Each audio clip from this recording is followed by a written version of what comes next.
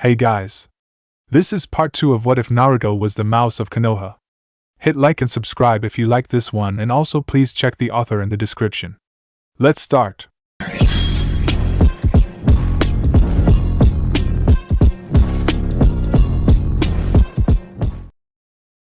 Chapter 5.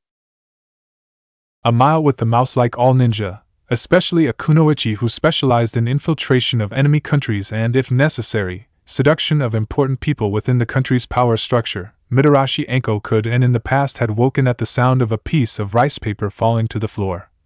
More than one potential assassin had come fatally unstuck by failing to notice that little security measure she always made sure was set up before she slept on a mission, alone or otherwise. A sudden clatter from somewhere close by, even at a time when not even the street lamps were lit due to the lateness of the hour, was therefore enough to have her on her feet, kunai in hand and looking around for the threat even before the echo died away. Where am I again? Though the business part of her mind had already ensured there was no threat, the more rational part was taking its time to catch up. I don't recognize this place. Must have been a really strong bottle, or a bad batch of dango. Oh, wait a minute. Without the aid of her typical morning jolt of a caffeine-rich beverage of some description, it took her longer than normal to recognize the old, slightly battered sofa she'd been curled up on and remember where she'd crashed for the night, and why. Well, I doubt I'm in any danger with a roommate not even in double digits age-wise. Pity. A wicked smile split her lips as she flopped back onto her makeshift bed and pulled her standard-issue sleeping bag over her like a blanket. Train em young. And they'll spend the rest of their life eating out your hands, and other bits of you. With that dirty thought in her mind, Anko let her eyes close and mind drift back to her dreams involving sweet bean soup, lots of dango, and at least a dozen shinobi she knew wearing enough clothing to decently cover about 2 of them between them. Of Kakashi-kun, 2 things to hide and only 1 mask. Waddle at Beergarg. It was at that point, just before the mysterious Jounin could slip the bindings hiding his supposedly gorgeous face from the world, that the pleasant images and the darkness that let her dream them up was broken forever, and the world was filled with cruel, blinding light. As he reached out, stifled his alarm clock and yawned simultaneously with a well-practiced motion, a sudden thought make itself heard in the back of his mind that there was something different about today. What that might have been, though, he just couldn't put his finger on. Sitting up in his bed and stretching off with another huge yawn, Naruto scratched the back of his head for a minute before snagging his clean morning training gear off the end of his bed, pulling the loose shorts on in a single motion, while still considering the persistent niggle in the back of his mind that assured him there was something amiss, a wrinkle in his otherwise perfectly smooth daily routine. Thinking hard for a minute while his body operated on autopilot to pull the duvet back over his bed, the young Jinchuriki was eventually forced to shake his head. Nah, still not sure. Was it anything to do with Gigi? I haven't seen him for a while. Maybe he was marking some of those puzzles I did from the books Ayam-chan gave me? The idea seemed perfectly rational as he didn't have anything else to go on, and at this time in the morning it was way too early to direct any of his precious brain power to abstract thoughts and contemplations, not when there was the morning warm-up to be done. Slipping on his indoor sandals as he headed for the door, Naruto was under no illusion that he'd remember anything important he had to do today after some stretches, a shower and good bite of breakfast. With that in mind, he threw open his bedroom door and felt around for the living room light switch. A split second after he located and operated it, a profusion of sudden swearing and the sight of a woman wearing nightclothes that practically redefined the word skimpy jumping to her feet and drunkenly waving a kunai around was enough to cause him to blush furiously, avert his eyes and mentally kick his own butt that he'd forgotten all about his guests despite the best efforts of his memory banks. Slow as they were to boot up in the morning. Sorry! Only the high pitch of the sudden voice stopped Anko launching her weapon towards it. Internally reminding herself that the mark was a child and didn't know any better, she turned towards him, hands on her hips and apparently unconcerned of the scars her prodigious womanly charms could have caused in the young boy's mind had he not had a hand pressed firmly over his eyes as she started the scolding. What in Kami's name are you doing up, Gaki? It's still dark out. Yeah? He risked a peek upwards and immediately looked down again, blushing even more fiercely as even the blurry sight of a nearly nude young lady was too much for him at such a tender age. Could you put something on? For the first time in the conversation, Anko blinked enough sleep out of her eyes to see her new housemate scrutinizing the carpet at his feet. Did he stub his toe or something? What's wrong with him? Brr. She suddenly shivered, rubbing her arms as the chill of winter nipped at her, rubbing her shoulders to try and keep warm for a minute. Kami's, it's drafty in here. No central heating or some, belatedly realizing the exact reason why she and Naruto weren't seeing eye to eye, or anywhere else on her anatomy for that matter, at the minute the kunoichi hastily ducked behind the settee, snatching up her sleeping bag and wrapping it around herself as a makeshift towel before speaking again. Heh, sorry Gaki, most of my kit's still in long-term storage and I couldn't pick it up yesterday. All I've got until then are what's in my toolkit and the clothes on my back. It's okay to look. Now I'm covered. She coaxed gently, though there was no denying the slight tease in her smile as, still blushing profusely, her new student for the next week lowered his hand by degrees and eventually risked sending a glance her way. Right now he's a skinny little runt, but give it a few more years, burn the fat off his cheeks, and I'd put better than average odds on him being a bit of an academy sweetheart. If nothing else, the whiskers make him look exotic. Quickly finishing her mental appraisal of the youngster, she remained silent as he began his gabbled explanations about waking her up, occasionally hopping from foot to foot as the carpet was like ice under her bare toes. Sorry, I forgot you were in hearing. Don't worry about it. Anko yawned, not able to move her hand without dropping the sleeping bag and potentially adding a 6-year-old child to the already long list of perverts already infesting Konoha from the sight of her marvelous body. Just do what you gotta do and then go back to bed. With that, Anko flopped back to the couch, preparing to fall back to sleep and carry on where she'd left off with Kakashi, only for a sudden voice to make her eyes snap open and pray to the kami that she was still asleep, that this was just a bad dream. Sorry Bu, I kinda need the couch. The disembodied voice of her new student reached her ears like an Oni's hex. Time for my exercises. Gaki. Anko's reply came a few minutes later, after she'd fumbled around and located her watch to confirm that yes, it actually was that early. Exercise is all well and good, but not at 4:30 in the bloody morning. She heard him approach her pit, pacing around the settee to stand just about in front of her. For a second she was tempted to flash the sleeping bag up and send him running for a few minutes' peace, but decided against it. That would mean she'd have to get up and walk all that way to turn off the light before she could drop back into blissful slumber. Well, you said you wanted to follow me round. His tone was mildly reproachful and, much against her better judgment, she rolled over and cracked one sleepy eye open towards him, listening to his explanation. This is when I get up. Seriously. Much as she wanted to, she couldn't see a lie in his face and grimaced. Just when I thought life couldn't get any worse than what nursing a baby brat for the next 4 or so weeks, Cammy has to dump all over me by making him not so much an early bird as a night owl. What did I do to deserve this? Not allowing the memory of an irked and hungry honey bear to dissuade her from a decent mental pity party. The snake mistress instead sniffed deeply and regarded her new charge with a disbelieving eye.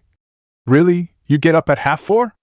At his energetic nod, even that motion making her feel drained so early, she moved on to pump information out of her target. And just what the hell possessed you to think it was a good idea to wake up before Mato Guy has had a chance to say his first youth of the day? Hey, don't say anything bad about Guy-san. He showed me a lot of good exercises and didn't mind when I accidentally called him the green shouty man once. Even against someone a lot more lethal than he was, Naruto would defend one of his senseis, though he didn't stop Anko's sudden bout of sniggering. Not even he was that brave. Green shouty man. Heh, that's that running green bean pretty much summed up in 3 words. Anyway, Gigi always says early to bed and early to rise will make a nin healthy, wealthy and wise, and I need to be all o' those to become Hokage. So, he put his hands on his hips and tried to stare her down, a lost endeavor to someone who locked eyes with cobras as a hobby, but a spirited try nevertheless. Please move or I'm gonna be late. To his irritation, however, the older ninja didn't seem to want to play that game, instead regarding him with an expression that hovered somewhere between exasperation and amusement. Early to bed and early to rise, eh? Yeah, it does sound like something the Sandame would say. Shame I've never been much for following good advice. Well, I'll tell you that early to rise just makes this kunoichi irritable. Shoo mouse, come back when the sun's up at the earliest, and not a second before that. With that, she rolled herself up in her sleeping bag and rolled over, partly to see how he'd react to the disappointment, and if he'd come up with a plan to tip her out of bed, but mostly just to hack him off. Divine justice for the unexpected wake-up call. Hey, this is my apartment. There was a sudden pressure on her leg and she felt him try to shake her, just as well, because if his hands had landed too much higher she would have got out of bed only to put Naruto back in the hospital. You gotta do what I say, and I say we gotta get going. I don't get going till about midday, Gaki. She growled back, giving her body a sudden flex to throw off his shaking hand. Okay then, let's see what you do with this. I mean it, beat it or I'll beat you. As she heard the distinct sound of several footsteps retreating away from the settee, she was all at once happy and slightly disappointed. If all it took to get the brat to back off was a simple threat, she couldn't back up, not unless she wanted the sandame jumping down her throat at any rate. She didn't much fancy her chances of this month getting any easier. Lost chance, Anko-san. Get up or I'll tip you off my sofa. The sudden declaration almost made her roll over in surprise, but she quickly quashed the urge, resolutely remaining where she was and not giving away any hints that she'd even heard him. Okay den, you asked for it. Bird seal. Ram seal. Anko had suspected a couple of things that were most likely to happen following her refusal to comply with his rules, the mostly likely being that he'd either retreat to fall into a childish sulk or continue to jabber away ineffectively while she ignored him and went back to sleep. It was safe to say, however, she had not expected a sudden jerking sensation over her entire body, followed almost immediately afterwards by a nasty kiss of shock and cold as she landed on a freezing cold hard surface. Luckily her sleeping bag had been dragged along for the ride and fell over her, as she half sprang to her feet and tried to work out what the hell just happened. Scrambling up in a jumble of limbs and cotton, the Chunin looked over at the couch she had recently occupied and, seeing the short-clad boy now sat proudly where she had recently been taking her repose, realized the only logical explanation about what had happened and goggled. No way. Gaki, she breathed, tone a mixture of annoyance and, though she'd never admit it, surprised glee that he wasn't perhaps as new to the ninja life as she'd feared. Did you just use Kawarimi no Jutsu? Looking over his shoulder before hastily looking back, Anko obviously not realizing the sleeping bag was slipping due to her surprise, Naruto fingered his chin for a minute, looking confused. You mean Kamawari? No, I mean Kawarimi, the replacement technique. She assured him. Actually, now I think about it, I didn't hear him say the jutsu. Maybe he does have something special in his box of tricks. Sorry, Hokage-sama. Immediately seeing this for the golden opportunity it was, Anko couldn't help but smirk as she realized this was something not even Sarutobi knew, but that no jutsu rules just gone right out the window. I know the Academy 3 Gaki. I'm not that old to have forgotten going to school. Oh, the boy seemed to deflate slightly, a hole in his education becoming apparent. Hana-san said it was Kamawari. Bu she'd only just learnt the jutsu herself, musta got th name wrong. Hana-san? Gossip senses, tingling. The idea of discovering a childhood crush banishing her tiredness, Anko did her level best to sound only casually curious as she started to pry. Who's she? She's an Inzuka, he explained, still examining the settee cushions until the older ninja remembered her sense of propriety and covered up. Just started her 3rd year at the academy. Anko looked confused for a moment before putting a face to the name. Hana, oh, Tsum's kid. An Inuzuka, and the clan heir at that. Once more, as he'd been doing a lot over the past few days, Naruto surprised her with the target of his harmless affections.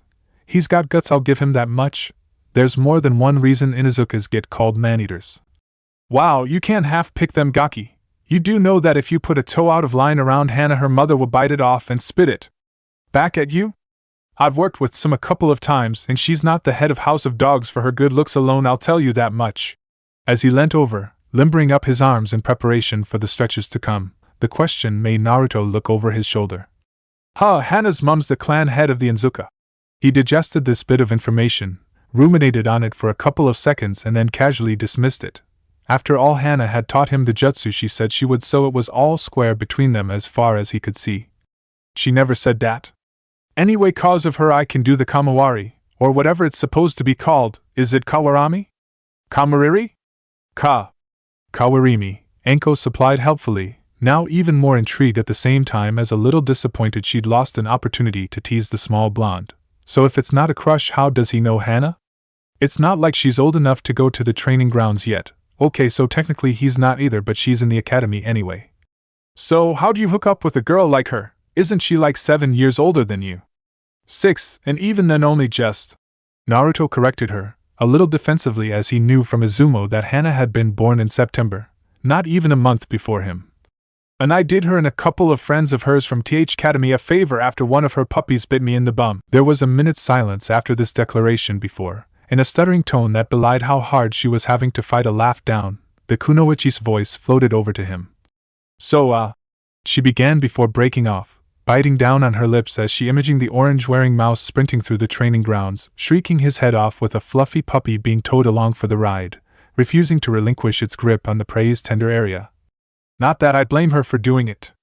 But why'd she stick her ninken on you? Risking a glance, Naruto let out a slight breath of relief as he saw Anko standing and regarding him, sleeping bag held in both hands like a screen between them, a little more confident that he wasn't going to run the risk of seeing something he shouldn't do to her wild ways. He half turned to answer, ready to avert his eyes at the slightest provocation. She wanted them to track me, her and 2 friends. You'll meet them all later, maybe on Thursday, cause that's when the academy has its day on the field. Bu anyway, they did something stupid and got put in detention. They had to clear the training ground, pick everything up. She sent the Himera triplets to find me and I was close by enough to help. After we got done I said they had to teach me the academy 3 for pay, 1 off each of them. Can't get something F nothing after all. After taking a minute to reason all this through, Anko was forced to come to a sudden, rather startling conclusion. Uzumaki Naruto was by no means a genius, but he was obviously blessed with something most talented nin developed, and many less talented ones would give their right eye for. She wasn't sure what the correct name for it was, but she called it gutter smarts, a kind of low, instinctive cunning that picked out opportunities and exploited them without mercy.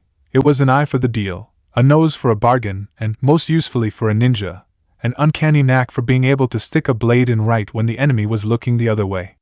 Cute. It was amazing how much thinking a professional ninja could hide in a single word. So, you got replacement down, what else? Nothing yet, Naruto replied, extending his legs to let his heels rest on one of the armrests of his settee, ready to stimulate his youthful core, as Guy-sensei would say. Whatever that means. All I know is that it makes my tummy tingle and hurt if I do it too often. Gotta talk to the 2 Baka brothers this week. That's what Hana-san calls them anyway. Bu, I think she likes them really. Yeah, the pet name gives it away a bit. Anko agreed before another cavernous yawn threatened to swallow her head whole. Ugh, it is way too early in the morning. I need a shower and an 4 full of coffee. Pausing in his exercise, Naruto glanced over, eyes slightly crossed at the unfamiliar words. Well, the shower's free, just don't take too long or it'll go cold. Oh, and you better move before old Gazura-san over the road wakes up, he's got a weak heart. Eh? So? Anko looked over her shoulder, not bothering to hide a grimace as she realized yes, those really were stars she could see. This is so unfair, it's supposed to be a month off. What's that got to do? Why? It was at that point the pieces fell into place and she gave a hasty squeak, shimmying to the side as she realized exactly what the lounge window was missing, and due to the lack of curtains and the fact she was holding the sleeping bag only so Naruto couldn't see her front, she'd been inadvertently mooning Konoha in general for the better part of 5 minutes. Very little of her perfectly peachy buttocks being covered by her preferred underwear. If there is a kami up there anywhere, she mentally pleaded in a wheedling prayer even as her face went red. Please let him say that no A and Bu were patrolling this area just then. I'm already catching hell off the Chunins for getting roped into this, but if anyone in TNI catches wind of me being seen here in my skinnies. She cut that thought off quickly. The merest inkling of the castigation Ibiki would put her pride and ego through, making her shudder.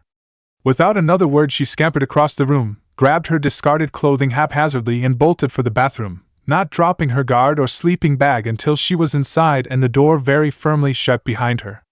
Resting her forehead against it, she could only breathe out a long, slow breath as her sleepy eyes threatened to drift shut, a single question ricocheting around in her mind. What have I gotten myself into this time? The shower helped, she couldn't deny it. However, when she walked back into the lounge still toweling down her hair, it suddenly became an effort to keep her arms in the air at the sight of the small ball of energy in front of her doing some kind of exercise on the floor. Just looking at Naruto was enough to make her feel lethargic. What are you doing? Not even breaking stride as he squatted down and tapped his ankles, Naruto answered as he walked his hands forwards over the carpet. Gaisen calls them crawlaways. He broke off to perform a press-up prior to repeating the motion, pulling his hands back to his ankles before standing up straight. That's 5. And I like 'em, though it's hard to do too many. Best I ever done was 19. I'll bet. She replied disinterestedly, watching the motion again as he did another repartition. Typical guy. If a bit toned down by his standards, it works a lot of muscles there, mostly the legs, core and shoulders, but it's not too intensive that he should rip anything unless he really goes overboard with it. So, how long's this going to take? Not long, he chirped back, voice far too cheerful to be pleasant to her gloomy mood. Do most of the strength stuff at night, mostly work on us stretches in the morning. Oh goody, she muttered back, too low for him to hear as he kicked one leg onto the back of his settee and began gently squatting down, the motion extending his hamstring. You learned this off that talking string bean as well? Yep, he turned to see her on the ball of his standing foot, the motion switching the stretch to his groin. He said if I can get this all the way, he'll show me how to do a full split. I really want to learn that. There were many things Mitarashi Anko would not turn down. This list included but was not limited to dango of any kind, embarrassing any of her friends and fellow chunins, though, contrary to a lot of popular belief, she didn't know where to draw the line and wouldn't have spent the night with most of them. Well, not unless they really spoiled her before asking anyway, and a decent vintage of sake. However, if there was one thing that topped the list of things she never missed other than an exposed enemy neck, it would have been what Naruto had just present to her on a silver platter, the chance to show off. Really, she smirked, her legs sliding out underneath her almost of their own volition as she sank to the carpet and grinning smugly as Naruto's eyes threatened to fall out their socket. Like that, you mean? Wow, he seemed caught between staying still and trying to hop towards her, only a hasty windmilling of his arms preventing such indecision pitching him onto his face. How'd you get that flexible?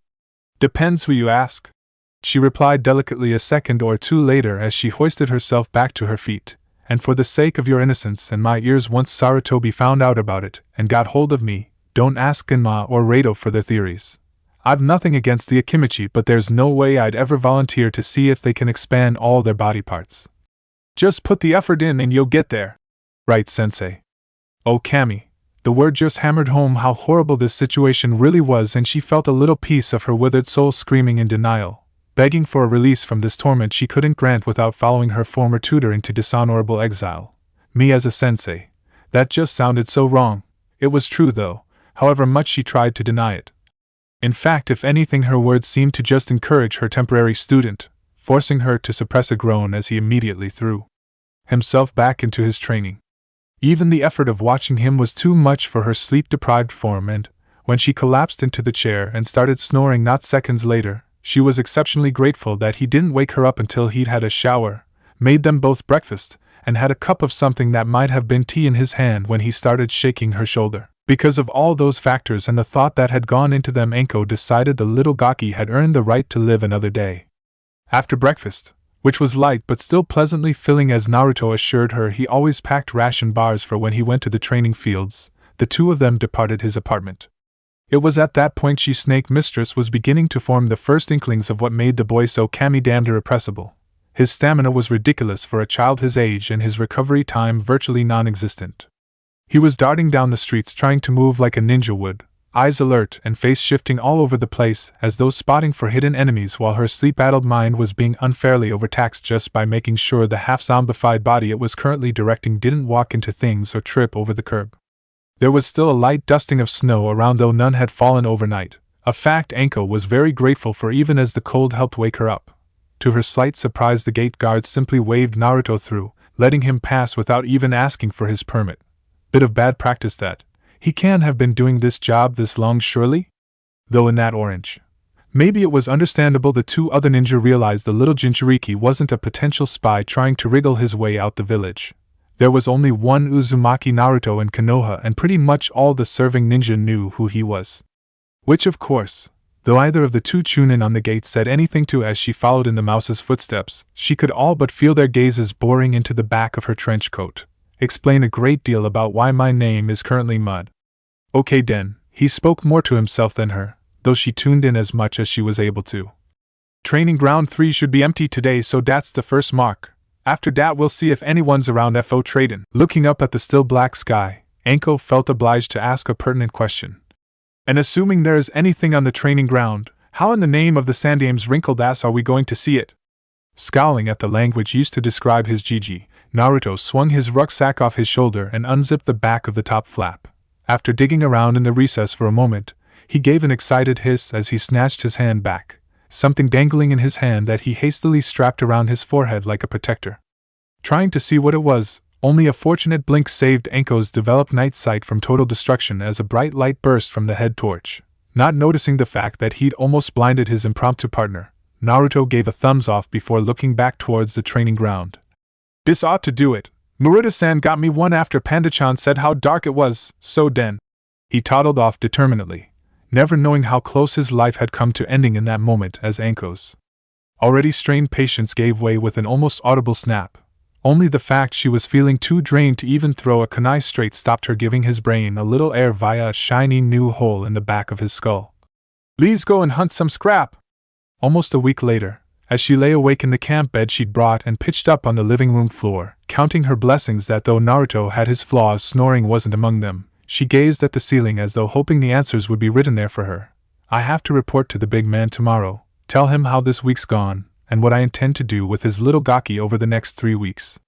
I know, or at least I've got a vague idea what I want to say, but how to say it." She tried to roll over, knowing it as futile when her mind was spinning like an out-of-control washing machine, but attempting it anyway, forcing her mind to work overtime to dig herself out of another potential pitfall.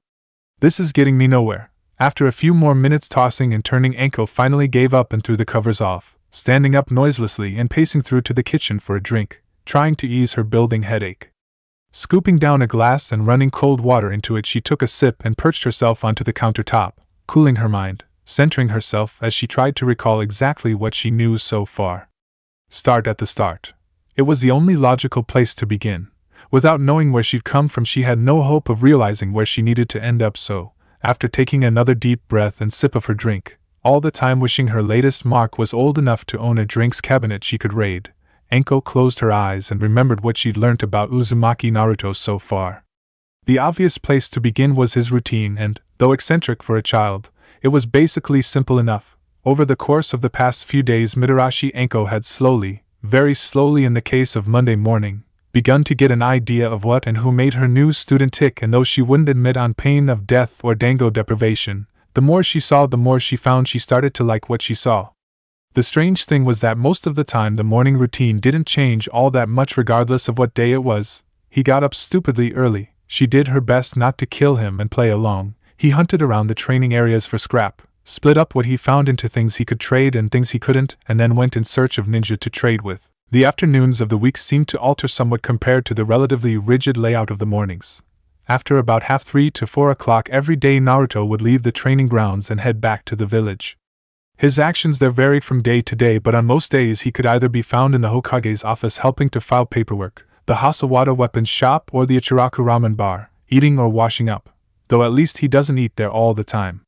Even there, however, though he was doubtless happy to be around people who didn't just pretend he wasn't there, Anko nursed a slight doubt and grievance that he was still working. Even in the evening, all he did when he went back to his apartment was work on his chakra control, practice his single jutsu. Read his way through the books she later found out had been donated to him by the girl at the ramen stand to try and get him something even close to a normal education, and, just before he turned in at the early hour of 7 o'clock, a final strength-orientated workout that, for him, was enough to ensure he crashed out and slept soundly through the night almost as soon as his freshly showered head hit the pillow. However, even those simple-sounding actions, to a ninja who was trained as Anko, had been opened up a whole world for her to dive into. From such exploration she was all but certain of a plethora of skills Naruto had and was still developing, even if, as she suspected, he was completely unaware of their existence. Firstly, his observational skills were keener than most academy students, and 1 or 2 genin she'd seen. How Kakashi's last would-be team had been expected to pass when the dead last of the threesome needed someone to pick his nose for him, when he didn't have his glasses on, was completely beyond her. In some ways he really was a mouse, or a squirrel was perhaps more accurate, scurrying around looking for tasty acorns to store and bury. No wonder Maruta-san says he gets a lot of scrap out of him.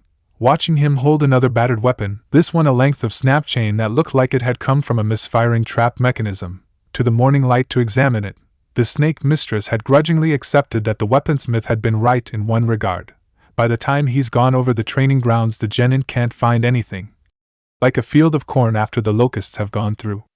Apart for observation, and as she'd suspected from very early morning and late night workouts, his stamina was impressive, though his actual strength and speed, when not over very short distances at least, weren't quite at genin level, though give him time and he would get there. He was only 6. His flexibility, though, now that was something she had an interest in. Though she might have to do some fancy verbal fencing to sweet-talk Sarutobi around, she inwardly swore to herself that by the end of the month Naruto would be able to dislocate at least one of his joints and have the basics of escapology down pat. Aside from his body, though, what she saw of his mind confused her slightly.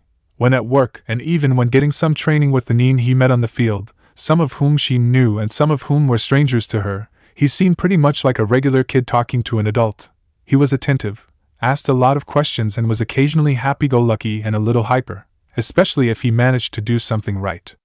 Occasionally, though, very occasionally, she sensed hidden depths to this veneer of normality, a kind of genius that terrified her almost as much as it caught her intrigue. She'd seen it already in his figuring out a way to climb trees and, having been regaled with the tale of how Slim had come into being when she finally caught note of the stick strapped to the side of his rucksack. The Chunin realized such flashes of inspiration weren't isolated events, but what brings them out in him. It was part of the puzzle she hadn't slotted into place yet, what made him think of such off-the-wall solutions to problems that should, much like some of the weapons she'd watched him wriggle up a tree to get, have been beyond him. She didn't know, but the ability was there. All she had to do was find a way to bring it out in him more often. Those were all the good points, and she would admit that there was plenty there to work with, but they were all counterbalanced by one very glaring, very obvious flaw she could see looming up in the distance like a thunderhead. No matter where he was, whether it was in the village or outside, Naruto seemed unable to not be busy doing something. Though this was a good thing in a lot of ways, Anko was a little concerned that all he seemed to do was work in one way or another, and, speaking from experience, she knew that wasn't beneficial in the long run. Sooner or later, no matter how strong his will was, Naruto would burn out and vindicate the people who sneered when they saw him, prove their disbelief in him right and justified when their indifference combined with his intensity culminated in driving him to and then past the brink. What he needed more than anything, she decided, was a hobby, something apart from training and scavenging for materials to occupy his mind, and though she hadn't finalized it yet, she was certain there was something there. Something she'd missed in distraction from the cold glares she'd felt scouring through him, if only by proxy. And anyway, she took a swing of her drink again, a crooked smile on her face in the twilight as she regarded her own reflection, seeing the lines that worry and age had put in it prematurely, the price Kunoichi paid for being at the top of her game. I'm the last person in Konoha people should be asking for advice about hobbies, apart from maybe Kakashi. He's just a normal kid, well, sort of normal. When he's on the field it kinda depends who he's with as to. She stopped dead, the eyes in the small glass in front of her flaring to hugeness as she ran her last words through her head again, then a third time before finally she screwed the both shut and cursed herself under her breath for being a complete and utter moron. It was right there, right in front of her the whole damn time, and she'd almost missed it. Even when he and by extension she had shared a cooked rabbit with a practicing hunter-nin team in exchange for a few wares of his, and Naruto had almost simultaneously wrestled with a full-grown ninken and talked seriously with an Abram about insect life and growth stages right in front of her, it had passed her by unnoticed. Though her inattention might have been due to the laughter factor, no matter how many times she saw it happen, there was always something deliciously ironic and hilarious in seeing an overconfident brat pinned to the deck and subjected to the horror of a ninken face wash before the laughing Inuzuka owner managed to get control of his mirth and call the dog off. Now she'd seen the point, she wouldn't want to unsee it because it was the answer to her problems, possibly the one area in Konoha where she was if not the expert. The fact of the matter was that Naruto was a regular kid, but he understood that the term regular was variable depending on who was using it. For example, when talking to a Hyuga or to a lesser extent an Abram, he was much more polite and proper, using suffixes such as dano and asking fewer but more pertinent questions, than if he was involved in a quick shugi game with a Narao. Learning to play and the importance of tactics before looking at clouds with the laid-back ninja. With a jolt that made her inside clench with fury again, Anko remembered the cold eyes and curt manners that had blanked him around Konoha and her way of spitting in the faces of those bigoted, self-centered idiots. She knew exactly what skills of the ninja she could teach Uzumaki Naruto. She couldn't make people like the brat any more than the Hokage could, but by Kami she could make them notice a part of him. The decision was made and all things decided. Swilling the glass with water, she quickly made her way back to her sleeping quarters, excitement rather than nerves tingling through her, as she realized the outlook for tomorrow was a whole lot rosier than it had been a minute ago. She could get the Hokage to see where she was coming from, she just knew it. If nothing else, she thought with an evil little smile just before she closed her eyes, he'd be willing to make concessions for the knowledge that Naruto did have a little time every week where he did act his age, at least for an hour or so. "Why do you always do that?" "Huh?" Looking over his shoulder, Naruto glanced up to see his soon-to-be sensei regarding him with an expression somewhere between calculation and consternation. "Do what?" "You paused when you opened the door," she commented, stepping into the weapons store after him and tapping the bottom of his jingling bag with his foot, grinning as she normally did. I know you're supposed to use your body as a weapon, but tripping people up's a little low, even for you. His face flushed at the dig against his height, whisker marks standing out even brighter against his reddened cheeks as he turned away, muttering lowly over his shoulder. Something the first kunoichi I traded with ever told me to do when I went in anywhere. Look for available weapons. Well, you're looking in the right place, she commented dryly, seeing the shelves of packed weapons even as she digested this new information. Available weapons already. No wonder his observations gotten sharp. You'd never imagine you could find anything to use in a shinobi supplier store. Oh, shut up, he groused back, already irked by a lack of success all day, only 3 broken shuriken to show for a full day's work. I just pretend that stuff's no there. Pretend everything's bare so I can look for something to use. Fair enough. Seen anything so far? Well, I could grab those hangers and rip the top bit into someone, or throw them if I had to. He started, the bottom end of Slim pointing out the clothing hanging on racks as Anko nodded in agreement. I could ram someone onto the shelves, or if I could get that far onto those spiky bits on the walls, I know the shelves just slot together so I could rip one of the ends off if I had to in. Muruta-san mentioned this one. If I could jump high enough I could pull down one of the lights and use the electricity cable to strangle someone. Yep, checks out pretty much. Whistling lowly in approval, Anko tapped the top of his head as they moved through the store towards the counter. Pretty nice there, Gaki. Who told you that nugget of information? I don't know.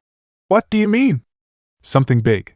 Though she wasn't a Hyuga, Anko could read body language well enough and the slumping of Naruto's shoulders, to say nothing of his slowed pace and the softer, almost regretful tone of his voice told her enough, his answer just confirming it. She never said her name and I only saw her once, first time I met Gaisen as well. She died, not long after, exemplary suicide. All her friends and squad were gone so she wanted to join them after taking down a lot of bad people.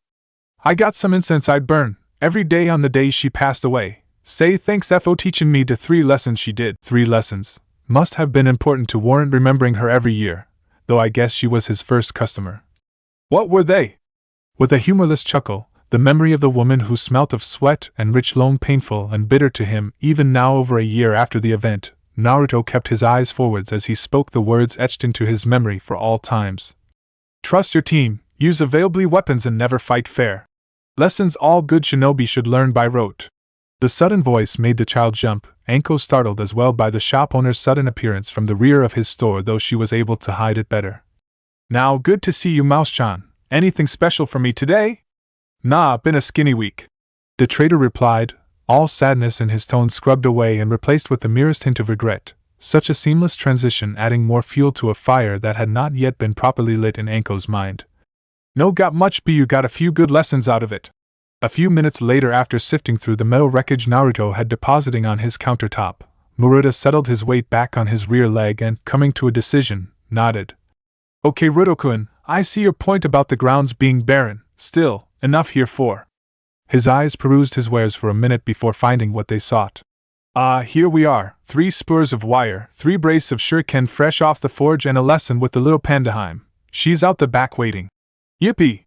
With a quick skip of celebration, Naruto quickly dumped his rucksack and Slim, Muruta shoving them under his counter, as the orange figure hightailed it around the bar and was lost to the small space out the back of his store. As soon as he was lost to sight, Anko found herself almost shivering as the temperature dropped a few degrees and the one-time chunin of the leaf, still in practice despite his psychological trauma at the claws of the beast Naruto kept at bay, turned piercing eyes on the ninja still in service and spoke in a low, gravelly tone stripped of all its former kindness. I heard about what happened. Yeah, I thought you might have. One of the unfortunate things about living in a village run and policed by people specifically trained in hunting down and retrieving information. It was very hard to keep a secret for long. Suddenly uncomfortable and not able to face the suddenly stony face of the Hasawada patriarch, Anko rubbed the back of her neck and gave a sheepish grin. Well, not my finest hour, it must be said. Very true, he drawled back before leaning forwards, pointing towards the door Naruto had disappeared through. And if I catch wind of anything like it happening again, Tenchan and Ruto-kun will be getting a live testing dummy for their thrown weapons practices, understand? Anko raised a hand wearily. Hi, I already got reamed by the Hokage and a large majority of the ninja corps now hates my guts. She replied offhandedly before casting a glance over her shoulder and turning back with a scowl. Though I get the impression most of the rabble out there would be disappointed he didn't end up as Bear Chow, stupid bastards. My sentiments exactly. Morita agreed with a gruff snort before jerking a thumb over his shoulder. The others weren't too forthcoming with the details, but I know you're following him around for a bit. You might as well go upstairs for a bit. Kishikoi will look after you. Mouse and Panda will be busy for about. His eyes rolled around to the battered but still faithful clock hanging above the door that led to his house. 45 minutes or so. Really? Doing what? Nothing I wouldn't do, I hope. I should hope not. From what I've been told, that's not a long list. The weaponsmith quipped back, Enko merely grinning and giving a mocking bow as he continued. Nah, they'll be working on throwing weapons. I teach Tenchan of a night, and she teaches Naruto-kun, regular as clockwork every Wednesday. They'll be out there until tea. In summer he'd be back after that as well, but it's too dark and they're too young for me to teach blind throwing yet. Moving or static targets? Static mostly, but Tenchan's just moved on to some of the more basic moving ones.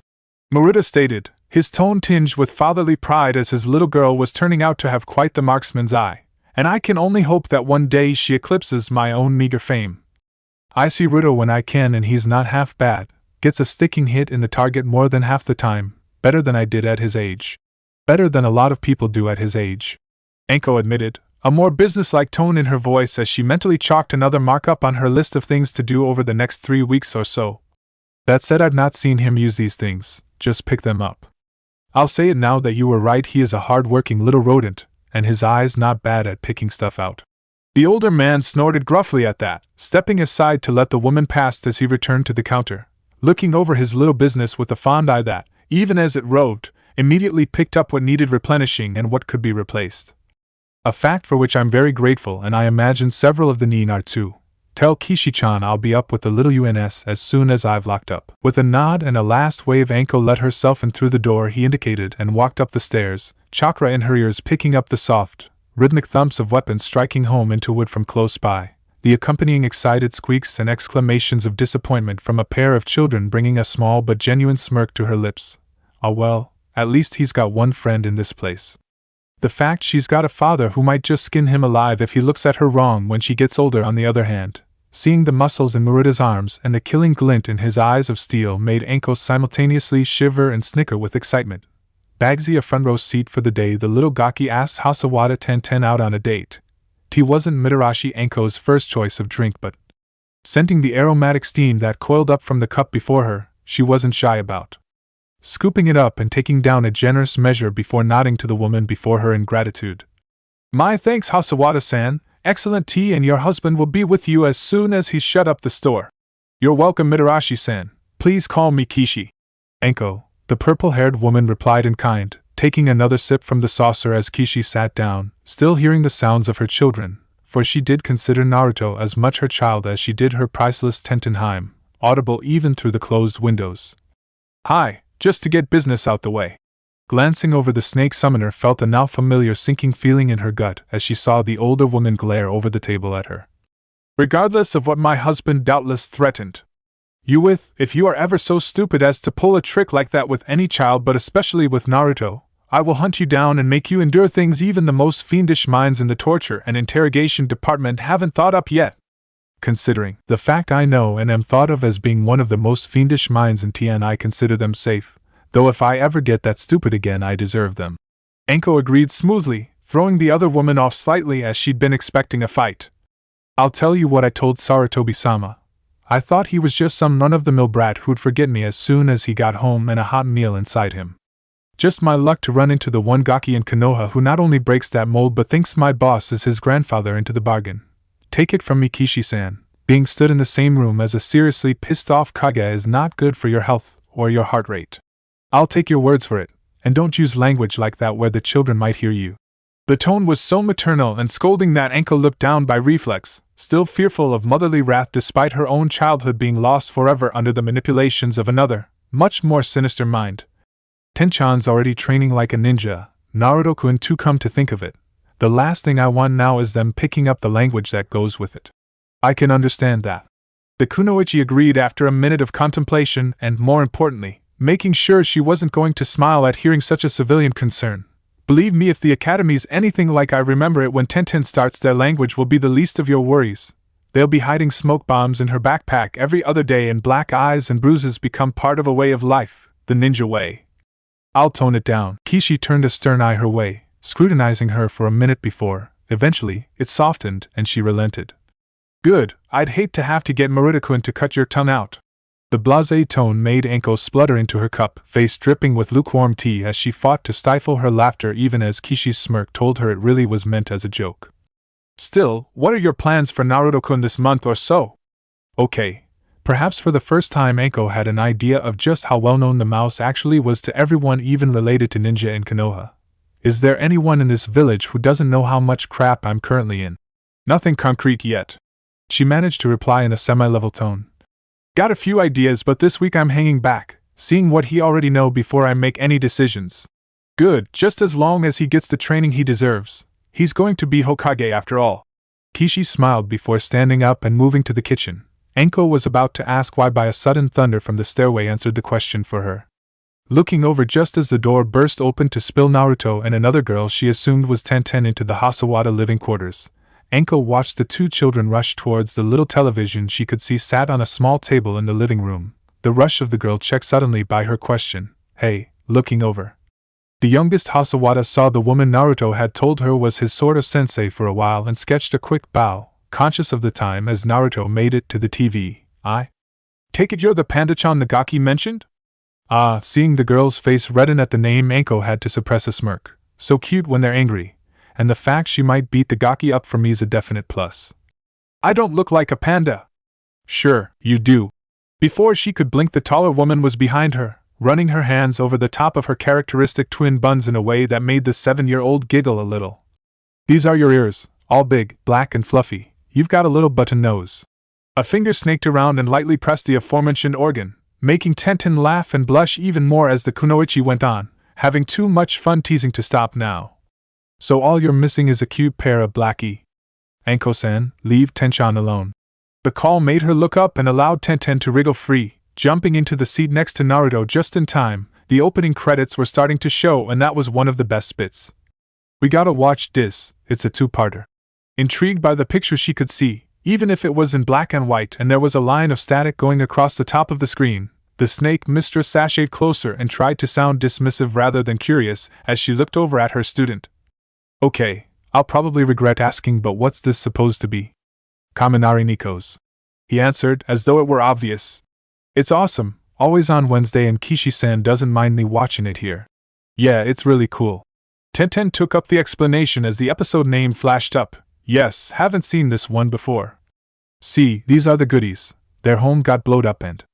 Listening with half an ear as the explanation was prattled into her ears and nodding in what she hoped were the right places, Anko felt less pleased by the sight of the gray blobs on the screen running and chasing after each other than she did the knowledge that regardless of how the citizens of her village had forced him into virtual exile on the training grounds just to get a semblance of a normal childhood, there was one family, one place in the world where on a Wednesday afternoon Naruto acted and was allowed to act like a normal 6-year-old child. Though he had no way of knowing it, Anko knew that in time he would come to realize that such a thing was a peace of mind that no amount of scrap would be able to buy him.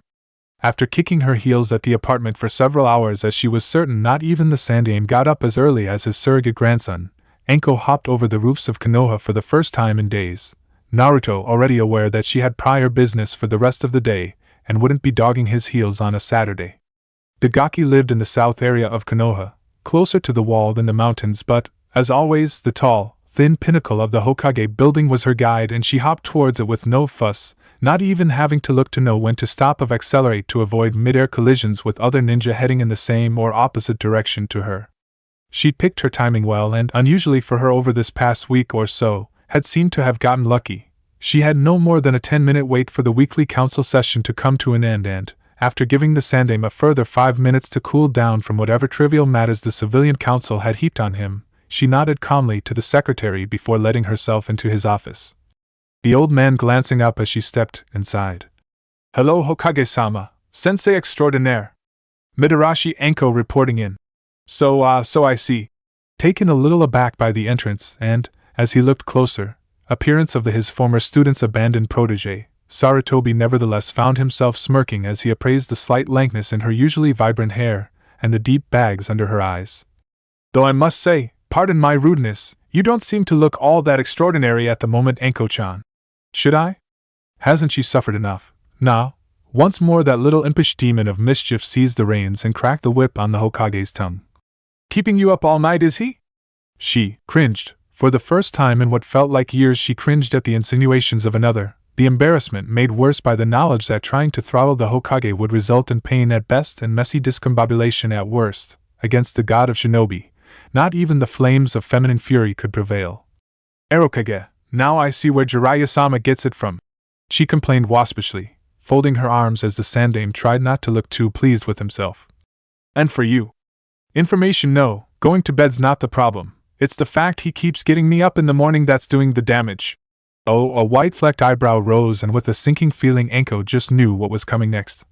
Bit of an early riser, is he? I hope that's not true in a literal sense, though with an attractive kunoichi like you I suppose I should have foreseen some potential for early developments of this nature. With respect, Hokage-sama, shut up. She seethed, face mottling red and white as her ego took yet another fearsome battering. Or I'll walk my cute backside out of here and you won't hear my report. Until I got out of this chair, hunted your cute backside down and beat it out of you. Sarutobi countered smoothly before holding up a wrinkled hand, a different kind of smile in his eyes this time as Anko relented a touch, knowing in her heart of hearts that, if pushed, the Sandame could put his money where his mouth was on this one. Still, I apologize, Anko-chan. Forgive an old man his little joke. Only because if I did anything to hurt you, Konoha would be little more than a pile of sticks a few days afterwards, and the Gaki's fond of you. She assured him, both of them knowing she was far removed from serious, as she finally stepped to attention before speaking again. Regardless, the mission you assigned me, though not complete, has given several eventful insights into Uzumaki Naruto's habits, idiosyncrasies, and personal life. Go on, and no need to be so formal, Anko-chan. Thank Kami for that. Immediately relaxing both posture and tone, the snake mistress delivered her findings in a quick but somehow insouciant tone. I laughed when you said he'd one day be Hokage. Hell, I laughed when you said he'd be a ninja, period. But I'm not laughing as much anymore. Kid's got the drive for it if nothing else, though why escapes me. From what I've seen, the only achievement of his most civilians in this shit tip would celebrate would be a glorious death in combat. At those words the old man appeared contrite, not quite able to face her as he looked out of the window of his office, towards where the sun continued to climb higher in the sky. Hi, one of the things I was afraid of, Anko-chan, also the reason I'm glad he took the advice of Ichiraka Tuchi some 2 years ago and started combing the training grounds as he does now. It is a terrible thing to say, but I feel Naruto-chan is much safer out there, among Konoha's ninja, than he would be amongst her civilians. And I would agree. Anko sided with her leader, though she did feel a sudden surge of pity for him as she said those words. In this case, as he had before in the past, the Hokage must have had an almost impossible set of scales to balance. The freedom of thought of his villagers against the safety and sanity of his Jinchuriki.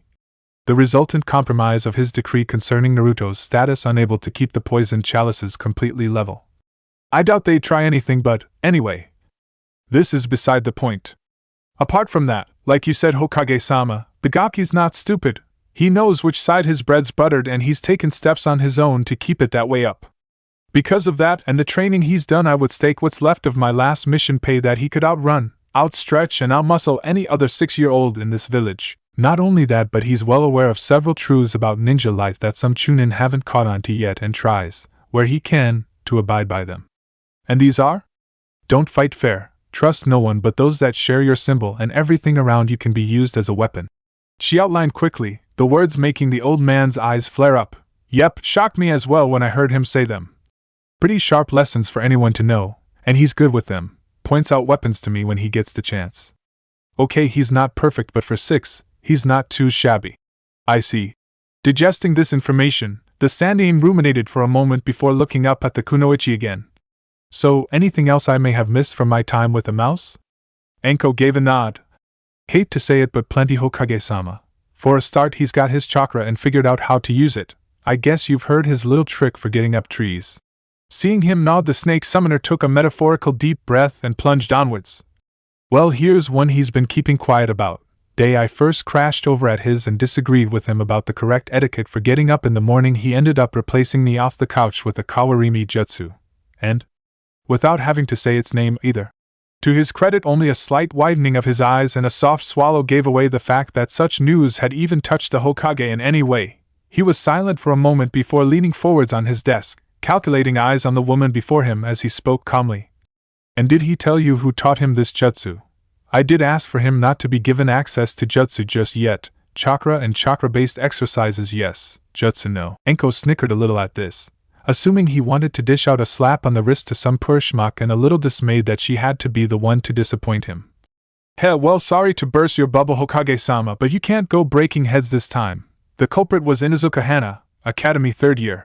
This time not even Sarutobi could conceal his shock at the news, though to his credit he had recollected himself by the time she'd finished her explanations. He said he helped her and a few friends out once, busted them out of detention or something, and to say thanks he asked them to teach him the Academy 3. He picked it up off her. Well, actually he picked up the Kamawari Jutsu, but since they do the same thing I assumed she got the name slightly wrong, and practiced until he got it pretty much flawless. Reaching for his pipe once more, the Hokage tamped down his tobacco before, albeit begrudgingly, he smiled at the news. And once more Naruto-kun surprises me, still though. Even as a small katan jutsu lit the crumbled leaves and he inhaled the aromatic steam, Sarutobi was gazing at her once again. His eyes slightly hardened as he was certain this was leading somewhere he wasn't all that happy he wanted to go. I take it not all is rosy in the garden of Naruto-kun's life?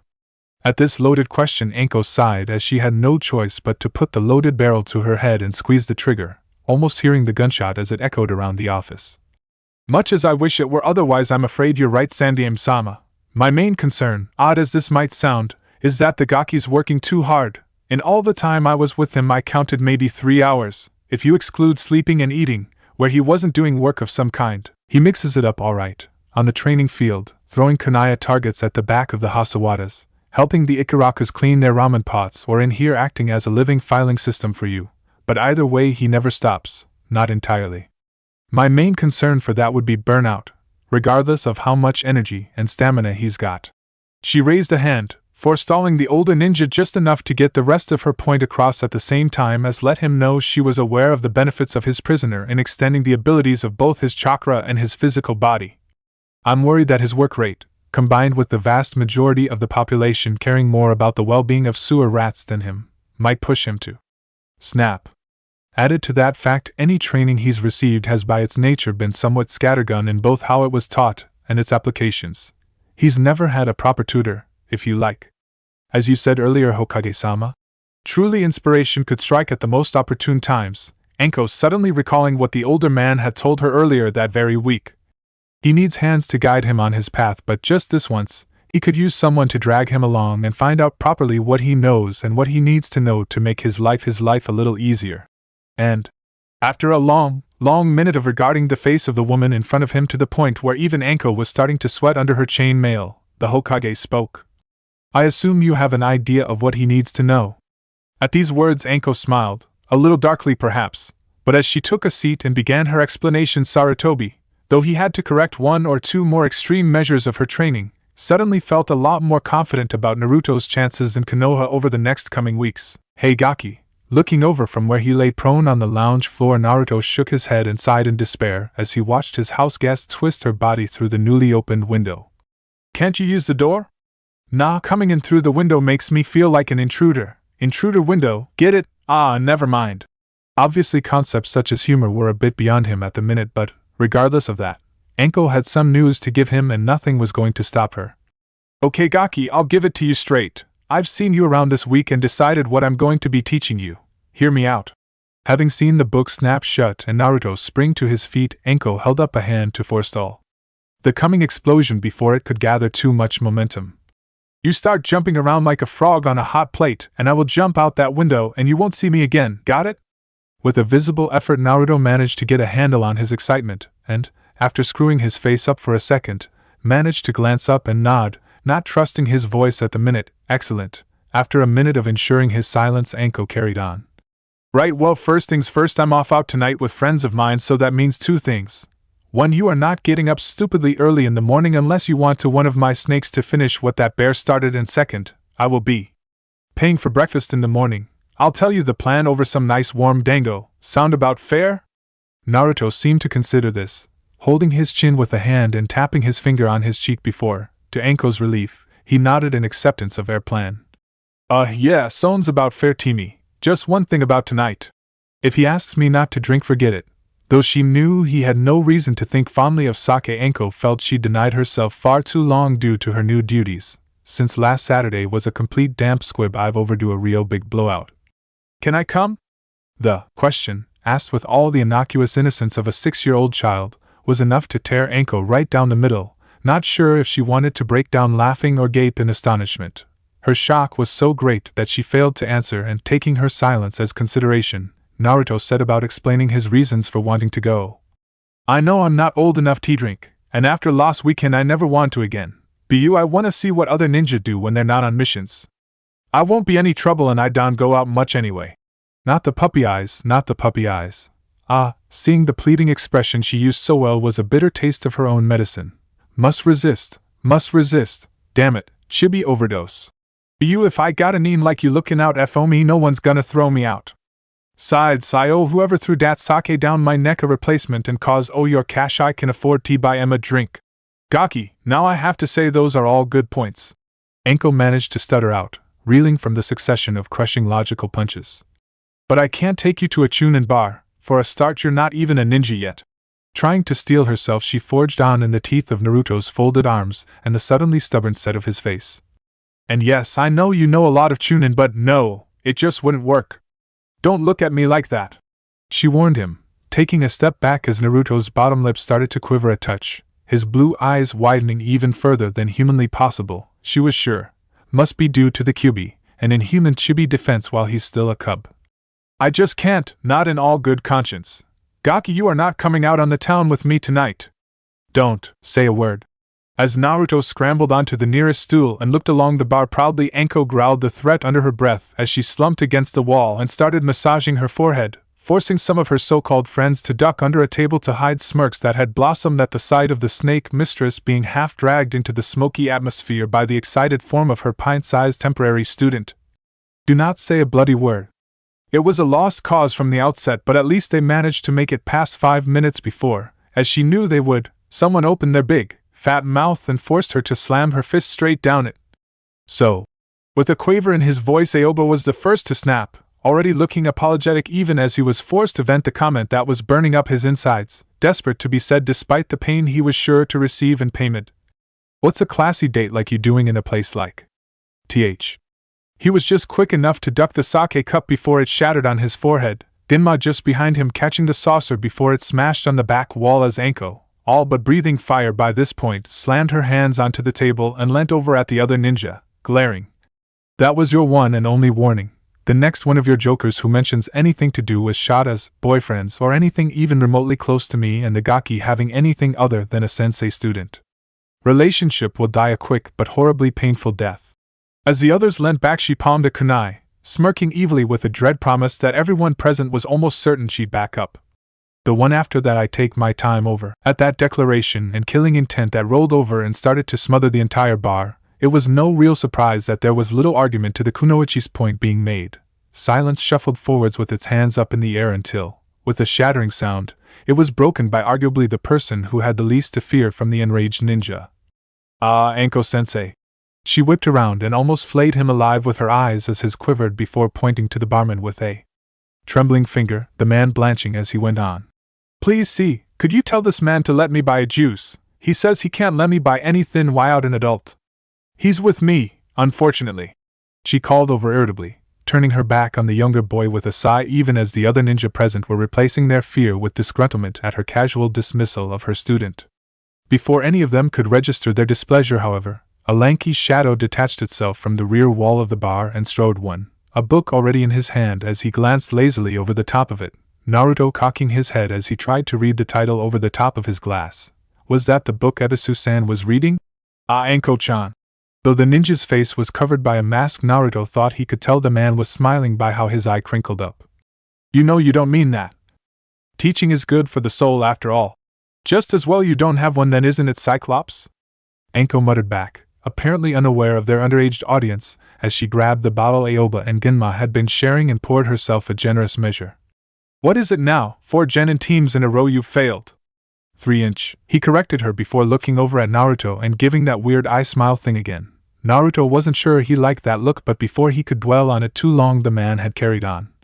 But then again, none of those potential cute students had the get up and go, shall we say, of your own charge. Though judging by your face, I'd hazard a guess that your get up and go has got up and gone? Ignoring the spluttering from the two other ninja trying hard to stifle their laughter, Anko glowered up at the Jounin with a murderous expression. And unless you lay off the wisecracks, your ass will also be leaving at a rapid rate of knots courtesy of my left shoe, she promised evilly, taking down another long draught of the bitter drink. Though I have to say you've got the right idea. How could Nai-chan want to sign up for that sensei crap? The gaki over there. Naruto gave a weak smile as his teacher flung a hand over her shoulder, and the masked man she was talking to looked over at him again. Is bad enough. Over this past week I've been turfed out of bed at an hour I wasn't sure existed, traipsed over every inch of the training grounds at least twice, been forced to sit through a crummy cartoon show that a Biki-kun could have used to crack S-ranked missing neens, and now I'm here on watchdog duties making sure the mouse doesn't end up with his second hangover in a week. Hey! Indignant at his good name being slandered, Naruto felt compelled to pipe up. That was your idea, I was. Ignoring him, Anko had carried on conclusively. I've had no time to myself, no chance for any of the pampering I deserve, and to top it all off, it's been freezing out there when it's still dark. Help me, Kakashi! Anger bleeding away, Anko instead turned a pathetic expression up towards the copy-nin, hoping to grind him down this way, as she knew from experience Kakashi Hatake was a man it was almost impossible to intimidate. Show me some of the love I deserve, no one else will. The ninja eye smiled again, even as he was careful not to advance into arm range of the snake mistress in case she made a grab for him. Already knowing exactly how far it was to the door, and how quickly he could get there, the Jounin spoke in conciliatory tones. Gomen Anko-chan, but I have some pressing business to attend to. But Kashi-kun, she crooned, somehow managing to half-roll over on the table and peer upwards at the taller figure, smirking kittenishly as she sought to twist the man around her finger. That book of yours is so boring. Compared to some of the things I know, Jiraiya's just a rank amateur. Dodging her outstretched hands, the Jounin stepped back, a little closer towards the door, though Anko didn't seem to notice. Of that I have no doubt, but I speak out of respect for your student. How could I deny him the pleasure of your soul and undivided attention? Though I admit he might not be quite what you're looking for when it comes to pleasurable company, the solution's obvious. Next time you go into the training, just make sure he's not walking around in that thick jumpsuit of his. He smiled on last time and double-checked the door was clear, just in case, as he saw Anko tense, her instinctive danger senses telling her something was up, and she wasn't disappointed. Frozen stiff is still stiff after all. At that point there was no hope at holding it in. Aoba and his Chunin friend inadvertently collapsed under their table, howling with laughter and holding their juddering guts as Kakashi exploded in a cloud of smoke just in time to avoid Anko's enraged pounce, her lavender eyes almost flashing scarlet as she snatched a kunai out of her trench coat pocket and sprinted for the door. You can't run forever, copycat! She screamed, former charming mood forgotten as she wrenched the bar door open, threw it almost off its hinges and bolted outside. I'm going to hunt you down, rip that mask off, bite your lips off and stuff that face rag down your neck for you to choke on. Then I'll tear your... Her voice receded away into the distance, still shrieking threats to the ninja that had embarrassed her as, one shaking arm at a time, Ginma was able to heft himself back upright and, after taking a minute to steady himself, reached down to pull Aoba back upright again, both friends still shaking with mirth from the joke. Kami bless Kakashi-senpai. Such was the risk of losing his favorite samban forever. Ginma had taken it out, speaking as Aoba managed to raise a saucer of sake in a shaky toast in time to his friend's benediction. Never did one man take such risks for a laugh. I think he misses the anbu still. The genin of the two managed to chortle for a minute before sipping his drink. He has to get a buzz somehow, and if nothing else, winding up Anko-chan is an adrenaline rush, followed swiftly by a rush to the nearest door. Ginma agreed before noticing someone who'd been rather left behind by the sudden change in circumstances, his whitened face now framed by the orange of his jumpsuit, making him look like a snowball thrown on top of a streetlight. Hey mouse, over here kid, let me guess. The Chunin grinned as Naruto approached slowly, doubtless a little shaken up by his exposure to the wild side of a ninja's playtime. Anko dragged you out here to make up for the party you were supposed to have gone to last week? No, quite, Ginma-san. She said she was going out and I asked to come. Aoba gave a low whistle, eyebrows raised. You're brave. Not many would try to mix it up with Anko 2 weekends in a row, though a tip for the future. For the love of Kami, never challenge her to a limbo contest. It'll only end in tears and most of them'll be yours. Naruto chucked for a minute before looking a little more pensive, the expression not missed by either of the two ninja as Genma discreetly signaled to the bar for a refill. Yeah, I know Anko-sensei's dead flexibly, she did the splits Y out any warm-up on Monday. Hope she teaches me how, he stated wistfully, not noticing how Aoba was forced to duck under the table again at the mention of the snake Jounin's contortionist activities. But apart from that, I asked to come to see what it was like. If only not on a mission, what do ninja do to relax? But I didn't understand most of it. Like what's a shada, and why was Anko-sensei so mad when she thought people might think I was her boyfriend? And was that really Sha and Jihan Kakashi just then? Sharingan, Kakashi, and yes he was. Aoba assured him, standing up smoothly as he recognized the confusion as something all civilians went through and, equally as important, remembered something his father had given him that had gone a long way in helping to clear up that confusion following his own graduation into the academy. Tell you what, I've got something at home that might answer a few of your questions. Jen, watch him for a bit and I'll be back soon, hopefully before Anko finishes her copycat hunt. With that, the genin by rank if not ability turned, had a quick word with the barman ensuring him he'd return to settle his tab and then left, Genma seamlessly picking up the slack in his absence. Thing is, Naruto, you know sometimes no matter how much training we do or how skilled or lucky we are, sometimes it just doesn't matter and some of us don't come back. Hearing words whispered from the back of his mind once more by a woman who had now been passed away for over a year, the Jinchuriki swallowed softly and nodded, trying hard not to cry at the memory of his first encounter with the loss of a friendly face in his life. Because of that, we tend to play as hard as we fight. A lot of civilians don't get ninja humor. Like Kakashi and Anko earlier, you looked at that, and though Anko was trying to kill the copy nin for being cheeky, but we, Aoba and I that is, know the worst he'll walk away with is probably a new scar or two if he's unlucky. We insult each other, we sling around banter and pull each other's legs because if we didn't we'd probably go mad from the stress. As much as battle and training, being able to share a drink and a laugh with your colleagues is essential to a ninja. So Anko-sensei wasn't trying to kill Kakashi-san then? Taking his nod as answer, Naruto went on emboldened. So, Aoba-san said that shada thing about me, that was a joke too? What did it mean? Trying to explain ninja humor to a 6-year-old. Though his senban never twitched and his face gave nothing away, Genma nevertheless felt his stomach lurch slightly at the thought of this lesson. I so did not sign up for this job. Well, Mouse, I have to say you were just a little unlucky to get caught in the crossfire somewhat. The fact Anko has you as a student is surprising. In fact, it's downright jaw-dropping for most of us. She's not exactly what you'd call sensei material. For reasons I'm not going into, he added privately before carrying on. She's also, as you noticed when she was talking to Kakashi, a bit of a tease.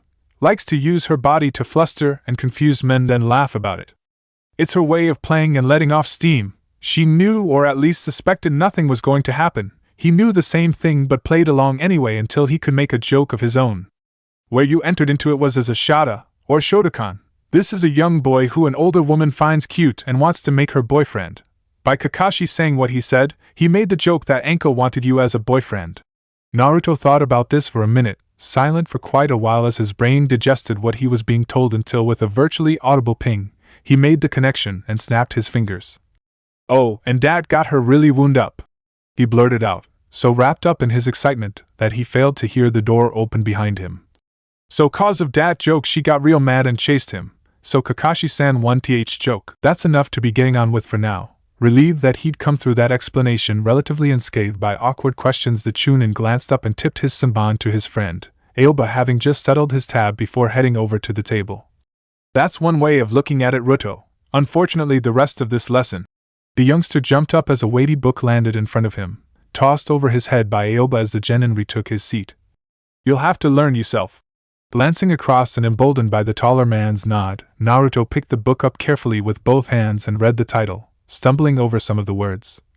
Wicked wit and saucy contemplations, what's this all about? Something my father brought from me after I passed out of the academy, and something I now bequeath to you. That means it's yours, Naruto. Aoba explained as he topped up his and Genma's saucers with the latest bottle he'd brought, deflecting his sudden look of amazement with a raised hand. I've pretty much memorized most of the jokes in there, but the best are those you make yourself. Still, it'll do you okay for a starting point. If you wanted to learn more about shada though, I recommend pages 814 to 117 inch.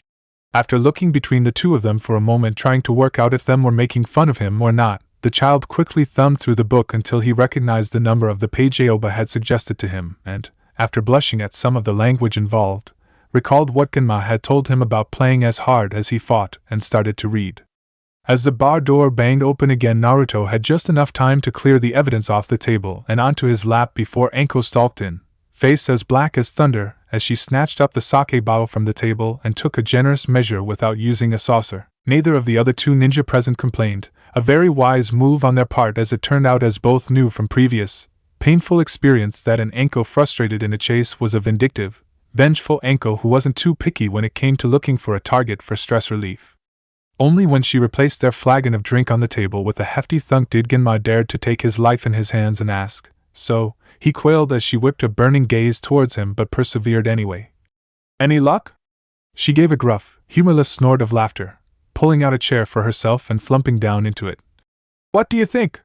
Man might be a lazy slacker with all the social morals of Jiraiya the Gama-Sanin, but he's got the skills to get away with it. You didn't catch him then, Anko-sensei? Looking across at her would-be student lackadaisically, the snake mistress snorted before shaking her head.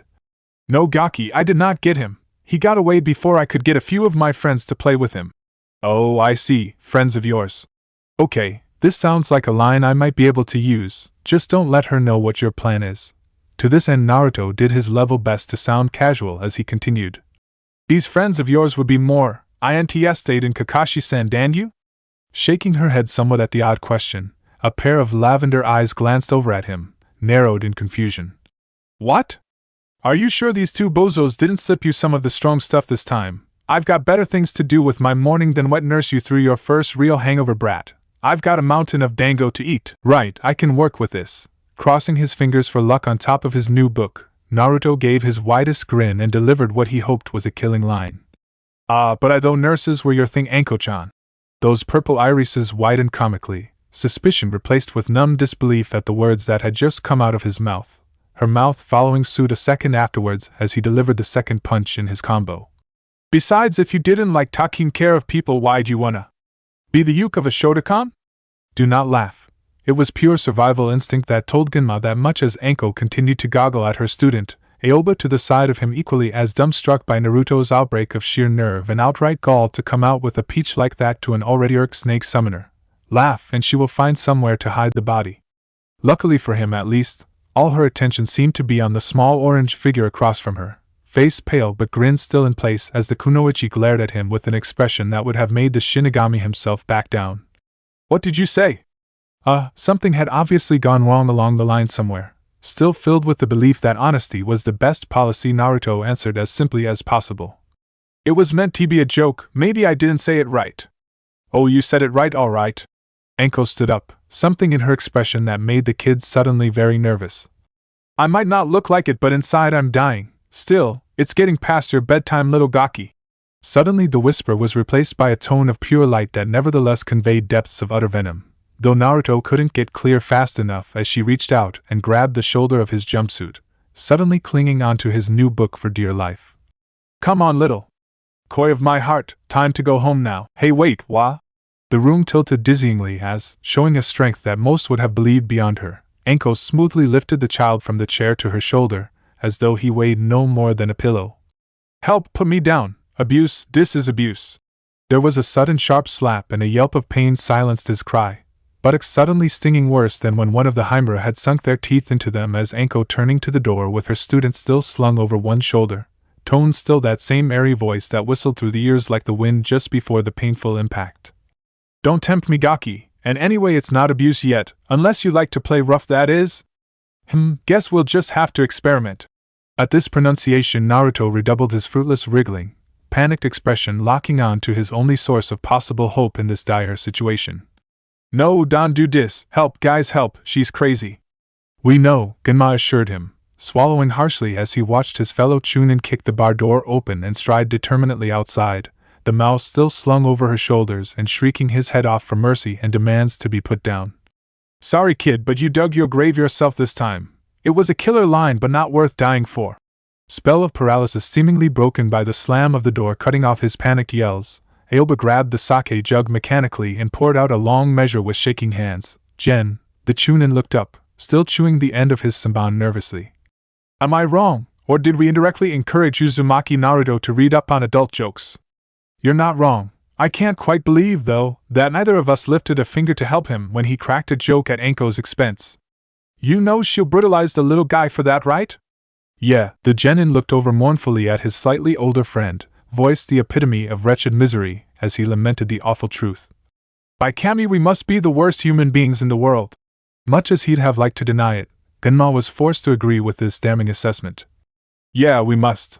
By unspoken consent they fell into a silence of dark reflection until, unstoppably, the inevitable happened and the pair of them dissolved helplessly into outright hysteria. The memory of Naruto's first joke and the face Anko had pulled after hearing it enough to banish all thoughts of potential wrongdoing from their heads as Aoba, hands shivering from laughing so much, just about managed to fill his friend's cup with the dregs of the bottle. As they clashed cups and downed their drink, both Nin knew they'd seen something truly special happen tonight. After all, it wasn't very often that Mitarashi Anko had her leg pulled twice in one night.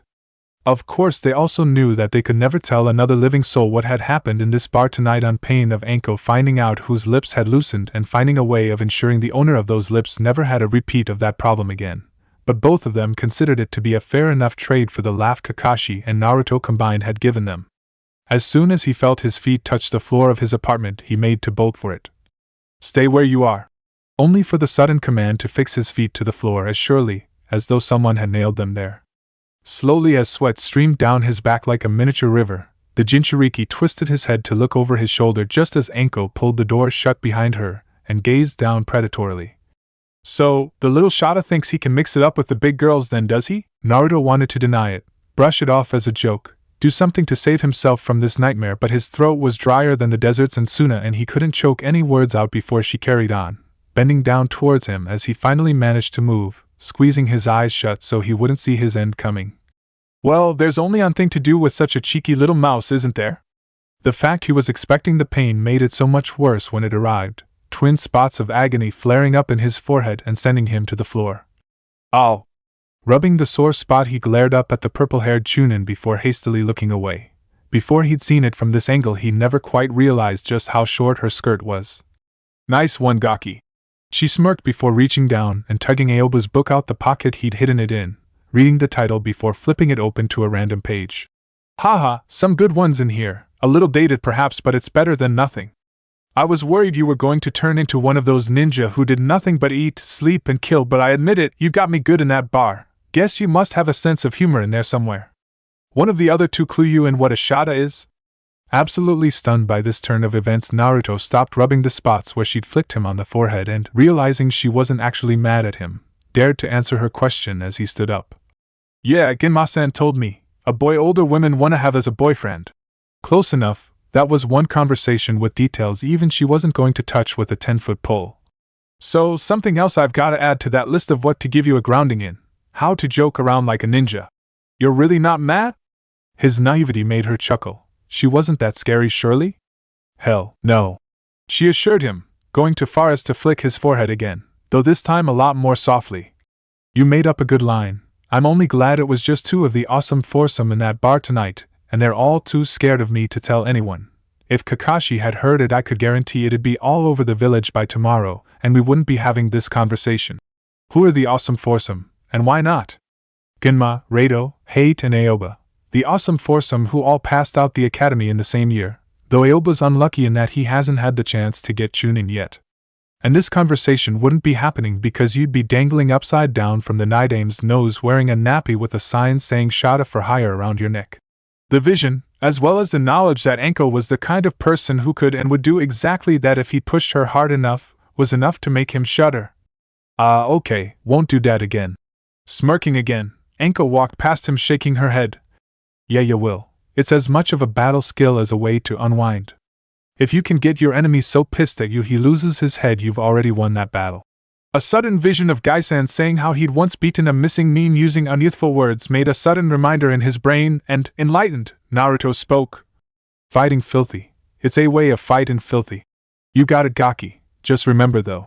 Anko paused and looked over her shoulder, the dark fire of vengeance mixed with wicked humor smoldering just below the surface of her placidity enough to make his knees knock and his face lose its color as she finished. He who tells jokes and plays pranks on other ninjas should expect to reap 100 times what he sows. As she set off for the shower, whistling an idle tune without a care in the world, Naruto stared after her for a minute before swallowing hard, realizing with a horrid lurch of shock that he was stuck with a now vengeful snake mistress for the next 3 weeks to a month, and wondered if it would be possible for him to sneak back to the forest of death before anyone realized he was missing. That's it. In a moment your allegiance will shift. She saw him overcome his reluctance at tasting the unusual food and the desire to assuage his curiosity, the skewer already halfway to his mouth as she waited for the second of enlightenment to dawn on him. You will see the error of your ways and step off the false path of ramen worship. You will see there is and will only ever be Dango. The anticipation was so great she was licking her lips almost as much as he was, and, as Naruto cautiously sniffed the dango she'd brought and took a tentative bite, she tensed in anticipation. "Okay," he said carefully. "It's interesting and not as sweet as I was afraid of, but it's a bit dry. I still prefer ramen, but this dango's not so bad. Overall I'd say a bit better than cheap cup ramen, but no in the same league as Ichiraku's. Well, he is young." The fact he hadn't directly insulted the most sacred of all comfort foods was enough to belay his execution. "He will grow to appreciate your magnificence in time, Dango-kun." "Well, get used to it," the snake mistress commanded, ripping a dumpling off her own skewer and chewing it with relish. "If I'm your sensei, we'll be coming here at least as often as I'm forced to sully my tongue that pitiful ramen shack of yours." Naruto immediately glanced across at her, glaring before. With a steady breath, he looked across at her and spoke as menacingly as a 6-year-old could to a kunoichi with years of experience under her belt. "Do not dare to insult the Ikarakus where I can hear you. I don't care how strong you are, if you say anything bad about them I'll kick your butt."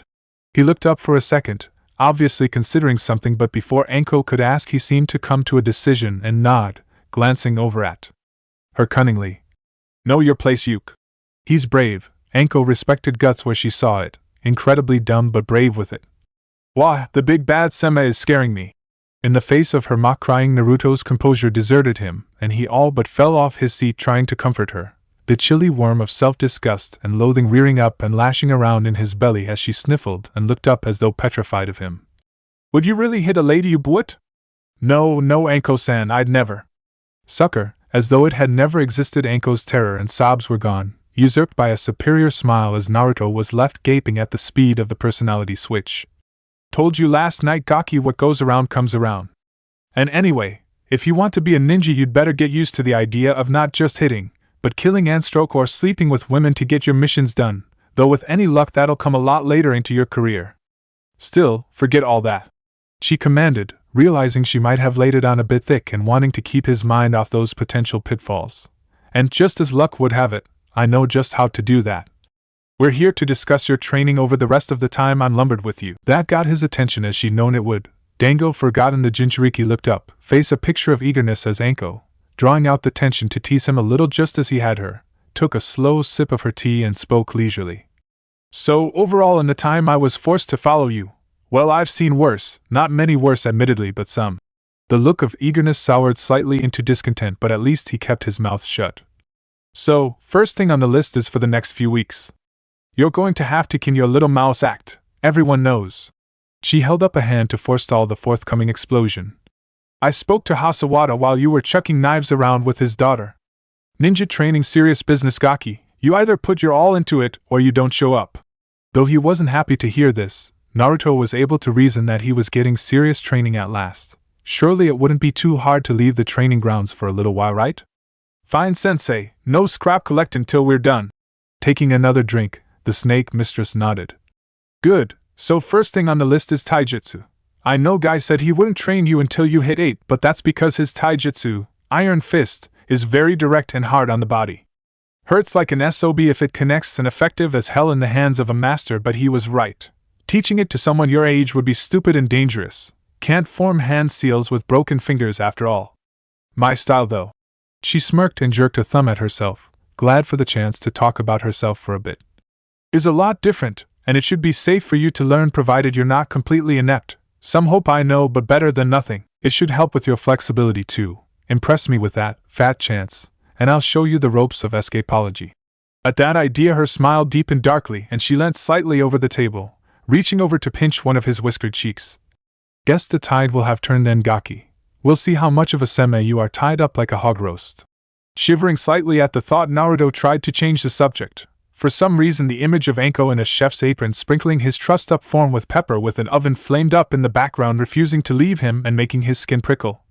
Right, looking forwards to that, he managed to say with a half-convincing smile before trying to change the subject. Sounds like a lot. That's not even the start, Gaki. I refuse to do things by half. I'll be drilling you on dodging, weapon training, the 3 ninja T's, tracking, trap detection and trap setting, and believe me, you'd better get that right. I don't want to be up in front of your Gigi again explaining why the Medinines are currently removing shuriken from his favorite orphan. But this point Naruto was starting to look very nervous indeed, shaking in his seat as Anko spoke again, this time looking directly at him with a curiously penetrating gaze.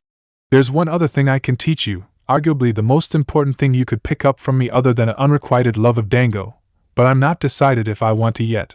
I was weighing it up and came to this decision. Whether I teach you or not depends on how you answer my next question. I want you to answer it truthfully, Naruto. He'd never seen her look so serious, the fact he'd used his name only impressing the seriousness of the situation on him, and he steeled himself. Don't try to lie or blag to me, I'll know. Understand? I can't back down now. Mind whirling as he tried to second-guess what she could ask him. Probably something embarrassing knowing Anko. It doesn't matter what she wants to know. I'm going to be Hokage and I can't let some question throw me off. Yes, sensei, I understand. He gave the bravest smile he could muster under the circumstance. Do your worst, Anko-sensei. Strangely, she didn't smile, only continued to stare him down with that same penetrating stare as her lips moved again, forming the dreaded question. Why do you start your work so early? I can understand an early start, but 4:30 in the morning is just plain odd, even for a would-be ninja. You could lie in if you wanted to, no one would know or care, so why do you force yourself up and out before the crack of dawn? The truth, Naruto, he reminded him, seeing almost without meaning to the sudden feverish plotting from his startled, disorganized brain occurring behind his eyes. I'll know if you're trying to lie. He was quiet, quieter than she had ever remembered him being in the weeks she'd known him as something other than a short, blonde-haired face in the crowd.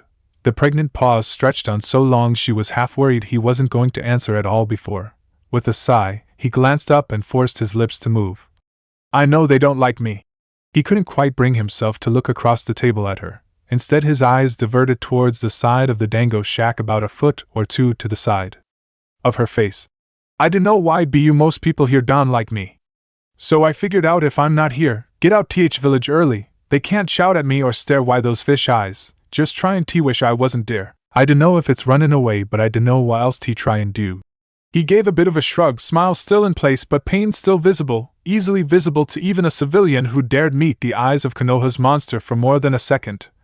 When I'm Hokage, they'll have to acknowledge me cause I'll be the best nin in village, believe it. It was harder than she'd anticipated, a magnitude harder, to stop herself giving anything away. Despite his brave face, it was obvious that Naruto wasn't stupid. He could see the disgust of others, he could feel the frost of their stares, and it was hurting him. He did a lot to hide it, and she could understand how he could fool the eyes of the professor, a man burdened with carrying the whole of Konoha on his shoulders. But that didn't lessen the pain. The demon caged in his gut didn't stop him feeling hurt or isolation, could make him less than human. Anko was very tempted, almost to the point she virtually had to snatch her hand back to stop herself reaching over the table to place a hand on his shoulder, rub his bright blonde hair, especially as she knew almost exactly what he'd gone through. But at least I was old and ugly enough to look after myself, and I did have a few friends left. All doubt scrubbed from her mind, her determination crystallized in her mind. Come hell or high water, she knew she'd teach Naruto her final skill, if only to spit in the face of the same people who'd done their best to break her during her rehabilitation. What he's going through isn't human. Hell, even Sensei wasn't as cruel as to ignore a person completely. He'd probably kill them slowly and make them wish they were dead every second of it. But to ignore and forget about them completely was never his style. Meh, not quite what I was expecting, but it'll do. Once more she buried concern behind dismissive casualness.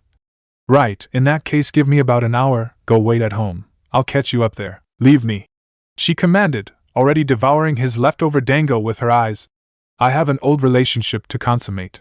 You're nuts, Naruto complained, hopping off his chair with all previous emotions washed clear from his face. Seeing this made Anko feel a little better even as she answered back cuttingly. I'm a ninja Gaki, what were you expecting? All of us are a little nuts. Take it from me, compared to some of them, a love of dango is absolutely nothing. I'll take your word for it, sensei, Naruto assured her, watching his former breakfast vanish down her throat as fast, if not faster, than he could empty a bowl of Ichiraku's finest. See you back at the apartment. Though he didn't enjoy maths, as he found himself staring down the blade of what looked like a very sharp sword of some description wielded by a scruffy-looking man who was clearly off his rocker, crazy eyes seemingly unable to focus on him as he swung his weapon around, wildly screaming insults at the top of his lungs, Naruto found he had a sudden longing for the sanctity of the dry, boring world of algebra. He'd have felt, probably not much but at least a little better, if he'd known why some tramp off the street was trying to kill him. The sound of wood splintering had sent him jumping to his feet from where he'd been laying on the lounge floor, trying to understand the concepts of what, according to Ayam-chan, she'd been learning at school when she'd been his age. Somehow the situation had tilted from that normality to having almost had a haircut that had taken far too much off the top for him to be comfortable with, as he poked his head around the door and screamed at seeing a madman rushing down the hall over the splintered remains of his front door, now dodging frantically around his living room to stay inches ahead of the razor tip of the sword. Just as he had the claws of the bear a week ago. Die, monster! The shriek, coupled with the whistling steel coming from ahead of him, forced him to dive aside again, out the reach of the deadly blade despite the ineptitude of its wielder. As he finished his hand seals and vanished, a small plume of smoke all that masked his passing as he sacrificed his chair to the escape attempt, wincing as the sword bit a large chunk out the back of his seat. Hey, the half-destruction of his furniture spurred on a sudden rage, the anger winning out over caution as he realized the drunk had trapped his sword in the thick wood. Who'd you think you are, busting in here and wrecking my stuff? Giving his weapon another ferocious tug, those mad eyes turned towards him again, the maniac howling aloud as abandoned the sword to swing towards the boy with his bare fist. I told you! His screams were torture to the boy's ears as much as the halitosis plagued his nose. I warned, but you failed to heed me. Finally stopping to catch his breath, the troubled man finally stood up, and his eyes, both of them this time, turned towards the Jinchuriki. Those who prank ninjas should expect to reap what they sow. He heard the voice, saw the smile, and still didn't believe it. Only when the figure reached up and did something to his eyes that revealed purple where there had once only been bloodshot scara could Naruto reconnect his numb brain to his lips again. Anko-sensei? Yep, the sexiest and most sophisticated sensei in the Hidden Leaf. The woman disguised as a man answered, looking at where she'd embedded her sword with a wince. Sorry about that, Gaki. Good Kawarimi though, guess teaching you to dodge won't be as much of a pain in the ass as I'd feared. Blinking at the shock of almost being killed again, this time directly by the woman who'd indirectly sent him on a bear hunt he was ill-equipped for, Naruto instead looked at the rest of her ensemble and formed an immediate conclusion. Is that a henge? Her smile only widened as she reached up and gingerly, as the glue she used was quite hard, pulled the fake beard off slowly.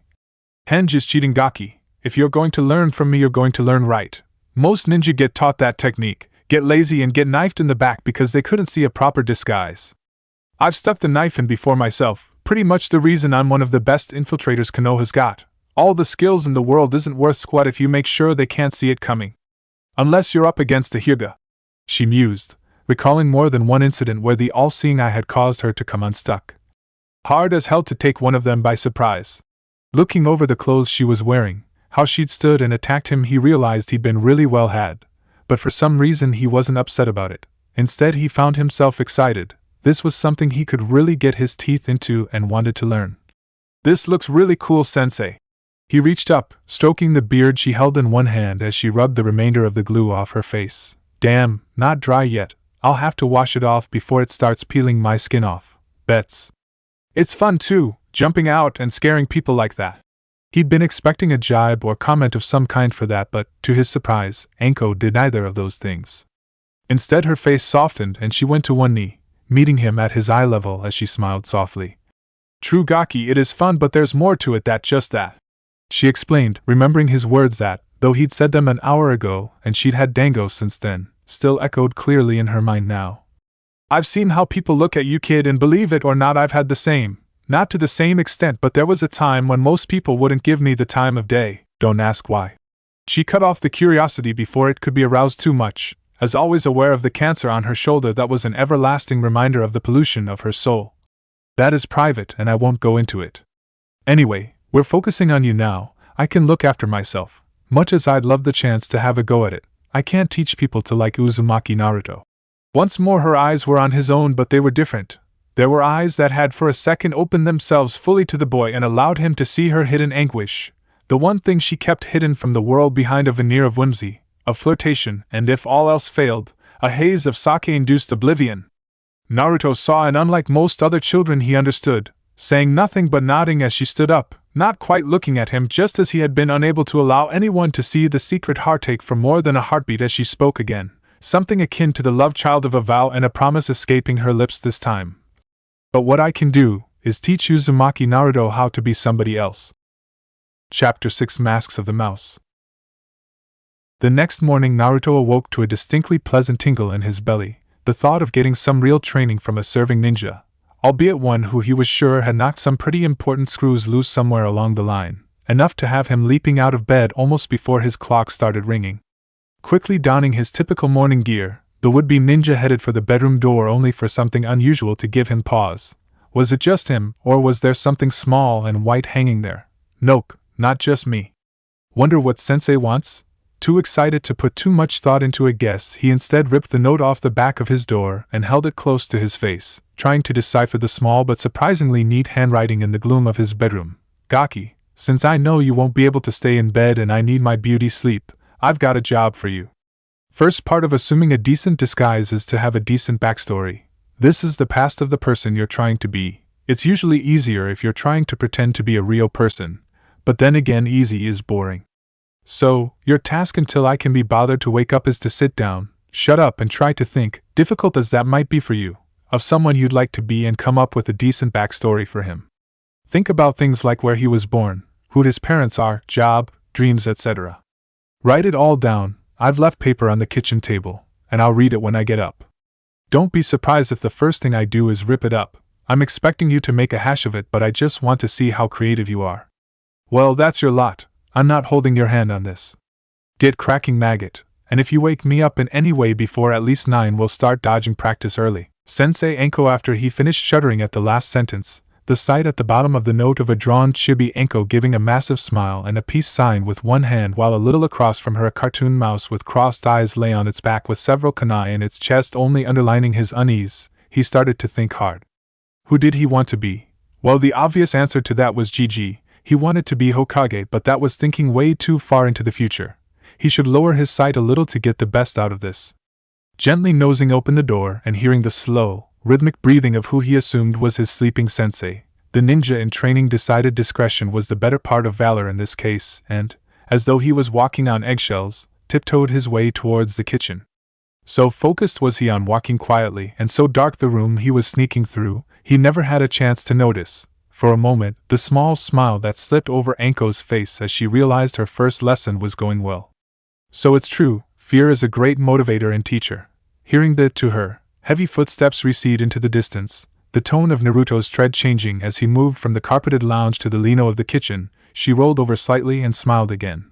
Not quite as good as pain, of course, but that can come later. Naruto, deciding he'd wait until his sensei was up and about before getting breakfast, decided that he'd get an early start on the little problem Anko had left him. True to her word, there was paper, a lot of paper, and a pen on the little table, so he eased himself into the seat and snatched it up, ready to attack this task with the same will he went about hunting down scrap over the training grounds. Right then, he clicked the pen open and looked at the blank sheet in front of him, an untouched canvas for him to work on, make up a background, like a character in a story. So, if I wasn't me, I'd be. It was at that point he ran straight into his first brick wall. For a long time the page stayed blank as he tussled with his thoughts and ran the same ideas over and over in his head, for the first time realizing the scale of the actual task. It sounded simple, but when he thought about it, he had to make up a completely new person, separate from himself. It was lucky he'd brought Anko's note with him as, brief as it was, it still had a few pointers to get him going. Taking a deep breath and putting the pen down for a minute, Naruto decided to try and look at one piece of the puzzle at a time. Just as he was trying to think how to do this effectively, a flash of inspiration struck and he remembered how some of Ayam-chan's old textbooks broke down a character a piece at a time. Though his recall was far from perfect, as he'd always preferred to read a story than pay too much attention to the individual characters, some of it was really obvious. With that in mind, He picked his pen back up and tried with all his might to remember the exact order the information had been given in the text. Luckily, the first part was easy to remember name. His first instinct was to mix and match the names of some of the ninja he used, but, though tempting, he decided against it. After all, he didn't know how many enemies they had or how well known they were. Though young, Naruto had heard enough about other countries, specifically that incident a few years ago with the Hyuga.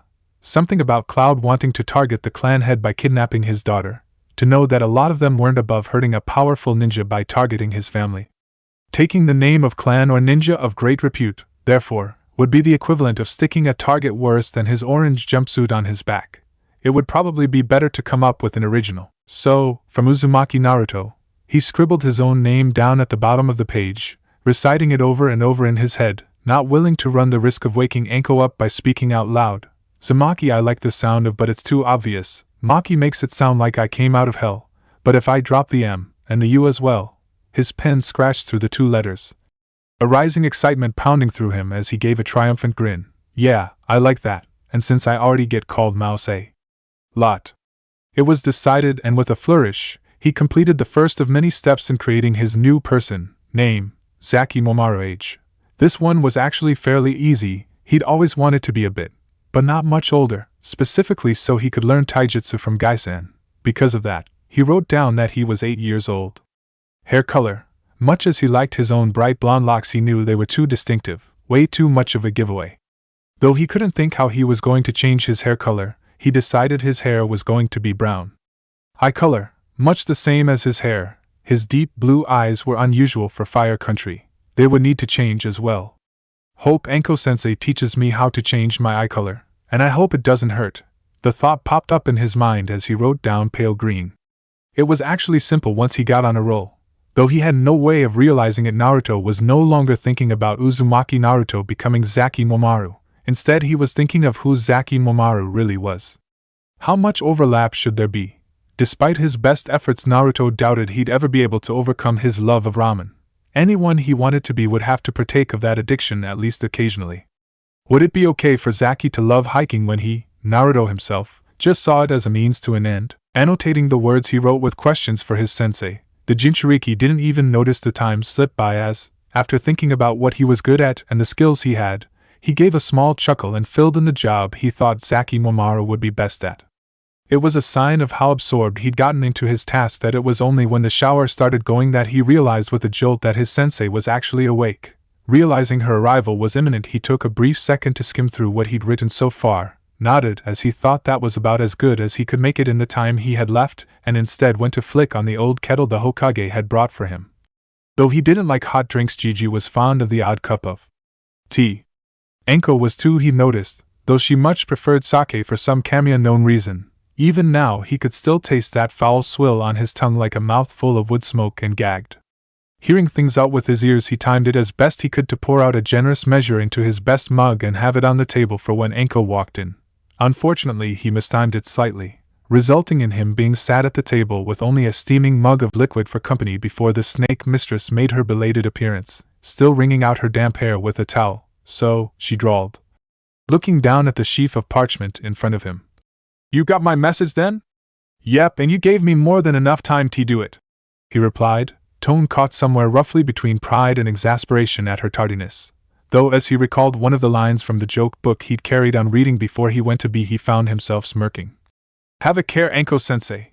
Confused say woman who rest long on bed springs soon get offspring. Despite herself, Anko snorted at the line, making the grin on Naruto's face widen as she scooped up the cup he'd left for her and gulping down a generous measure, smacking her lips as the hot liquid washed over her mouth and banished the lingering ghost of her tiredness.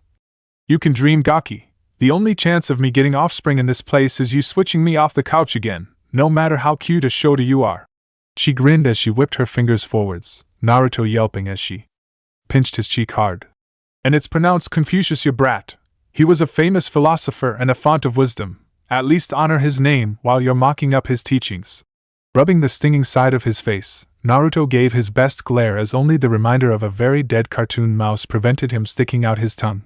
Though tempted, he wouldn't have been able to say hand on heart that it had come back in. How am I supposed to know dat? I was just... Stop! Her forceful declaration and raised hand brought him stuttering to a halt.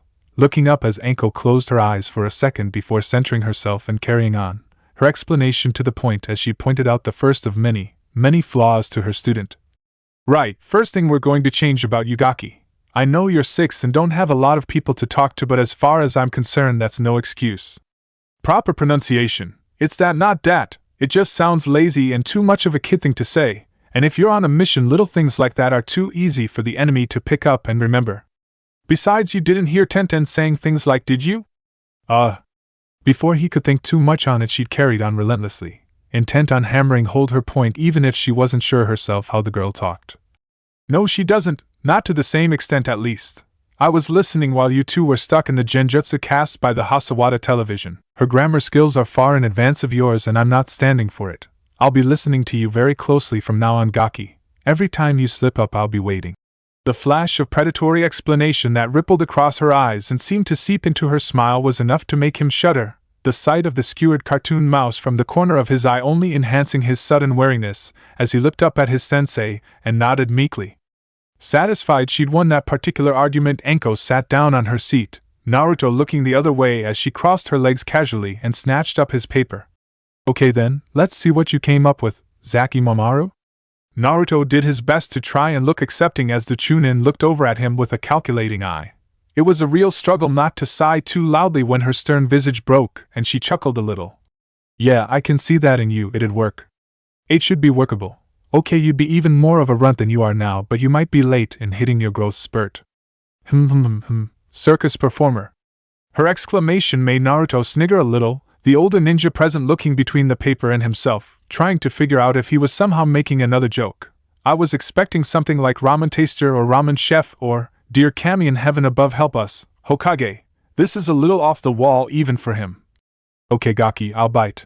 She flashed her white teeth for emphasis, the gesture making Naruto break off his chuckling and pay close attention to her next words. Apart from the fact you'd obviously be very good at getting a lot of laughs, why'd you want to be a clown? No, ouch. Wadya yao. It's nada, and what did you? She corrected her student, the 6-year-old wincing from the pair of cuffs she delivered to his ears. Now try again. Glaring for a second, Naruto eventually took his hand off his ringing skull and spoke, this time taking care to carefully pronounce each individual syllable correctly for fear of further pain. Not a clown, a circus performer, why no, you know. Her raised hand was enough to break the bad habit, at least temporarily. Like an acrobat. I do lots of exercises and I'm light on my feet, and I can juggle too. No way, that was a bridge too far for her beliefs to be suspended from despite the fact he looked serious. Alright then. Seeing he really was digging his feet in, Anko decided to throw the exploding note back to him, wondering just how badly it was going to blow up in his face. Prove it. Got some fruit or something to use as balls? Naruto shook his head before retreating across the kitchen and hopping up onto the counter, still not quite tall enough to reach the top shelves yet. Nah, I used these. He caught himself at the last minute, twisting his tongue around the unfamiliar pronunciation and hoping Anko didn't notice his slip as he hastily scooped up 3 cups of instant ramen. As the cupboard swung shut behind him and he made it back to the floor, he took a second to relax himself before starting to play his once favorite game. It was rough. He was throwing them far too high to be even considered remotely close to competent, and the dry contents of the cups was making a rattling sound worse than an earthquake hitting a shinobi outfitters. But there was no denying it. He could do exactly what he'd said he could. Watching for a moment as she sipped her cooling tea, Anko noticed that, aside from the odd glance, most of the time he wasn't even looking where his hands were. Interesting, maybe I can teach him to pluck out his eyes faster than I was hoping. Fine, so you can juggle. She half-shouted over the rattling ramen cups. Now put them down, you're giving me a headache. Catching the last pots of his airborne breakfast, the Jinchuriki put them back on the side before smiling broadly at his sensei. So, still think I can't be a circus performer? Anko regarded him coolly, a sly smirk twisting her lips. Well, it simply wouldn't do for her student to get a big head now, would it? Well, I still think you'd do better as a freak show exhibit. Roll up to see the world's stuntiest runt. You'd make a mint. Still, she cut her teasing short as Naruto went red, though she hoped that was more to do with the jibe about his height rather than her insinuation about how unusually he was treated around the village. You were right, you can juggle? How'd you learn? Who taught you? No one. The reply was grunted in a strange tone, a cross between grudging acceptance of a fact and surly pride that he managed something. Other kids in TH orphanage never wanted to play catch with me, so I played on my own. Got bored with one ball, so started to use more. Didn't know it was called jugglin' until I was in here. Once more she found it harder to bite down on the sudden upwelling of pity than she'd expected. Bad enough that Naruto was scorned by the adults of his village, but the children, those who should have been protected from the awful knowledge by the decree of the Hokage, had been afflicted by such loathing as well. Closing her eyes for a minute, the Chunin took a breath before scanning the rest of his paper with a cursory glance, seeing pretty much what she'd expected, though perhaps in slightly more detail than she'd expected it, as she decided to get this bit out the way and set up the rest of her surprises while the Gaki was in the shower. Okay then, Zaki. Putting his ramen away, Naruto looked around after visible starting as he realized she meant him. You're a would-be circus performer. Which circus do you work for? What are you doing in Kumo or Kiri? Why do you leave the circus? What's your plan now? Visibly battered by such a concerted barrage of questions, the Jinchuriki could only stutter and flounder for answers. With a chuckle, Anko shook her head and casually tore the paper in half lengthways, her student luckily too out of it to protest too much. Don't worry about it too much, Gaki. I was expecting something like this.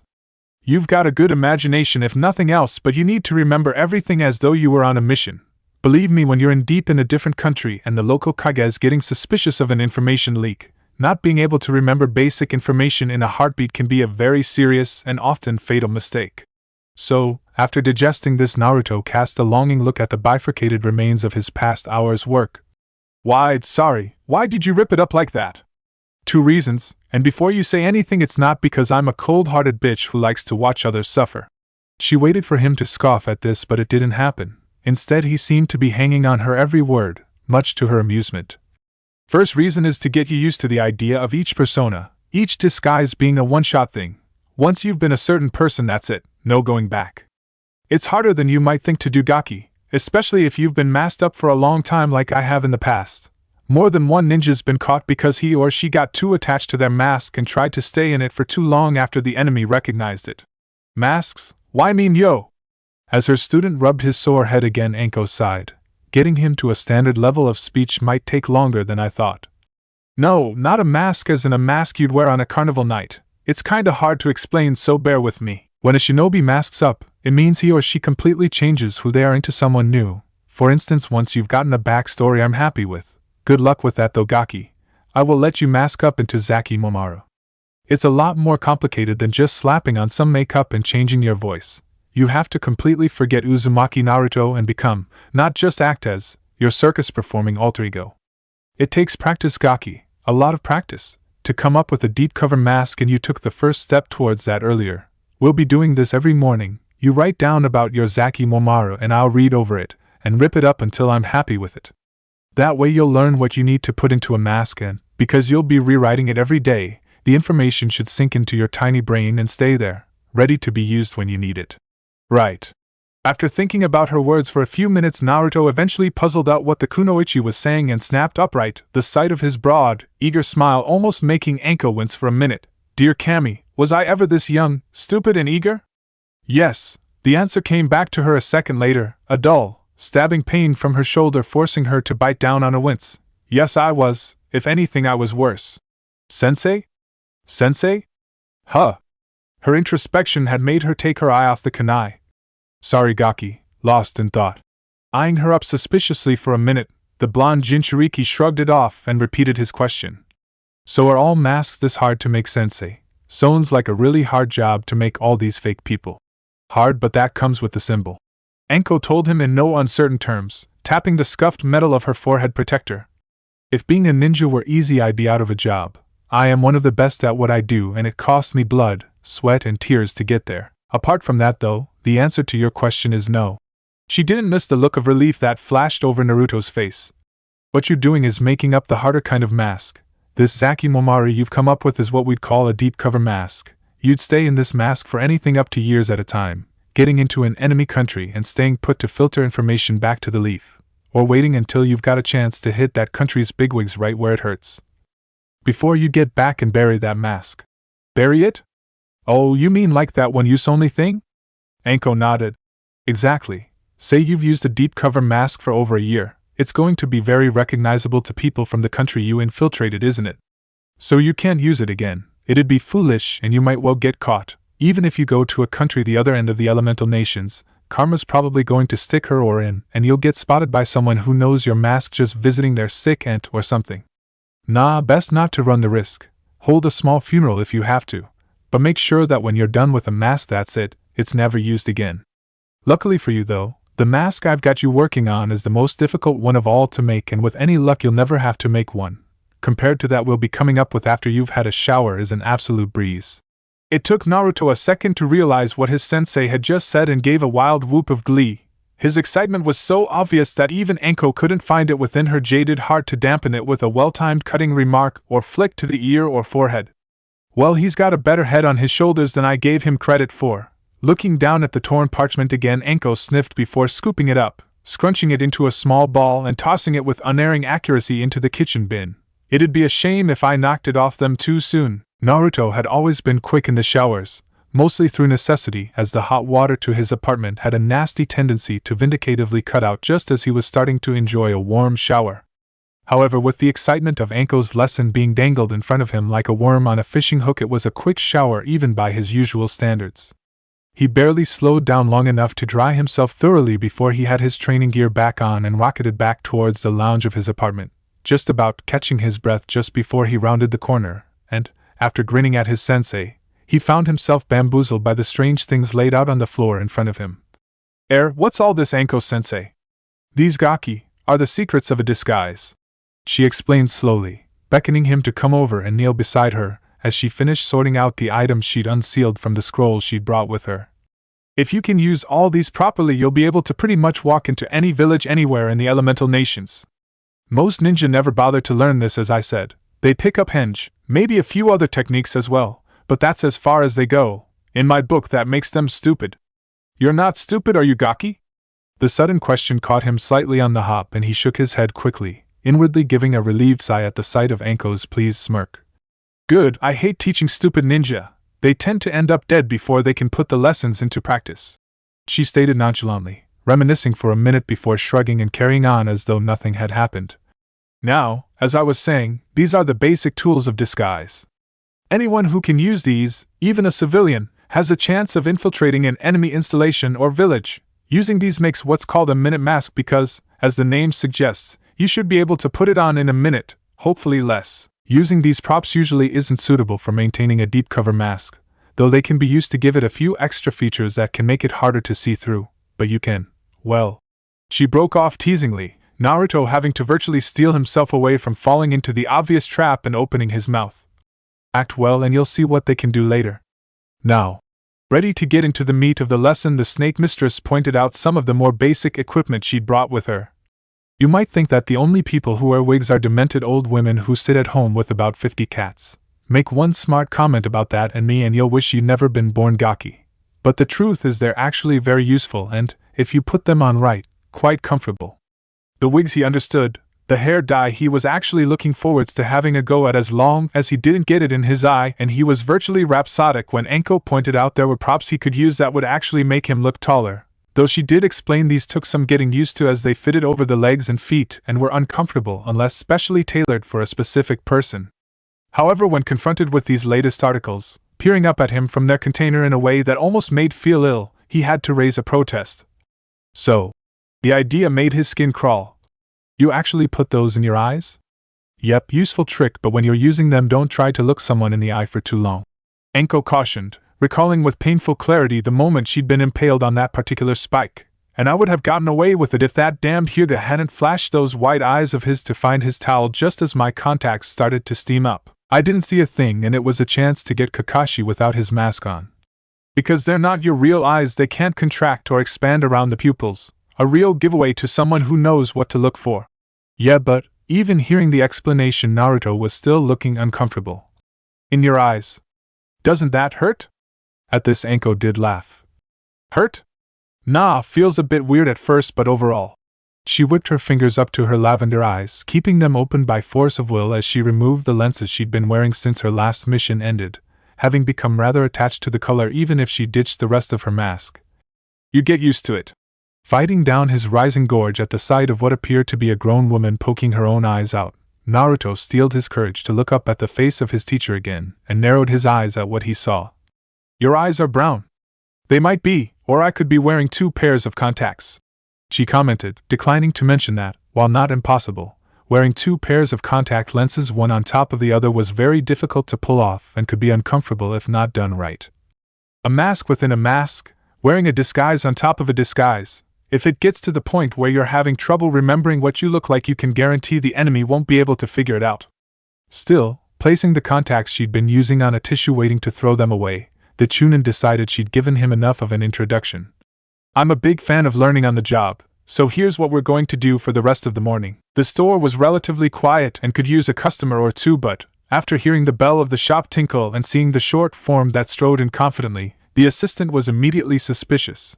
It wouldn't be the first time a child had tried to bunk off school, and, if that was the case, she'd make sure it would be far from the first time she'd return the truant to said school by dint of a very firm grip to the earhole and a smart slap to the bottom to remind him of the importance of a good education.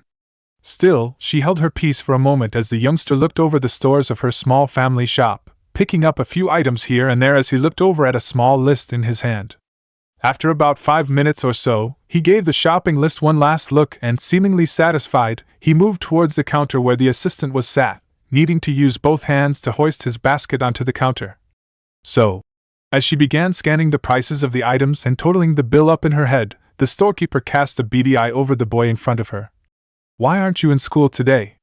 "Oh, my Ji-chan needed me to do some shopping. She can't carry anything too heavy anymore." The boy pointed out the window, wild dark brown hair reminding her somewhat of the Inuzuka who sometimes shopped in her stores, though the lack of redness on his cheeks was a giveaway that he wasn't a member of that clan. "The sensei knows she needs me sometimes. I catch up on anything I missed at lunch." "I see." The sight of an obviously very old woman standing outside, almost bent double as she leant heavily on a walking stick, was almost enough to convince her, but still some doubt remained. "But why can't your parents do it?" "Dada's out of the village a lot, he's a ninja," the boy said with obvious pride, grin a mile wide before it suddenly faded and he looked around. "But you don't tell anyone, he doesn't like people knowing about it." "But we don't have Mum anymore, she died." As he looked down, the older woman felt her heart reach out to the smaller figure. She knew, or at least she was almost sure she knew, the beast that had taken away this child's mother was the same lurking evil that haunted Konoha still, the terrible monster that had stolen the face of the man who had defeated it, and now awaited its time to rise again. "But not if my friends and I have a say in it. The Sandaime may have faith that the fourth may have changed its ways, but lethal snakes never lose their fangs, and that beast could be the most toxic of them all. So I live with Ji-chan." The child prattled on, immune as most children were to prolonged sadness. "But she had a tumble recently, so I have to help her when I can. Sensei doesn't mind as long as I catch up on schoolwork I missed." Nodding silently, the store assistant quickly wrapped up the purchases the boy had made and, after looking around exaggeratedly, quickly snatched something up off the top of the counter, stuffing it into the bag as the customer looked on amazed, his pale green eyes wide with shock. "Sure," she cautioned, flashing him a secretive wink as she handed over his goods. "Ask no secrets, and you'll be told no lies. Now, that comes to 127 real." Hastily digging out and handing over the required money, the boy gave a very low bow and then scooted out of the shop. The bell left to clatter in his wake as he departed, with the store assistant chuckled and shook her head at the little youth scampering away before turning her attention back to her countertop. Had she looked out of the window, however, she might have had her suspicion aroused by the sight of the youngster and his grandmother departing the scene at the speed that most would have considered suspiciously quick for a supposed geriatric. "Did you see her face?" Splashing cold water onto his cheeks again, Naruto hastily washed off the skin color that had disguised his whisker marks, leaving long streaks of skin tan staining the sink. "She never thought it was me, she treated me like I was a real customer. It was awesome." Standing across for the bath, Anko waiting until his face was buried in the towel before quickly pulling her chainmail down and pulling out the depressors that had held her firm assets down so she could adopt the guise of an old woman. Thank Kami for that. Those things always press hard, they just didn't take this fine figure of a kunoichi into consideration when they made them. "Yes, I saw her face," she assured him, Naruto's eyes peeking over the top of the towel as he looked over at his teacher, the top of her battle armor now thankfully back in its proper place before he copped an unwitting eyeful. Now fill that sink full of hot water and I'll show you how to get the dye out of your hair. You'll need special gel to get rid of it. It's designed to be watertight to stop it washing away if you trip into a river. Pay attention when I do it though, Gaki. Despite the contacts he still had, and she could still see the fear that blossomed in his eyes as he saw her dark smirk. This is what we're going to be doing for the rest of the day, and most of the rest of the week as well probably. By the end of this you'll be able to throw together a minute mask that could fool a civilian and hopefully start to have a deep cover mask ready and backup should you need it. Of course, the sinking feeling only became ever more powerful as Naruto realized she was smiling again, and that was usually not a good thing for him. This'll take a lot of work and you'll definitely run out of warm water before I'm happy, but I'm a firm believer that cold showers build character. You're a cruel sensei. Once more her smile widened and his stomach continued its downward plummet. What was your first clue, Gaki? You said you wanted me for a month. You got me for a month. Is it too late to change? The air whistled over the top of his now brown hair as he just dodged Anko's reflective slap. Sorry to change my mind? Oh yeah, she nodded in assurance, inwardly relishing this chance to get even on the brat who'd ruined her chance to truly enjoy her time off by depriving her of the ability to drink without setting a bad example. Or at least, she corrected herself, pride and shame warring within her like warring adders. A worse example than usual. Way too late. Looking around the bathroom again and catching sight of the stained sink and equally messed up bath. That's going to take some elbow grease to shift, the pregen inside. I was afraid you'd say that.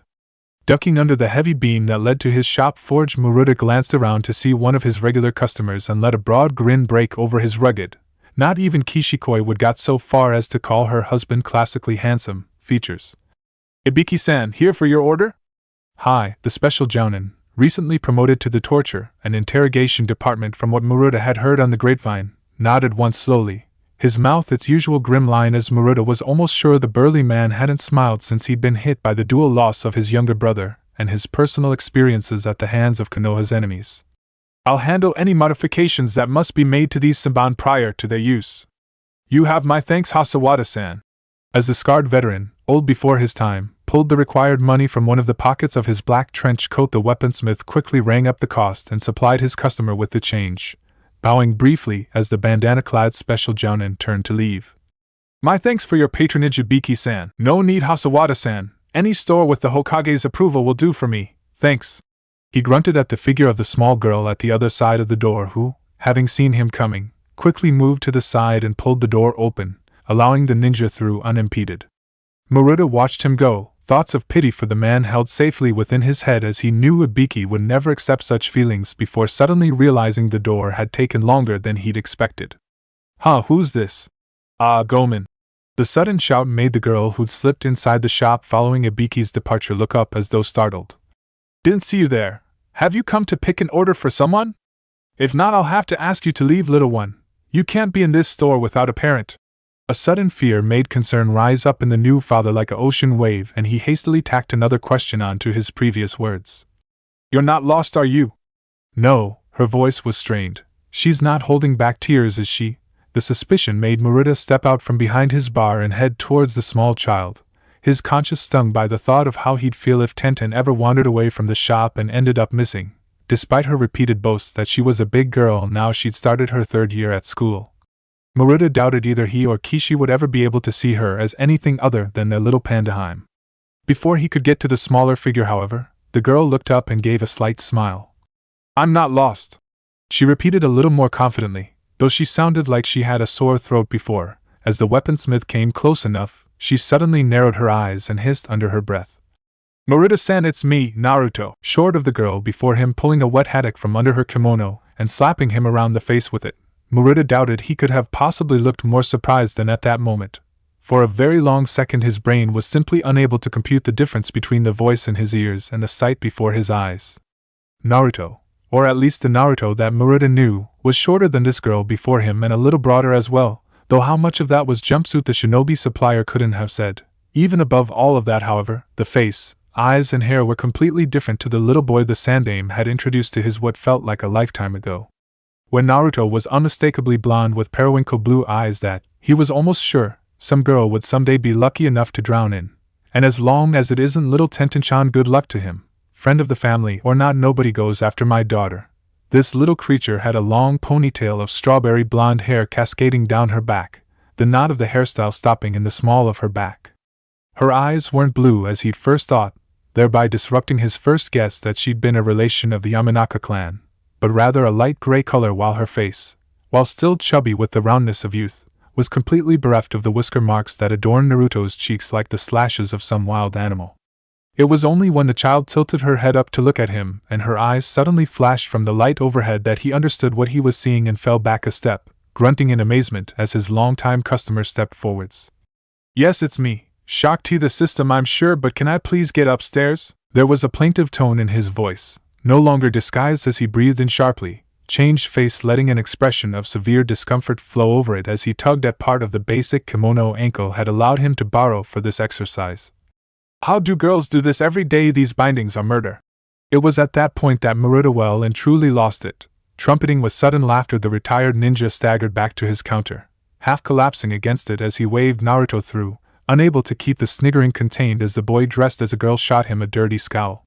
There was a slam as the door to the upstairs compartment of the store closed behind him, leaving the storekeeper alone to his laughter as he thought about what had just happened and, as he realized who had walked past the disguised child without a second glance, promptly redoubled his mirth. "Enko-san, if you're teaching Naruto skills that can get past Marino Ibiki, even when he's not really paying attention and got other things on his mind," the thought of what the scarred special jounin would do or say if he thought the snake mistress's pupil had put something like that past him were enough to make him grin and shudder at the same time. All is forgiven. As she heard the slam from downstairs but couldn't tell her father's footsteps on the stairs, Tenten smiled as she knew who was arriving, though the expression curdled as she realized she was going to have to postpone the usual Wednesday ritual as the senseis were really starting to pile the homework on. All exams from the third year onwards counted towards whether the students could become shinobi or not, and much as she loved training with her father and her friend, she knew she needed to score well to make sure she could pass into the shinobi academy. Though her head jerked up at the sound and she was now counting down the minutes until she could sit with Naruto on the family settee and watch their favorite show, the answer to the latest maths problem had just floated up the forefront of her brain, and she couldn't leave it now. Instead, she scribbled hastily, showing her working out of the sum in scrappy handwriting before, deciding emphatically that she'd done enough until after dinner. She turned around just as her mother's voice reached her. "Na-ten-chan, were you expecting another guest other than Naruto-kun?" The voice her mother used confused her just as much as the question itself. It was only when she poked her head around the kitchen door that her eyes fell on the stranger just over the threshold of the door, and she gasped, though before she could put her denials of knowing this person into words, the other child spoke in a voice she definitely recognized. "Before you say anything, Ten-chan, I am not a stranger. I am Uzumaki Naruto in disguise. Now that's out the way." "Ah." A look of serene contentment floated over his face as he seemed to deflate somewhat, having pulled at part of his kimono. "Praise the kami." "Ah, Naruto." Eventually having caught up with what was going on, Kishi tried to make sense of this new insanity. This might be an awkward question, but why are you dressed like a girl?" The 6-year-old turned a basilisk glare up at her, drawing in a deep breath as he reminded himself of Anko's gleeful face as she started to tighten up parts of his anatomy with bandages, gauze, and an almost indecent amount of enthusiasm. "Because my sensei is the most evil thing in forever to rise up from the depths of Makai. All I've been doing for this week is jumping from one disguise into another." "Okay, it's fun and I'm getting good at it, but trying to remember it's making my brain fry. I've been a pale, freckled kid, and then 10 minutes later she's been having me wash it all off and turn into a geisha. And that's really hard. You might as well slap the white foundation on with a paintbrush.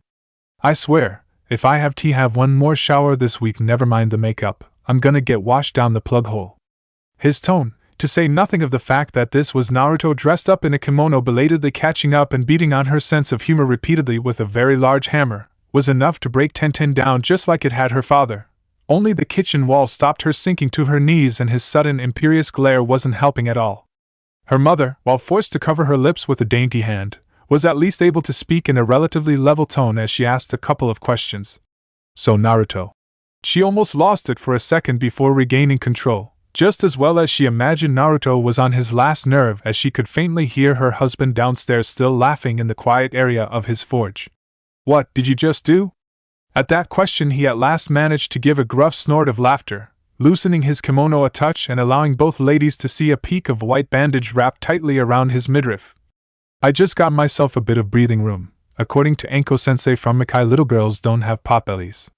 I think she nearly cracked a rib wrapping me up. I think I almost cracked a rib just now. Tenten finally managed to heave herself upright, tears of laughter in her eyes as her younger friend folded his arms thunderously, fuming at her betrayal. It's not fair, you almost look like as much of a princess as me. How'd you do it?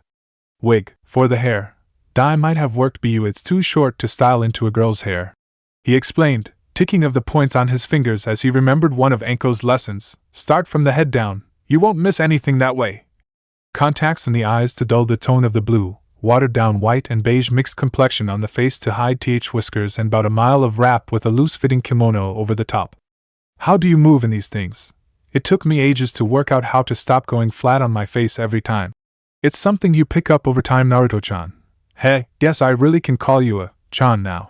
Kishi chuckled as Naruto just shook his head. Not like I wasn't expecting this. Damn sensei, she planned this, I'm sure of it.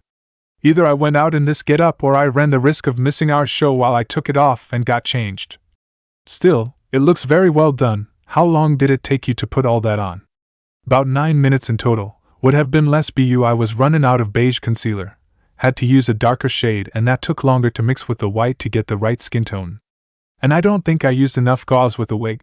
As if to emphasize his point, 2 fingers suddenly disappeared under the hairpiece to smother a resurgent discomfort. Keeps rubbing and itching like mad. Well, I think it looks very good on you, Naruto, Kishi said soothingly, Tenten nodding in the background even if her eyes were still alight with mirth at his expense. Somehow Naruto just knew that. Probably not tomorrow, maybe not even the day after that, but sometime in the future, this was just going to turn around and chew on his bum worse than a Himera triplet on the hunt.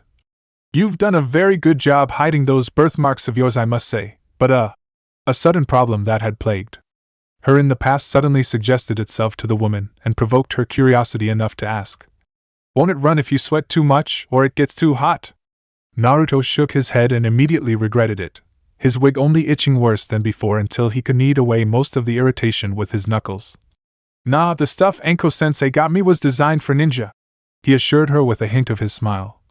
It dries quickly and it's completely water resistant. You need a special gel to take it off, the hair dye too, now I remember it.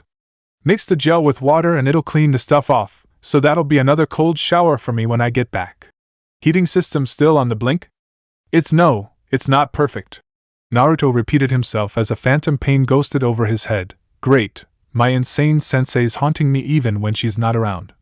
But it works sometimes. Anyway, there's 5 ways to use that gel according to Anko-sensei. Hot water, cold water, freezing cold water, river water and spit, and so far I've used the first 3. I'm just hoping she doesn't get too many more ideas. Despite herself and realizing time was pressing, Tenten realized she just had to ask despite her previous jealousy that Naruto was getting tuition with a real kunoichi.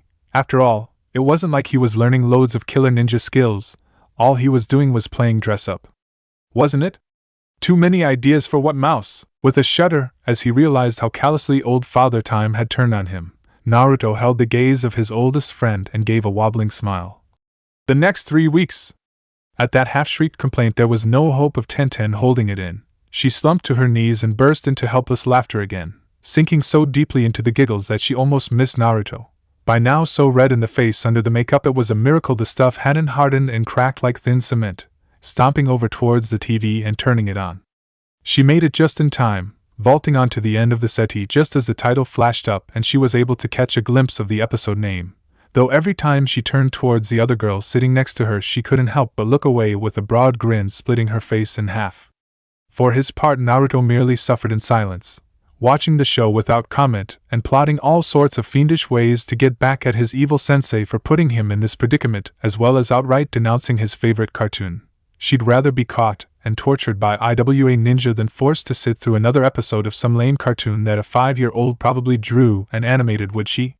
Well, unseen by any of the Hasawadas, Muruta having stumped upstairs having locked up his store, one hand immediately flying over his mouth as he again saw Naruto's new wardrobe, a devious little smirk hovered into view over the Jinchuriki's lips. Don't know about the IWA Ninja bit, but I'm sure I can arrange something. As he'd been expecting from the experiences of the past few days, Anko woke up around about 9 and he boiled the kettle. As he did so, however, unusual thumps and squeaks from the lounge made him prick his ears in curiosity. Just before he shuddered in sudden worry, Anko-sensei was planning something. This generally didn't bode well for him. Still he held his peace, merely staying where he was and making the tea until the sight of a lavender head of hair poked around the door, Anko for once looking semi-alert. "You eaten yet?" Naruto shook his head. "No, sensei, just boiling water for the tea." The snake mistress gave a viperish grin that made a cold sweat prickle down the boy's back, such unease only deepening as she beckoned forwards with a single finger. "Well, leave that for a minute. Follow me, Gaki." Despite his trepidation, he knew better than to disobey. Without a word, Naruto hopped off his stool and dogged his teacher's heels into the lounge, taking in the sight of what the Chunin had done to his living space with a surprised blink. The settee had been pushed firmly into one corner with the chair thrown haphazardly on top of it, probably accounting for the strange shifting noises he'd heard earlier. Even more unusual than this, however, was the sight of Anko's camp bed neatly packed away and rolled up against the side of the moved settee. This immediately sent klaxons blaring inside Naruto's danger senses, already relatively prodigious for a child his age. In all the time he'd been accommodating his older house guest, one of the things he'd quickly become aware of was her inherent messiness. Though he was no angel in the matter, he was at least kind of tidy. Anko, on the other hand, seemed not to care about how she left her bed spaces. More than once Naruto had been driven to action by the sight of her rumpled covers and haphazardly discarded clothing, some of which he really didn't want to think about too much, strewn across his lounge floor. This apparent outbreak of good housekeeping therefore only heightened his sense of foreboding. If there was one other thing he'd learnt about the at least half-crazy Chunin over the week she'd been teaching him, it was that Anko never did something that might have been classed as a good deed unless she had an ulterior motive. "I have to say, Anko-sensei." She looked over her shoulder at him as his curiosity broke through the dam of his caution, though he was careful to disguise his question within a jokey compliment, as he knew she, like most ninja he assumed, never answered a straight question. "If you ever give up on being a ninja, I don't think you'd do well at this interior decoration thing. What's all this for?" A predatory gleam appeared in the Chunin's eye as she sized up her pupil. "Sacred brat?" At his nod, Anko laughed, much to his relief, though he didn't dare drop his guard just in case. "Good, that's called paranoia. Make friends with it, because one day it'll save your life. Anyway, because I'm feeling generous, I'll answer your question. The reason I've been trying my hand at interior decoration is because we need a bit of space for taijutsu training." It was a close-run thing, but he just about managed it. He'd been desperate to learn taijutsu ever since he'd seen Gaisen demolish a block of solid wood in less time than it took him to blink, but even so he knew he had to hold back on a sudden yell of excitement. Anko-sensei was serious about ninja training in any form, regardless of her seemingly wild antics, and she didn't suffer fools gladly. In fact, a phantom pain pulsed through the side of his ear, helping to still the excitement surging through his body and blood. She doesn't tend to suffer them at all. Because of that knowledge and a very healthy respect for the snake mistress's temper and the fists said temper controlled, he managed to stifle his explosion of joy into a discreet cough and a strange sort of bunny hop, either of which Anko missed or was about to let go without a comment. Strange, she had to hide a smirk of her own behind a facade of innocence, unable to resist giving this particular button another slight nudge. "I thought you'd be bouncing off the walls to learn how to fight." Maybe I was wrong. Tell you what, we'll just go back to masking up for." "No." Knew he'd crack. Admittedly, his self-control was a little bit better than it had been when she'd started. There was just something inherently satisfying in breaking his resolve, especially as it means I've got an excuse for. As he rushed forward, shaking his head in denial, she had absolutely no qualms about ghosting to the side and sweeping his legs out from under him and leaving him to eat carpet. That. As her now groggy student pulled himself upright, Anko reappeared behind him and rapped him sharply on the top of his head. "Oh. What was that? Okay. I deserved that one." He admitted ruefully after the second strike clipped the side of his head for his language before his blue eyes hardened again. But what was the first one for? 2 reasons. First off, never ever rush in against an opponent you've got no idea about. Anko's eyes narrowed dangerously. Naruto had by this point deduced that brown must have been their natural shade, as the pupils, hard to see unless you looked closely, flared when she made expressions like this, and her voice lowered to the guttural threatening tone. "If you're stupid enough to try that sort of stunt against me again, the last thing you ever see will be the tips of my fingers heading towards your eyes at high speed, got it?" Wincing at the thought of being blinded by his teacher, Naruto immediately nodded his head submissively, the gesture immediately destroying Anko's anger and replacing it with a happy grin. Good, knew you used your brain as something other than fertilizer for your hair, she commented breezily before turning a shade more serious. Anyway, second reason is to increase your awareness. Kitty gloves are coming off now, Gaki. You've been doing this long enough for me to kick it up a gear. If you're going to be a ninja, you need to be sharp as a knife all the time. I'll be lashing out randomly every so often, and if you get hit. She shrugged carelessly. Your problem, not mine. Great, he sighed, inwardly wondering if there was going to be anything left of his head save one massive bruise by the time 3 weeks was up. Just what I needed, another excuse for you to give me a conk.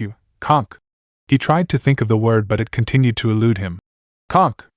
Concussion, Anko filled in for him before speaking up.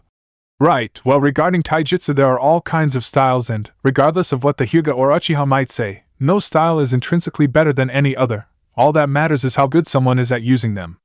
A good example would be the walking string bean. It took Naruto a second to realize she meant Gaisen.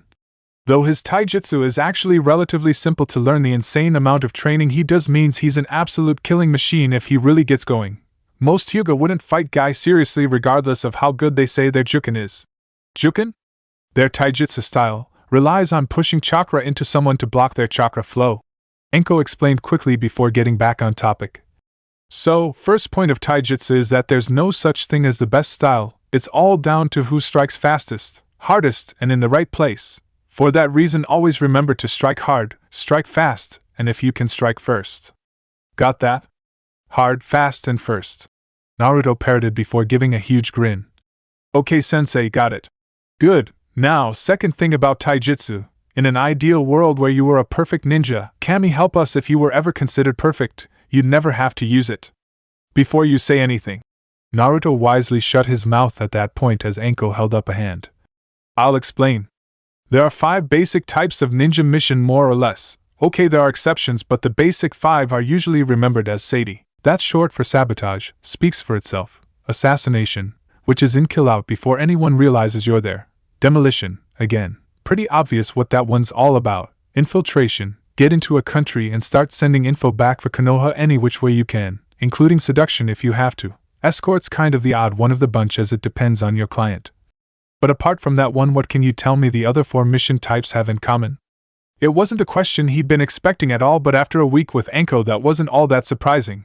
Chin in his hand, he tried to puzzle through the question piece by piece. Okay, they're all basically the same. Go somewhere and do something for Konoha, depending on what the client wants and has paid for. I would say you've got to leave no trace, but that'd be impossible with demolition work. Is it something about? Yikes! His train of thought came to an abrupt halt as he forced to leapt backwards out of range of one of Anko's lethal legs.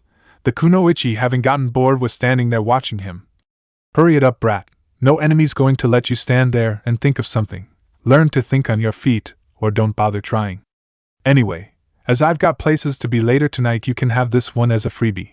The fact is, if you do the mission properly, you should never have to fight someone hand to hand. In fact, as you do it usually means the mission's either failed outright or compromised at best.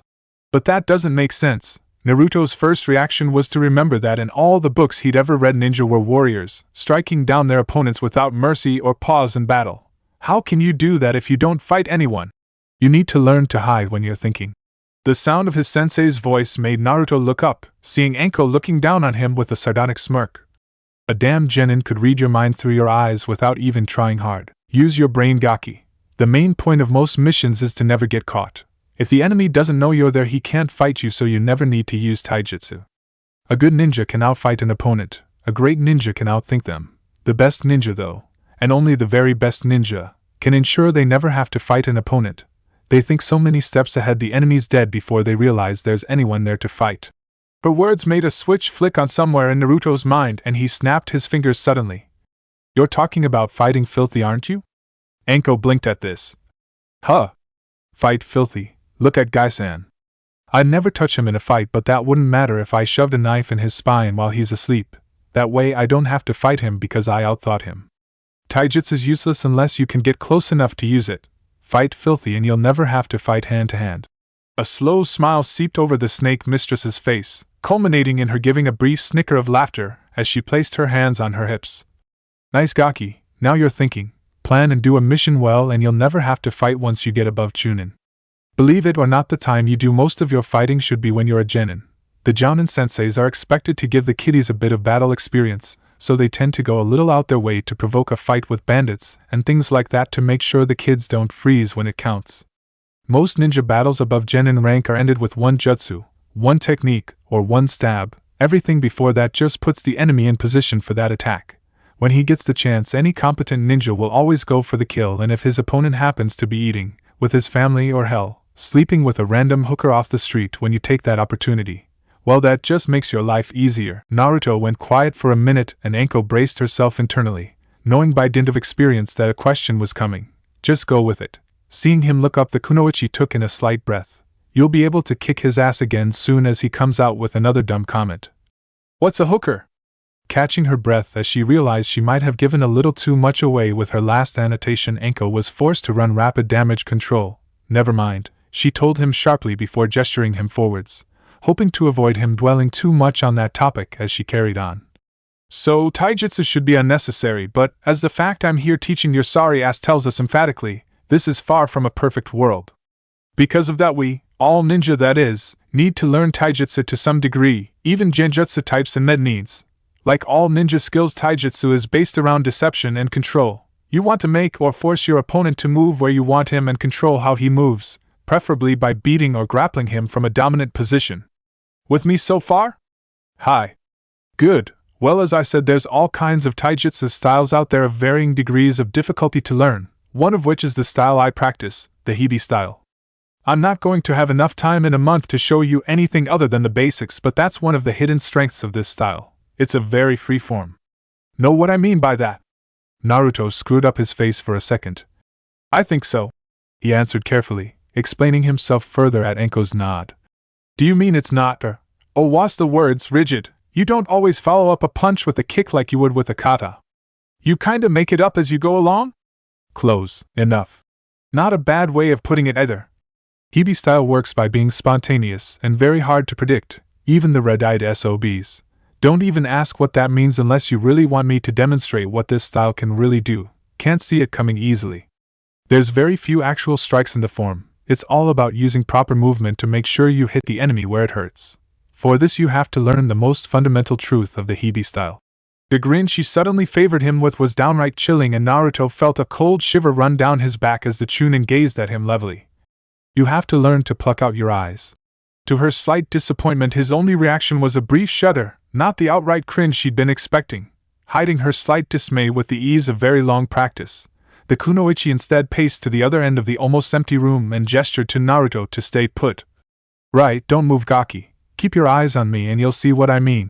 Preparing himself for a trick of some kind, Naruto shifted into what he thought might have been a stance that would let him spring away at a second's notice before locking his gaze onto his sensei's face, as ready as he could make himself at such short notice.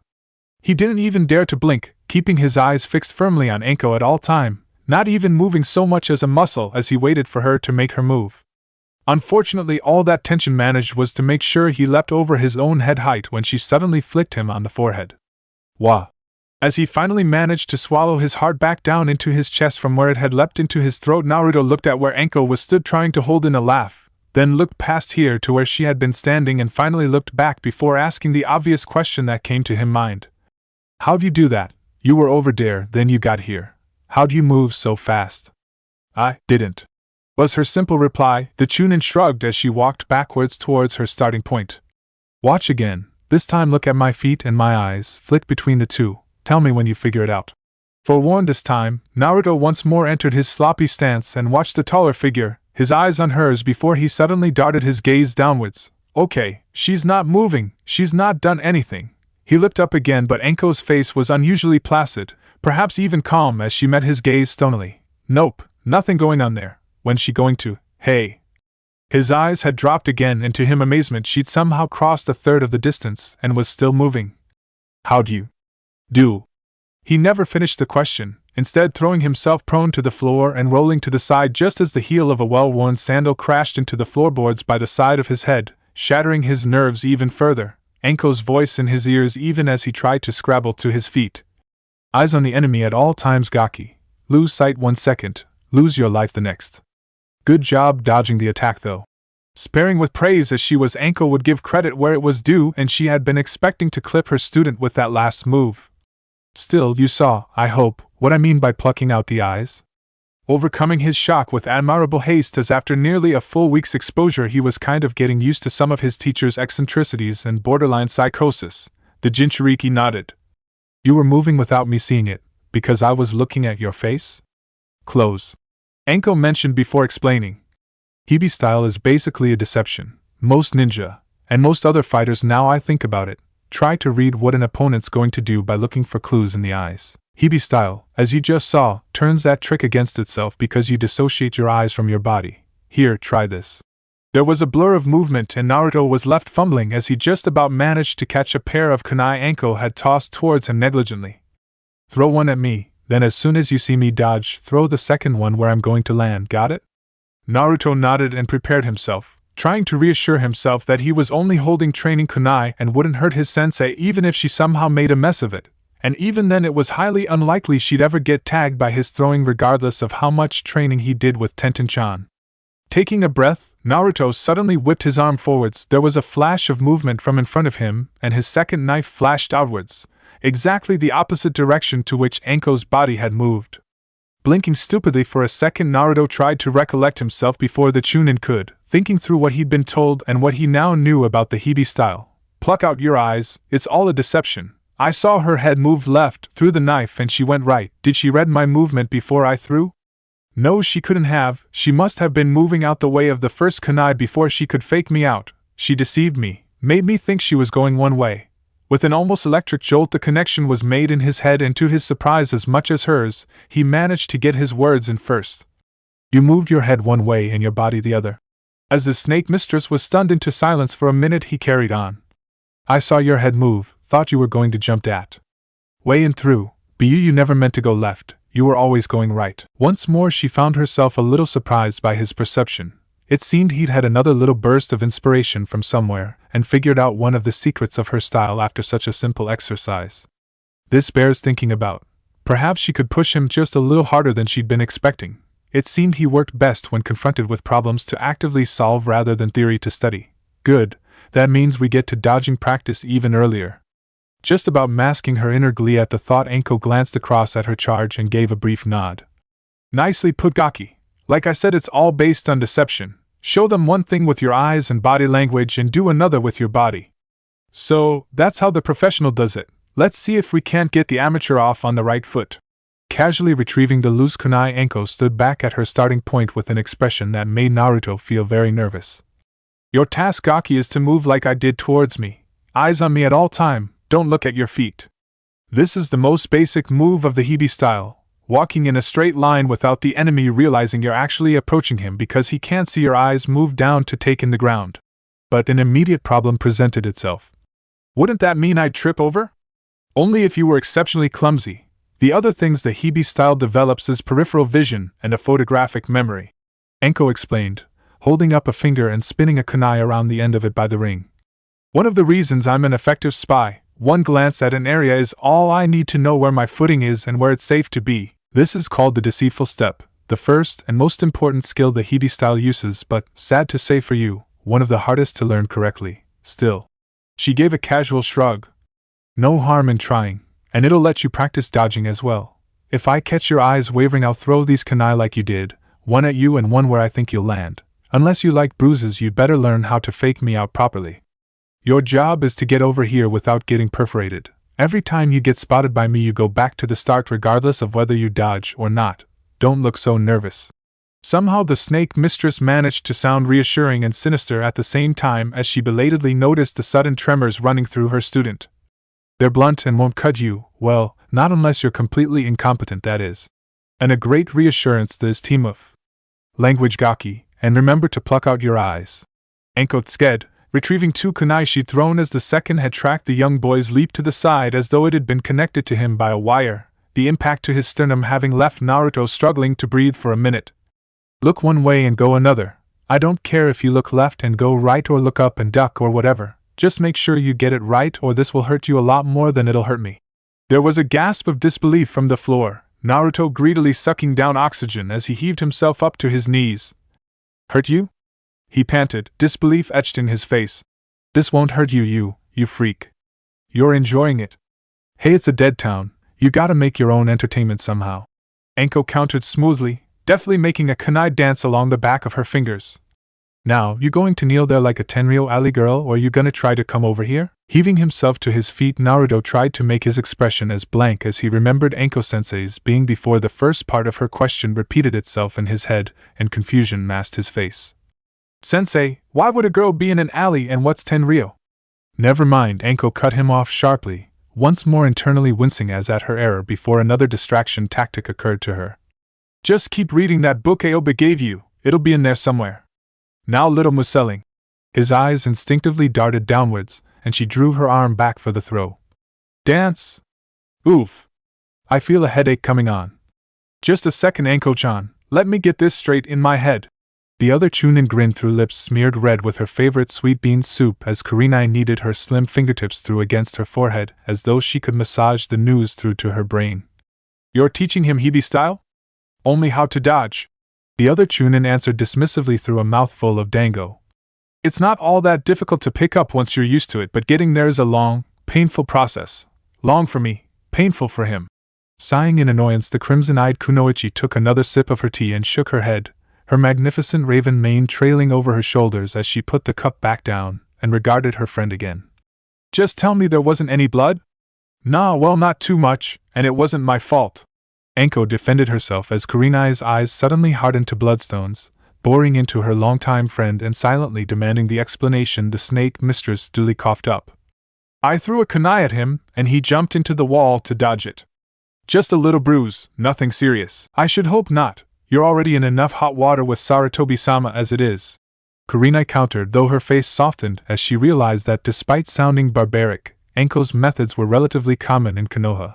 Heck, even the academy sometimes used kunai dodging in its practical examinations on some of the more advanced students such as Hyuga who wished to further master their bloodline. Just as long as he wasn't seriously hurt. On the contrary. The other Kunoichi grinned, the genjutsu specialist perking up to pay closer attention. He was ecstatic. It was the first one he managed to dodge all day.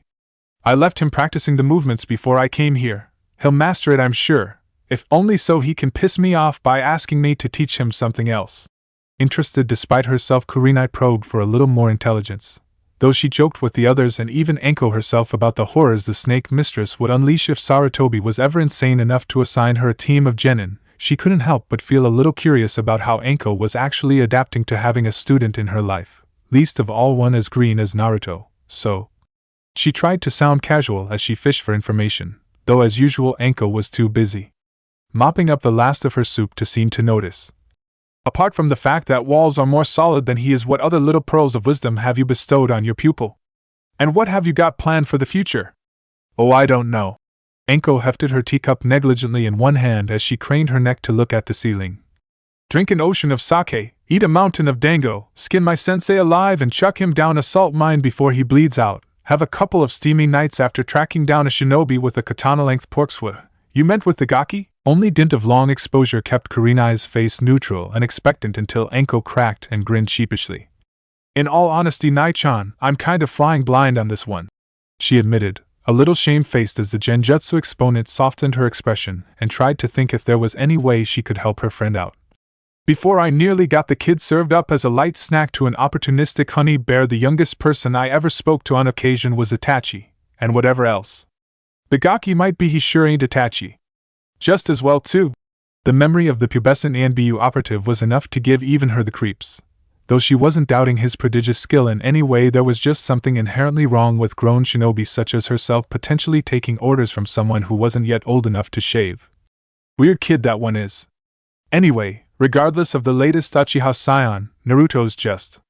She gazed off into the middle distance for a minute, trying to think of the right word to say before giving up with a huff. Looking over the table at her oldest friend, she let a curious expression, something between bafflement and humility, as she shook her head. How the hell that kid is still sane and wanting to protect this shit tip is completely beyond me. I know for a fact if it were me in his place there'd have been blood a long time ago, and Sarutobi would have been forced to do what my bastard of a sensei wasn't able to and finish me off. Despite herself, Kurenai shuddered, Anko very rarely mentioned her past and the skeletons that were resting unquietly in her closet, so for her to unearth them now was a sign something big was eating her. That bad? She queried in a neutral voice, knowing that rushing into her questioning headlong would be a mistake. This would take tact and delicacy to pull off right, and, as she saw Anko snort in bitter laughter, Kurenai realized she'd made the right choice. Worse, if not worse than worse. Anko's voice was as dull as the cooking ladle she'd used to bludgeon a samurai general's retainer to death some years ago while spying on the deployment of armies in the land of tea. Sandaime stopped them speaking of it, but he can't stop the whispers, he can't make them. From the way Anko fixed a terrible glare on the doorway of the Dango store, Kurenai was almost certain the snake mistress would have spat at the word had they been outside. Hating him. I spent a half day following him, Nai-chan. More than 3 hours, and I counted 2 people who even acknowledged he was there. Oh, they all saw him, who couldn't see him in that orange getup of his. But no one acted like he was there, like he'd just fade away if they pretend he doesn't exist. He taught himself to juggle, did you know that? Kurenai shook her head even as she had to force her hand to stay rooted firmly on the tabletop. For the first time in a long time that she could remember, there looked to be a watery film over Anko's eyes, though that could have been a trick of the light. Because it was that bad at the orphanage, no one would play catch with him. He taught himself that skill by accident. It's happened. Seeing her friend looking so uncharacteristically dismayed, Kurenai was forced to admit to herself that once more Ebisu-kun's brain had gotten one over on her instincts. Didn't think it would happen quite this quick, but she has been with him pretty much all the time. The rest of us just bump into him every now and again. You've gotten attached. Anko's head whipped around so fast it was a miracle her neck didn't snap. What? You've gotten attached. Don't look so shocked. Kurenai explained after repeating herself, her friend's jaw all but hanging loose by this point as the statement all but blew a fuse in her mind. Naruto's got a habit of getting in under your skin and lodging there. He's managed it with most of us because of who he is. You said it yourself earlier, about his training. He's probably still practicing now. He's had nothing much in life, so when someone gives him or offers him something he latches onto it, and won't let go. From what me and the rest of my team can work out, the old monkey told him about the idea of his work, and he's never stopped it since because it gets him what he's always wanted, what every child needs. Attention. Anko finished for her, eyes narrowed in thought. Every lesson he's ever had he pays attention to and tried to master, because if he doesn't he's afraid that ninja won't teach him again. Kami, damn it all to hell. All the crockery on the table rattled as Anko's fist crashed onto the tabletop at her curse. This was what I told the Sandaime. If the old man, or the ninja in general for that matter, aren't careful, we'll lose him to burnout. I know, and so does Hokage-sama. That admission made Anko look up again sharply, Kurenai meeting her astonishment with a rueful smile tugging at her pert lips. There was a reason he restricted what we could teach Naruto when we met him on the training grounds, least of all jutsu. We all figured it out when the gate guards told us what time he kept leaving the gates. I imagine that was a rude awakening for you. Scowling at her friend's smirk, Anko just about resisted the urge to flip the taller woman off and slouched back in her seat. That's one way of putting it, least of all when he switched me off the SETI. What, you didn't know he'd cut a deal with some brats out the academy to get the Academy 3 learnt? The sudden look of shock on the black-haired woman's face answered that question and allowed her to speak on, a little smug as she considered her student's low cunning. Well, he is my student. For the next 3 weeks, no matter what Nai-chan says, I'm not getting attached to some snot-nosed little gaki. Well, you do now. And it was cold on that floor, let me tell you, never mind outside. Blinking back her shock, Kurenai remembered a little line that had been bouncing around the Chunin lounge in the Hokage's tower for a little while now and smiled. Ah well, as Kakashi-senpai would say, frozen stiff. Stop, Anko half demanded, half pleaded, even as she made further plans to get back at the jounin for his loose lips. I swear the next time I meet that porn-reading scarecrow, the only stiffness he'll ever get again will be rigor mortis. Anyway, enough about him before he lowers the mood too much. What do you think I should do next, Nai-chan? What the gaki needs is a friend, and I might be a lot of things, but I'm not a friend. Shoryuke maybe, but not a friend. Asked Aoba, at the sound of muffled spluttering, though whether of outrage or mirth Anko couldn't tell. That baka lent him an old joke book full of smut, and he's pretty much devoured it. Don't be surprised if you get a couple of rude remarks next time you come across him in the field. He's got a bit of a knack with humor, even caught me good a couple of times. Even you? At Anko's reluctant nod, Kurenai gave a brief chuckle, knowing from harsh experience that trying a joke, practical or otherwise, on Mitarashi Anko was usually a recipe for disaster. I knew he was brave, but that takes the biscuit. Or I suppose it'd be the cheese in his case. But you're right, Anko-chan, he does need friends. Or at least friends his own age. Heck, even a hobby would be a good idea, but that just throws up the same old brick wall. Anko sighed, second-guessing her words as she absent-mindedly nibbled one of the few remaining dango dumplings. None of the civilians are going to let him play with their kids, and even the clans would be wary as most of the current heads haven't been out in the field since the Sandaime was reinstated. Even getting the gear for a hobby, an instrument, or something like that, would be hard as no one would want to listen. In fact, they'd probably just trash anything he did out of principle. About the best I can do is teach him how to disguise himself and hope that A, he turns that into a game, and B, it lets him actually talk to people in his village because they don't know who they're talking to. Sighing, Anko ground a set of knuckles against her forehead, hoping a fresh pair of eyes would be able to see a way around the roadblock thrown in front of her plans. Wordlessly turning her own mind to the problem, Kurenai thought for a second before speaking again. Good idea, Anko-chan. Disguise as you do it would be a boon to him. What else were you planning for him, apart from taijutsu and how to wear a false face properly? Not too much more than that, to be honest. The snake mistress admitted, ticking things off on her fingers. Basic trap detection and trap setting, and I do mean basic on that before you say anything. Thus warned, Kurenai let the concern clear from her face as she listened to her friend go on. Improving his flexibility, though the Hebe style will help with that, showing him the ropes of escapology. She added, not able to suppress a wicked grin as her friend recoiled, face screwed up in distaste. Bad, Anko, that was terrible even for you. I try. The shorter woman chuckled before finishing her list off. And making sure he learns to get up a solid surface on his hands and knees rather than wriggling up it like a slug. I'll admit it was quite impressive for someone his age, but it looks ridiculous. And if he does really well, I'll show him a jutsu that the Sandaime. Her raised voice shouted down Kurenai's fledgling protests before they could gain any momentum. Has already given me permission for. You know I've got him writing up a potential deep cover mask? Kurenai chuckled at that, raising an immaculate eyebrow at her friend as she smirked evilly. Yeah, that's one of the worst kept secrets in the Hokage Tower. What next, Anko? A teacher's uniform. The academy should be snapping you up any day now if you're that into your bookwork. Oh really? Seeing her friend looking a little smug at this, Anko decided it was time to seize back the initiative. Okay then, little Miss Prissy, try this on for size. Oh, is that so? Funny, last I heard the fact Ebisu finally got around to bursting your cherry was the talk of the tower. At least those were the rumors I heard. She commented innocently, the muffled splutter of protest and sight of Kurenai's face going as red as her eyes allowing Anko to realize she'd made her point, the gabbled denunciations that immediately followed such a statement only cementing her knowledge that Kurenai now knew better than to try to out-sarcasm the snake mistress. How dare you? Who told you that? There is no such rumor. Yet, oh come on, I was only teasing. Anko tried to laugh it off as Kurenai folded her arms and looked thunderous. Look, I'm sure he's a great guy and all that mushy crap, but he's a man and all men have needs, you know. I'm well aware of that, thank you. Kurenai managed to speak without moving her lips, her tone a bass, low growl. And I certainly don't need you commenting on my love life, Anko. Grinning, the lavender-haired Chunin threw back the dregs of her tea and shrugged. Rather me than Jiraiya hentai, he's due back in the village fairly soon. Still, getting back to the gaki, can you see anything else I could do? Realizing that her friend was serious for the moment, Kurenai allowed her expression to soften as she answered as best she could. You're doing the best you can, Anko-chan, and for what it's worth I personally think you must be doing a good job of it. Hokage-sama would have dragged you off of it by now had Naruto said anything. Your idea for disguise is a good one and I'm sure Naruto will stick to it. In fact, from what you've been telling me, he does have the potential to become a good infiltrator. Apart from that, the jutsu you were going to teach him, was it henge by any chance? Anko blinked, the only sign that her friend's clarity had surprised her at all, before she gave a brief snicker and nodded. He should have known better than to try and pull a fast one on a genjutsu expert.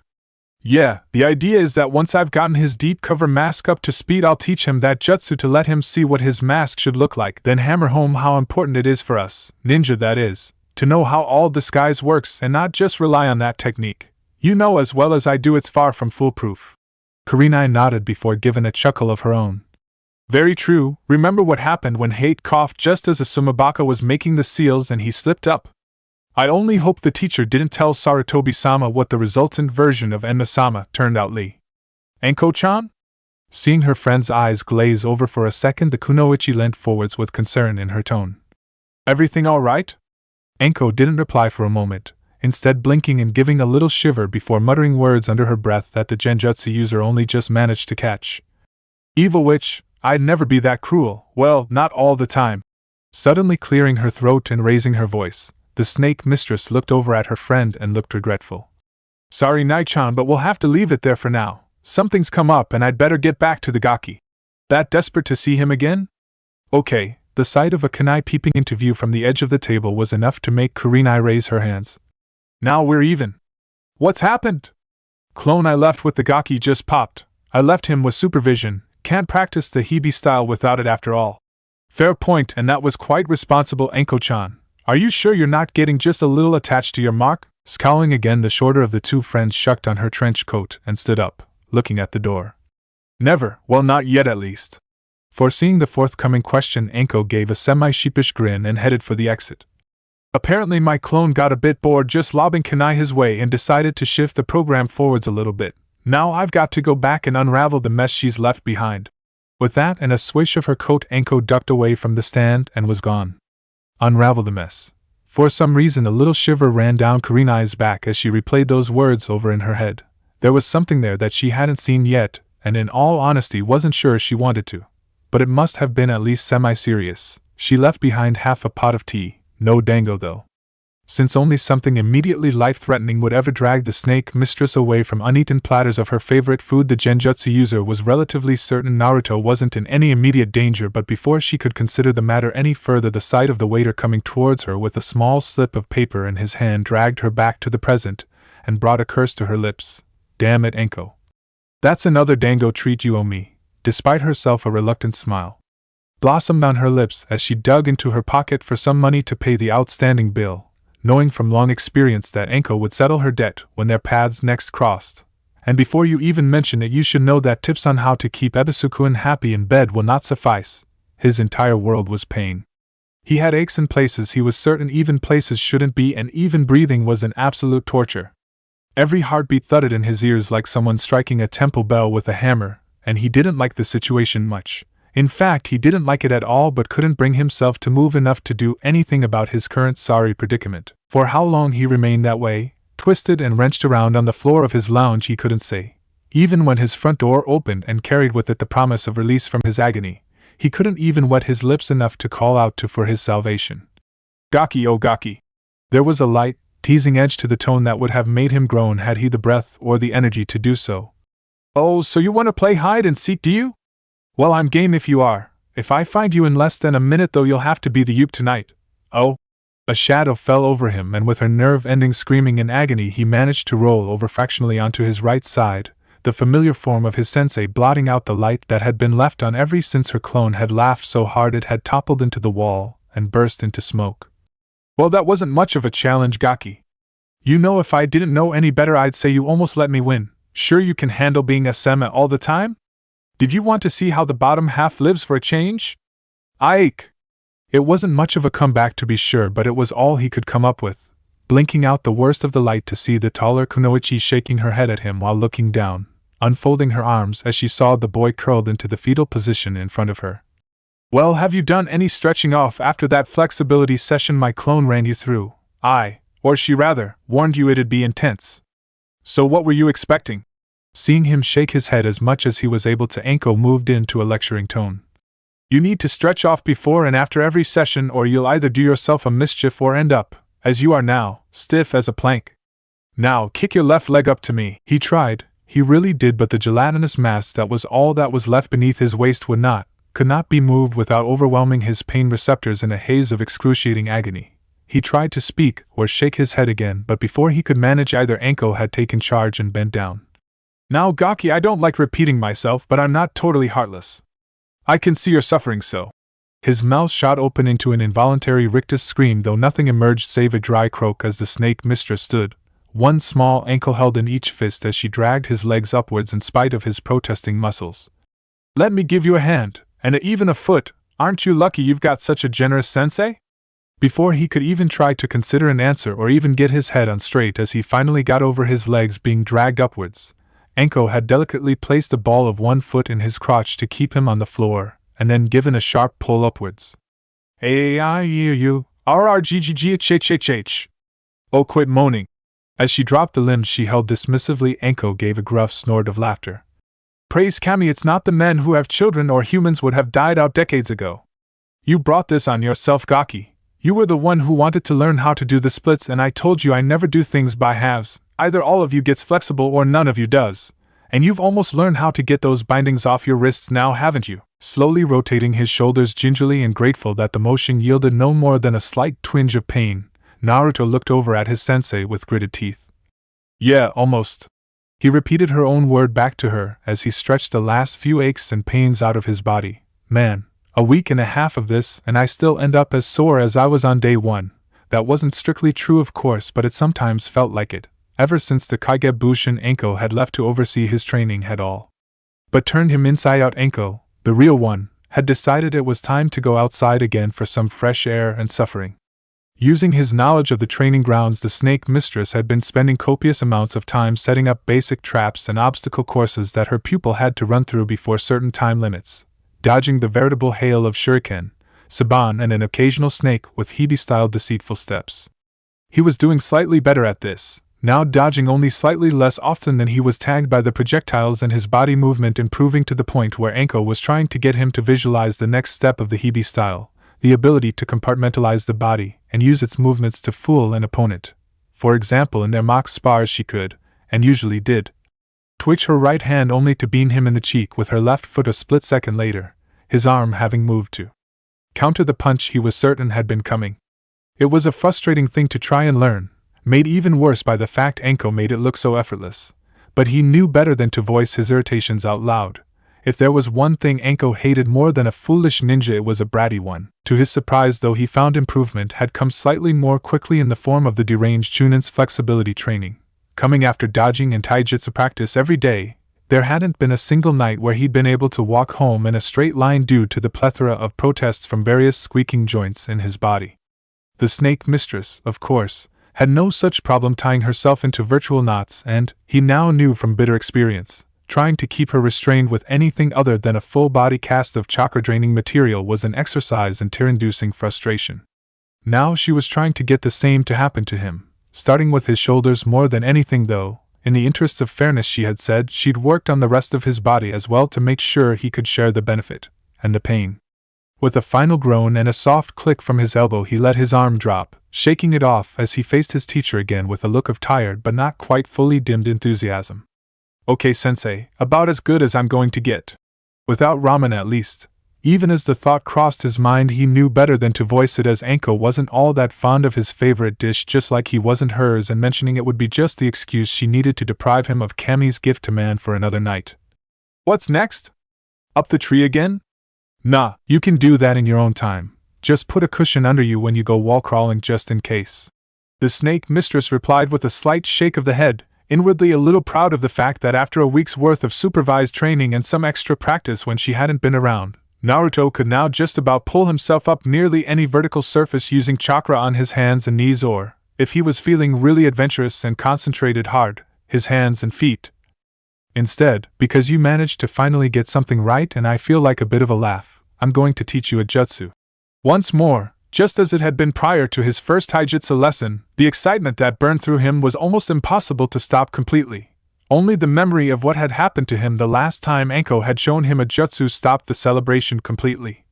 Yes, thank you, sensei, but not even his gregarious personality could deny a sudden shudder. Just one question, no snakes, right? That made Anko's shoulders shake. What's the matter, Gaki? I thought you liked my little friends. From a safe distance, yes. He replied carefully, his left arm once again tingling from the memory of the 6-foot figure wrapped around it, and giving a squeeze that was a fair bit harder than strictly platonic. You said that one was friendly and she almost hugged my hand off. No, I said she wasn't venomous. Anko corrected him, wagging a finger. Anyway, she didn't do any damage and she showed you the proper movements of the Hibi style, didn't she? What are you moaning about? Naruto opened his mouth to answer and then closed it again, realizing there was very little chance he was going to come out on top in this one, and therefore deciding to quit while he was even. After all, she's right. When a snake moves, the eyes never follow the body. They're always set right ahead as the rest of the snake moves, like a wave behind it, never fully behind the head so it can move and strike in any direction. Nothing sensei, you're right. And don't you forget it, she admonished lightly before turning a shade more serious. And apart from that, you can't summon any of the Hebe techniques like I do without signing their contract, and before you ask. She held up a finger at his look of interest, her eyes radiating dead seriousness as they sought to pin him to the floor. The answer is no, you are not getting anywhere even close to that contract, and not just because I know you're not ready for it. There's bad blood between the snakes and Konoha as a whole, and the last thing you need is another target between your shoulder blades. Sound fair enough? Despite his reputation for being a bit of a loudmouth, Naruto had learned the lesson about when to speak out and when to shut up and nod in the right places, so rather than argue his case, he instead gave a slightly rueful smile before answering. Hi sensei, I understand. They are cool jutsus though. Flattery will give you nowhere, Gaki, though it never hurts to try. Anko snickered before coughing and standing to her full height. Instead, what I'm going to show you now is to do with this. With a flourish, she drew something from the pocket of her trench coat, and as the sheaves of paper fell open, Naruto's eyebrows shot upwards. Hey, that's my mask. He looked up at her, equally accusing and confused. I thought you ripped that up. Anko drew the paper to her lips and, blowing out a carefully weighted stream of air, made a noise like parchment being ripped in half before lowering the written information down again. First rule of combat, Gaki. If you haven't seen the body, always assume they're still alive somewhere, she told him before flicking her gaze down to the paper again and skimming over it. Still, this isn't perfect yet, but, going by what I've read so far, it should be by the time we're done, and it'd be pointless leaving you hanging with information and nothing to practice with. So, without further ado, she clapped her hands together, a plume of smoke appearing around her that left Naruto coughing for a minute, trying to wave the irritating veil away from him for a minute and peer through the thinning mist, only for his jaw to drop a second later at what he saw waiting for him where his sensei had once stood. So then, it was him, but couldn't be him because he was him. But it's my face, hell, even my voice. The doppelganger smirked in a way that almost broke the illusion as it flashed up a peace sign. Let's get started. After his sensei reappeared with another rush of smoke, Naruto found himself feeling like a bit of a pillock. After all, he knew what the henjutsu was and what it was meant to do. Anko alone had mentioned it often enough. But he'd still been fooled by it at least momentarily, and that was all it took, far longer than it took in most cases, for a skilled ninja to bury someone. Luckily for him, Anko didn't rub it in too much, instead moving swiftly on to what she hoped would be the last lesson of the day before she could call it a night, and leave a clone to do all the dirty work while she let her hair down in the evening. So then, the henge. Pretty simple, cheap and cheerful jutsu that does what it says on the tin.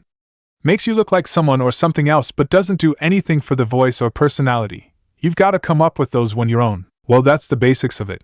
You know all about the hand seals, right? Naruto brightened at the question. Yep, Ebisu-san taught me them all and what they all. Enough. A single word from the taller woman was enough to terminate that ramble as Anko waved a hand.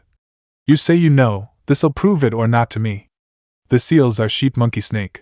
Gather chakra, use chakra to alter something, use chakra to alter something about yourself. Reading between the lines like all good ninjas should be able to, Naruto realized the point behind the seals in time to pay attention. And the chakra should move over your body like a second skin. The clearer the picture, the better the henge will be. Well, what are you waiting for? She made a shooing motion with her hand. Give it a go. You've got your mask in your mind. Try to turn into him. Naruto nodded, tried to picture the face of Zaki Momaru in his mind, flicked through the seals, gathered his courage and finally shouted the technique aloud. Henge no jutsu. It was less than spectacular. Anko doubled over as though punched in the stomach, laughing out loud as the smoke cleared and the result could be seen clearly. You look. She managed to choke out over the giggles, Naruto looking down at his new body and recoiling. For the first time you look like something out of that rubbish cartoon show you like so much.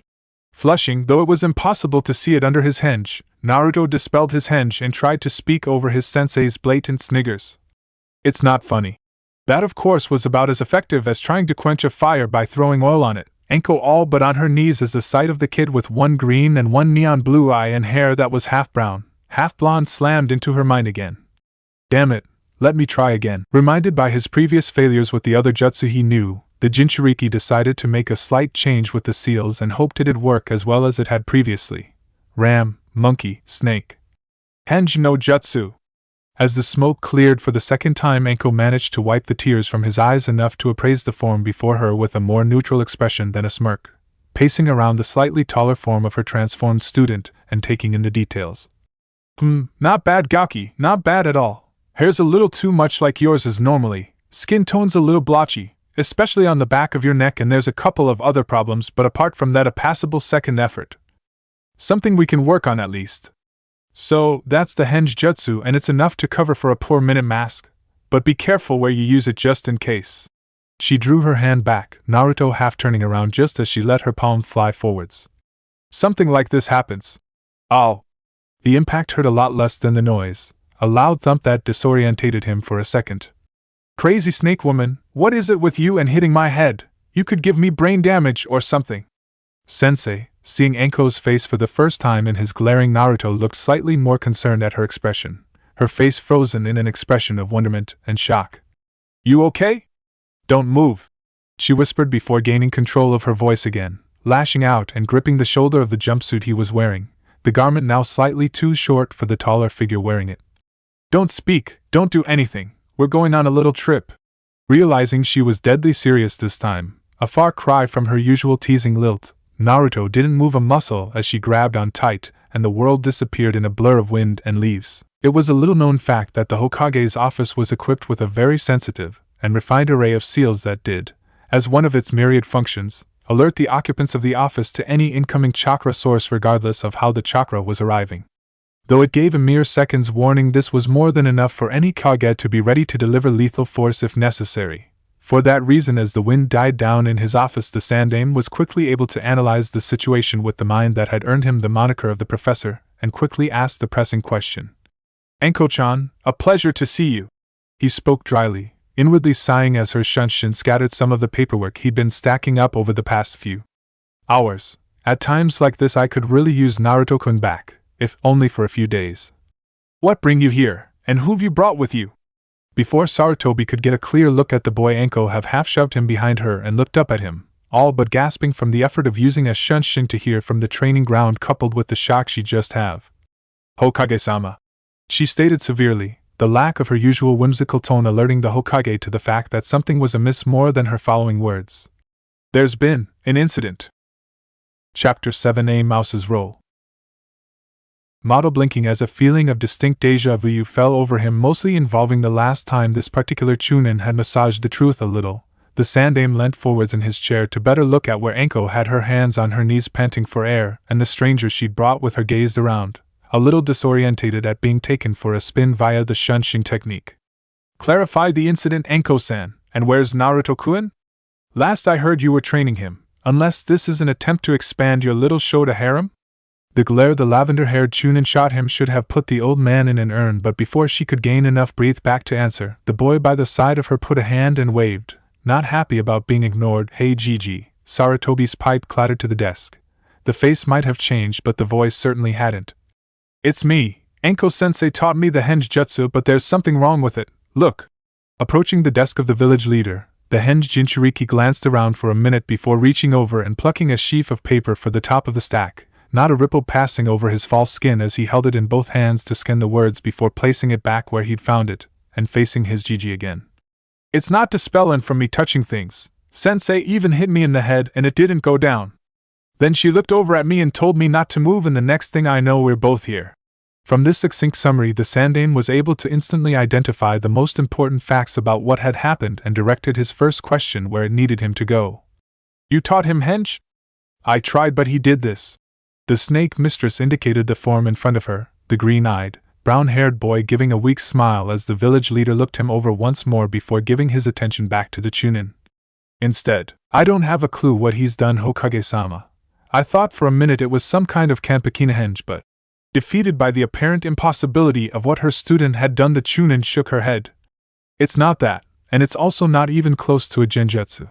I don't have a bloody clue what this brat's done now. Hey! Affronted, the strange boy glared up at her. I only did what you told me. It's not my fault I ended up this way. Oh, of course not. It was the magical little kappa that wove a spell on you and made you transform. Anko's voice was sarcastic enough to scour the Hokage monument clear of lichen as she returned his volcanic glare with a sub-zero one of her own. If it wasn't you, then who the hell did it?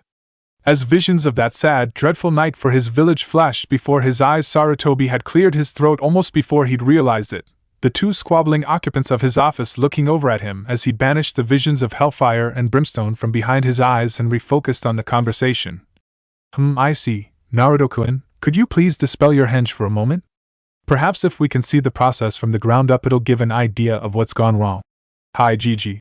Naruto, or the boy Sarutobi had been told was Naruto, made to move him hand before a question seemed to occur to him. Dispel? Just think about how you usually look and flare your chakra. Anko filled him in hastily, hoping against hope that the Hokage didn't ask awkward questions about her teaching method of not telling her student how to end a technique before he used it. And make it snappy. I've got better things to do with my day, the henge Jinchuriki snorted. Yeah right, the bars don't open for another hour yet.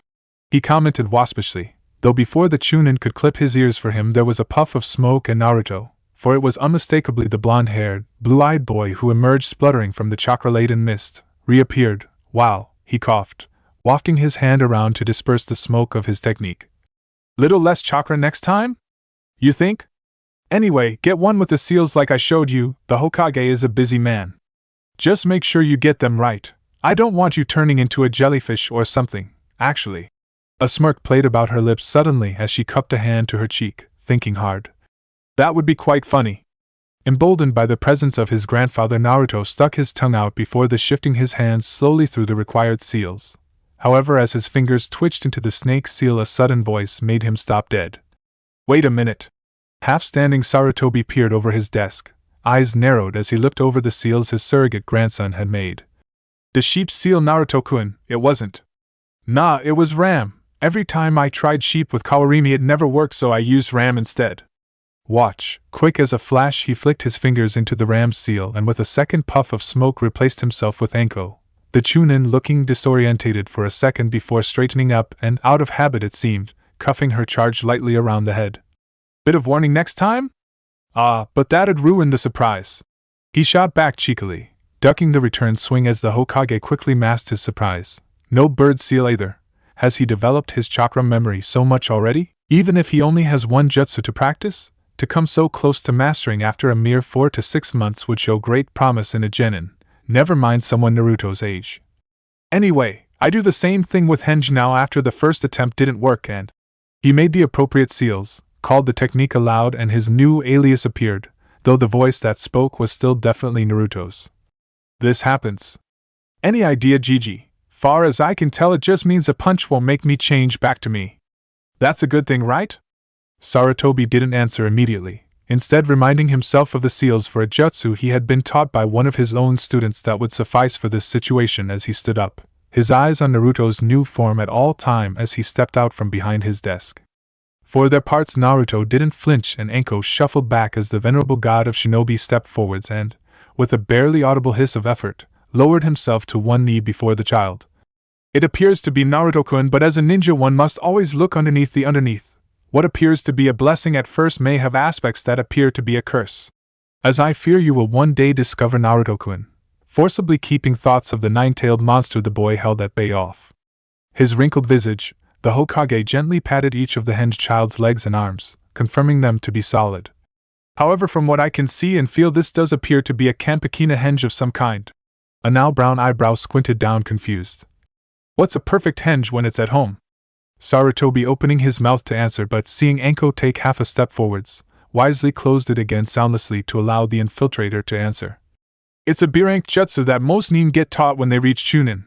As the name suggests, it's a proper transformation of the body, can't be disrupted like henge, which relies partially on genjutsu to deceive the senses. Here.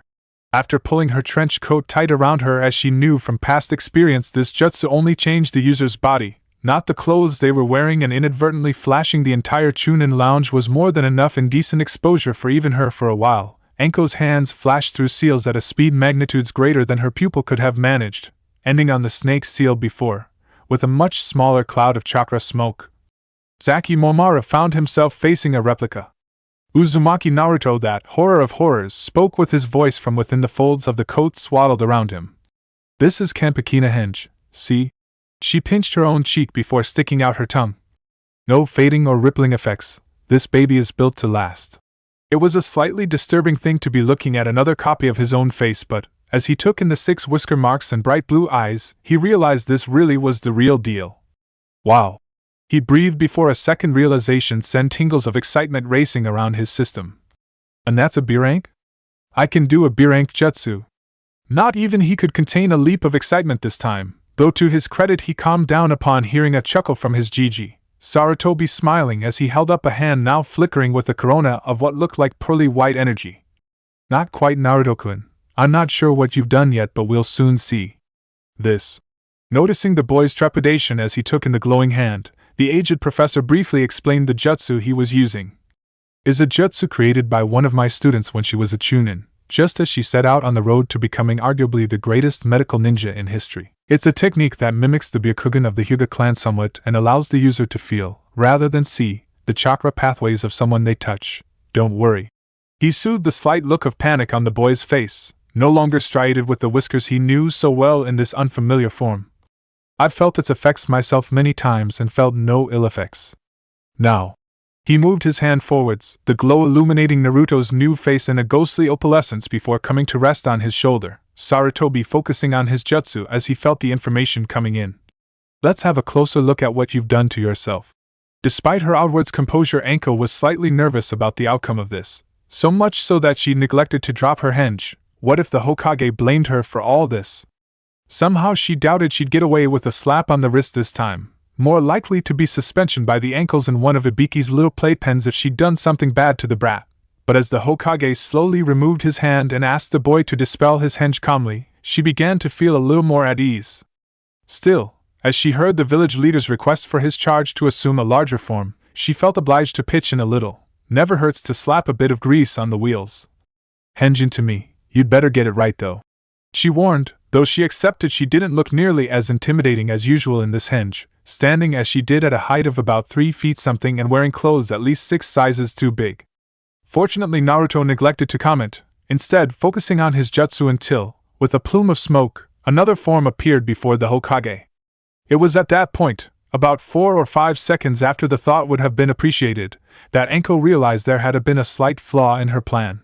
Tight. Immediately upon assuming the henge, Naruto was assailed by constriction in several regions, mostly his lower thighs and just above the elbows, and he couldn't move much to rectify the problem either. There was a strange pressing feeling on his chest, and oddly enough, though there was pressure in his private region, it somehow didn't hurt as much as it should have done, though why that was he wasn't sure he wanted to know. Looking up and across as much as the taut fabric of his jumpsuit would allow, he wondered why Gigi was now facing away from him, and tried to straighten up. Gigi, huh? As he moved, the strange weight on his chest had shifted position, now lolling forwards and making it hard to catch his breath as a pair of relatively soft somethings were being squashed into his chest.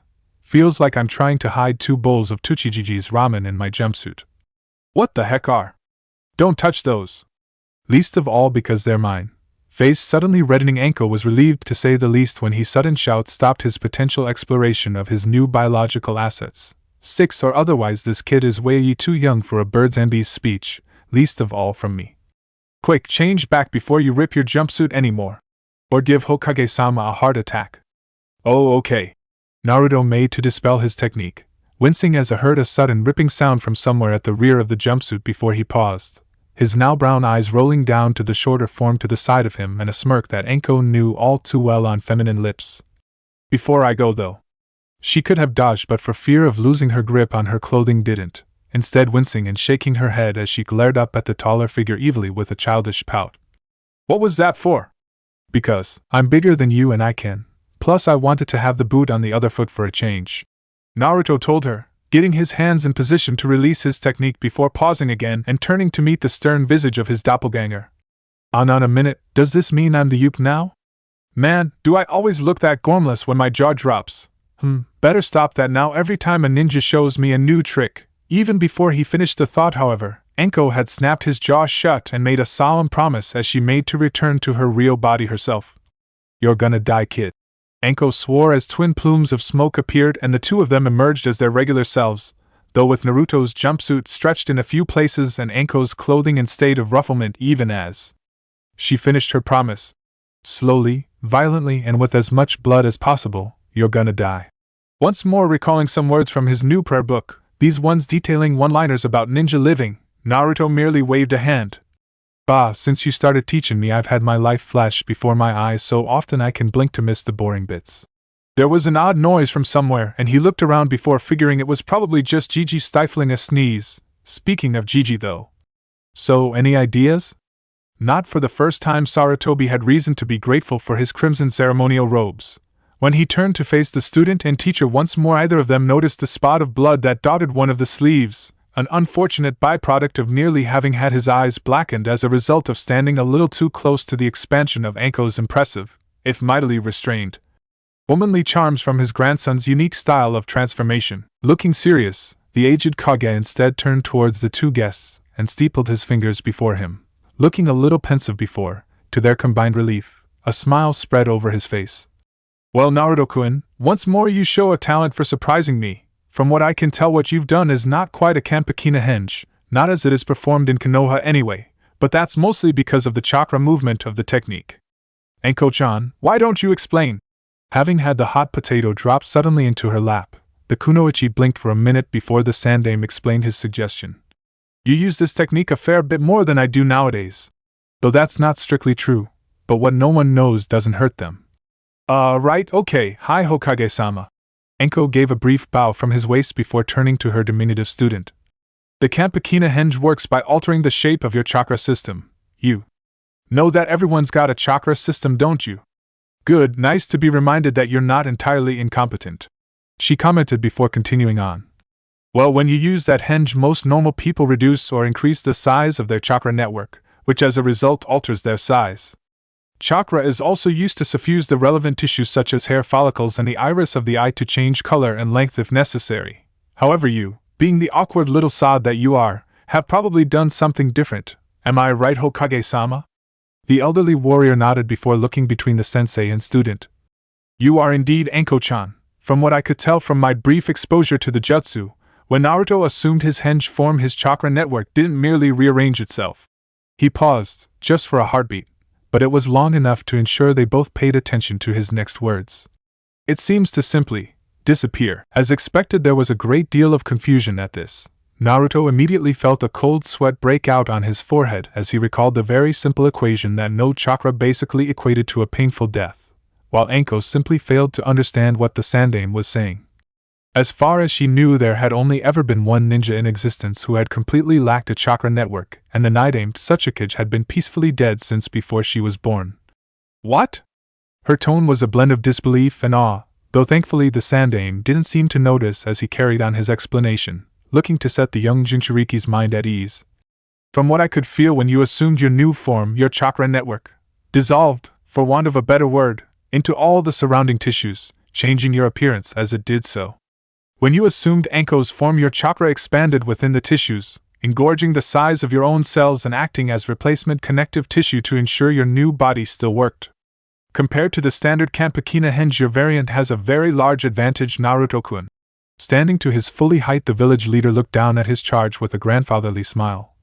As your chakra is mostly free of your regular coils and subsumed into your tissues while you adopt a henge, or at least a henge larger than your regular form, you don't have a recognizable chakra signature. At those words, Anko felt her heart virtually stop beating. Chakra signatures and the myriad ways other ninja and their villages had of detecting those signatures were the bane of infiltration missions the world over. If Naruto, her student, had somehow found a way of completely obliterating his own chakra signature, he was virtually untouchable, demon or no demon. No chakra, a way around about 99% of most ninja detection methods. The thought was enough to make her seriously consider that having a Shotokan might not be that bad. With practice and a little experience in the field, he could become the second Invisible Man. Konoha's answer to Iwa's knighting. So, not having a chakra signature. Naruto rolled the idea around in his head as much as he rolled the words around his tongue before looking up at his Gigi again. That's a good thing. Right? Anko made to answer that with a shriek declaration before, this time, the sandaime beat her to it. In some ways, Naruto-kun, but remember, Kami can never open a door without closing a window, he quoted, his tone gently foreboding as he finished. While having no chakra signature is a bonus, the fact that your chakra coils have completely dissolved into your tissue means that you don't have any chakra available, no chakra capacity. Because of that, it will be at best extremely difficult, probably impossible, for you to perform any kind of jutsu while you are in a henge form. In fact, even gathering enough chakra to walk up walls would probably be virtually impossible. That disadvantage made Anko's train of excitement hit the buffers and hit them hard. She realized that, with that limitation, Naruto's kind of henge was a perfect infiltration tool but would be no use whatsoever for missions that required chakra use, including most assassination and demolition assignments.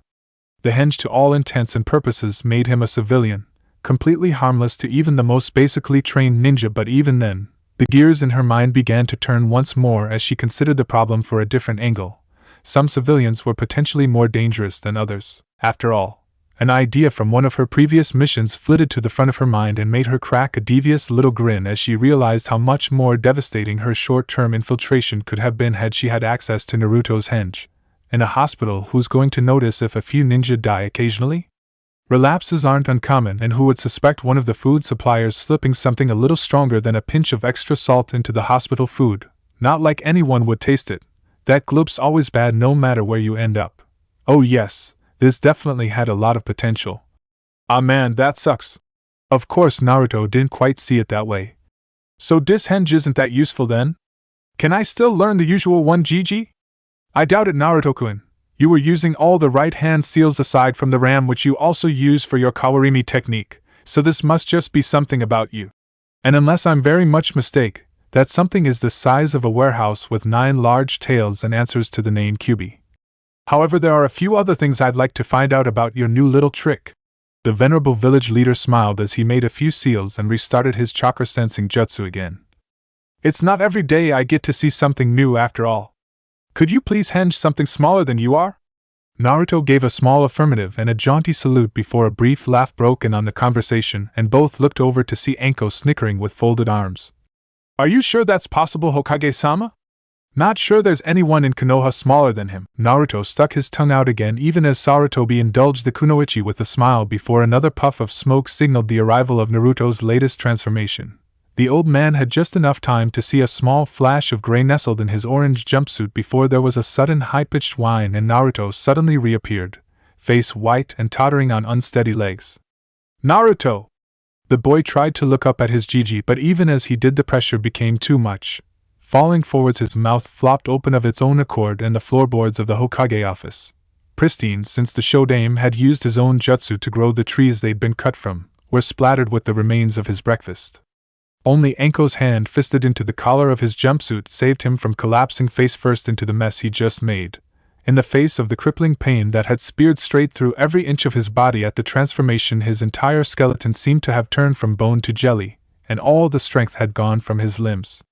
Hanging limp with his heartbeat tolling in his ears like a funeral gong, Naruto fought down the last of his nausea and tried to focus on the buzzing noise coming from somewhere. Looking up through tear-stained vision, he could just about pick out the fractured visage of Gigi looking at his collapsed form with distinct alarm. Another jutsu, this one surrounding his hand with green chakra, already in place and apparently tracing over his body. Seems normal. It was so hard to hear anything, maybe if he tried a little harder. Expecting chakra contraction, no idea, cause of pain. At that point a sudden shake broke his concentration, and still with the taste of his own gastric juices on his lips, he managed to get his feet underneath him and take some of the pressure off Anko's shoulder. Naruto-kun. Noticing the movement Sarutobi was in before the Jinchuriki in an instant, the vomit already disposed of by the timely use of some low-level Doton and Katan jutsu. What in the Kami's name happened? Hurt Gigi? He managed to whisper, even Anko looking on with something that might have been concern. Or, knowing her, the hope she'll get a good laugh out of this. Soon as I changed, everything started hurting, everything inside, like someone had hold of all my insides and was squeezing. I didn't even mean to dispel the henge, my body reacted on its own and I wound up big again. Heh. Recalling what had happened immediately following his re-emergence, he managed a tepid smile. Sorry about the floor. Praised the Kami. Though he hadn't been certain in the heartbeat his ward had adopted the technique, his immediate fear had been his prisoner rebelling, but, as there was no evidence of a murderous kitsune gearing up to go on another rampage through his village, the Sandame was content to let sleeping foxes lie and try to determine any other potential causes of Naruto's mishap. Never mind that, Naruto-kun. One doesn't get to become Hokage without learning a couple of shortcuts. The old man. winked conspiratorially as he briefly pointed out the once again pristine floorboards before he became more serious. But apart from the sensations, can you tell us anything else about what happened? A henge that can only turn you into a bigger form is far from ideal. Sometimes those who look for giants can be best toppled by ants. Making a little mental note of the saying, Naruto tried to think back to before the pain and spoke again, trying to logically build up a picture for his sensei and Gigi to follow. Well, you asked if something small, and the only thing that came to mind were the Haimaru. I pictured one of them in my head, really clearly as well, then started forming the seals and added the chakra. Hold up, Anko, having only just released the collar of his jumpsuit, found one of his words was unfamiliar to her, though I've got a feeling he's mentioned it before. Who's Haimaru when he's at home? Naruto looked up at her with an odd expression, hands on hips as though he wasn't sure he was hearing her right. Not he, they. The Haimaru triplets, Hana-san's partners. One of them bit me once. Well, he was just tracking me down. That was as far as he got before two things happened virtually simultaneously. Anko put the pieces together and exploded rather violently, and he ended up nursing yet another sore spot on his cranium as she immediately turned her wrath on him. Ninken, you baka! She screeched, adding another blow for emphasis as her student cradled his abused brain pan. You can't use a Kampakina henge to transform into an animal, not unless you literally know that animal inside out. Look, realizing screaming and shouting wasn't going to help, she took a deep breath and explained as best she could. When you use a henge like that, you literally have to change your body to the form you adopt. That means all those little organs, bones, blood vessels, and other assorted viscera have to either be shrunk, moved around, or otherwise disturbed by your chakra. When doing a human transformation, it's simple because it's just a matter of resizing. On the inside, pretty much all humans are basically alike in where everything is and how it all works, but with animals it's a whole different bag of kanai. To turn into a ninken, you'd have to reshape your skeleton, contract and reposition all your major internal organs including the heart and brain, alter your center of gravity, and reformulate most of your senses, regrow teeth and reroute most of your major blood vessels. You trying to do all that without having any idea of canine physiology was like trying to squash a watermelon through a cat flap. You were lucky you didn't turn yourself inside out with that stunt. Though he knew the Chunin was correct, Sarutobi had to take this moment to interject. He didn't want to have to clean his office floor again, and though he wasn't a menin on the scale of his only female student, he was fairly certain that someone with a face turning as green as his would-be grandson's was at the moment would be finding it difficult to keep it all in. Be that as it may, Anko-chan, at least he managed to correct his mistake in time. The professor pointed out gently before looking down at Naruto again, the boy still appearing a little peaky but otherwise fine. However, I have a suspicion about something, and, if you're feeling up to it, Naruto-kun, I'd like to see if I can confirm it or not. What I'd like you to do is use your henge again, but this time into a smaller version of yourself. Say you where you were about to. As Anko-chan said, this should be very easy for you because, let's be honest. The old man chuckled as he waved a hand at the youngster. No one knows your body better than you. Before you do so, however, Naruto stopped mid-seal as he waited for further instructions, this time paying close attention to what was said as he did not want a repeat of what happened last time. Anko-chan, would you mind picking him up? I'd do it myself, but... He sighed at her dubious look, one hand retreating to the small of his back as he used one of the few advantages age had given him, the ability to appear frail if he needed to. I'm not as flexible as I used to be, the Chunin grinned. Why didn't you say so, Hokage-sama? There are techniques and tricks I know with these magic fingers of mine that could make all those niggles just disappear. The Hokage didn't answer, but his stony visage said it all. Without another word, Anko paced over to her student and lowered her arms, stooping short just before she grabbed the smaller boy as she spoke sternly. Puke on me and you're going out that window, got it? Hi, sensei, Naruto replied quickly, lifting up his arms to let the Chunin get a firm grip just under them and heft, picking him up to her eye level before looking over his shoulder at the Hokage. At his nod, she put him back down again, not quite sure what her boss was playing at but playing along just in case. The old man for his part said nothing for a moment before he looked at the smaller of the two figures. Very well, Naruto-kun, please use your henge. The boy nodded, molded his chakra and, as the smoke cleared, all that could be seen was the collapsed form of his jumpsuit, a small bump from somewhere in the middle of it wriggling around and trying to find a convenient exit hole. Would you mind, Anko-chan? With a sigh, the snake mistress stooped down, plunged her hand into the neck of the jumpsuit, and, after a minute of fishing around, snagged her catch. Dragging the now tiny figure into the open, Anko had to suppress a laugh. Obviously, the boxers Naruto was wearing had never been designed for a child so young, and he had to use both hands to hold them up around his diaphragm. Man, he's heavy for a kid.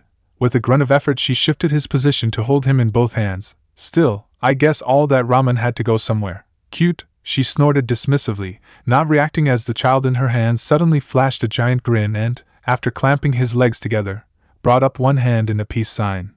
Guess you were a bouncing baby. Her eyes flickered downwards, his beaming grin suddenly matched by her evil one. There's a thought. How well would a baby like? You actually bounce? There was suddenly panic in those blue eyes before an older, sterner voice broke in to ruin her fun. Forgive an old man his foibles, Anko-chan, but I've already had to clean this office once and blood stains would rather worse than vomit does. Sarutobi explained gently before continuing. Put him down, gently. Ah, she pouted, but seeing the Hokage would not be swayed, she complied with a huff of annoyance, putting the now tiny Jinchuriki down by her feet, Naruto tottering unsteadily for a second as she removed her hands and stood up. In all honesty, she would eventually admit to herself years after the event, it was a mistake to let her guard down so easily. Naruto might have looked like a 2-year-old in his current state, but behind those innocent blue eyes was the budding mind of a future legendary prankster who didn't take kindly to threats against his person. As a result of this, Anko almost jumped in shock when she felt a sudden tight grip clamp around her left shin, a pressure on her knee that, as she looked down, realized was being caused by her student's fluffy little head being rested against it. Overwhelmed and almost physically sickened by the sensation of being glomped by a toddler, Anko was helpless to react as that massive grin turned up towards her. Mommy! There was a second snort that echoed around the office, though luckily for the one who'd inadvertently initiated it, the snake mistress was in no fit state to take action. Instead, her face was white, hair all but stood up on end as the sheer horror of that word struck outright revulsion deep within her soul. Visions of her being forced to abandon her missions, her lifestyle, Kami damn it all her life as she knew it to look after some gurgling little speck of humanity that wouldn't even be able to hold a kunai for several years were enough to make her go a green as Naruto had been minutes before. She was so caught up in the grip of a nightmare, strong enough to make even Itachi raise a complimentary eyebrow, that it was only when the Hokage cleared his throat that she managed to shake herself free and realize the purveyor of such a perversion against the natural order of things, me, a mother, yet an Orochimaru team might win Citizen of the Year, was still clinging to her thigh like a leech. Let go. Or die. She spoke without moving her lips, the toddler's grin falling off his face for a moment before he burst into noisy tears, backing away as he moved towards the Hokage with a complaint on his lips. Mean and mommy! Mean and mommy! Only decades of experience kept the smirk off the Hokage's face as he looked down at the tiny figure before pointing to his jumpsuit. I know, Naruto-kun. However, before this all ends in tears, please transform back and get changed. Okies, the child toddled over to his abandoned clothing and, after identifying the head hole of his jumpsuit, crawled inside it. Even before the smoke cleared this time, however, there was a rush of movement and Naruto, now back to his regular size, was left to flail around uselessly with all 4 limbs as a sudden crushing pressure on the back of his head mashed his nose against the floorboards. Ignoring the muffled squawking from her student, the snake mistress had an expression as black as thunder as she used the heel of her left foot to try and see if she could grind a new hole through the floor of the Hokage's office with his face. Squish, squish UBAS, Anko. The shout from the Hokage made her look up but didn't lift the pressure of her foot off Naruto's skull. I can't apologize for Naruto-kun's humor, but please don't damage him. He'll heal.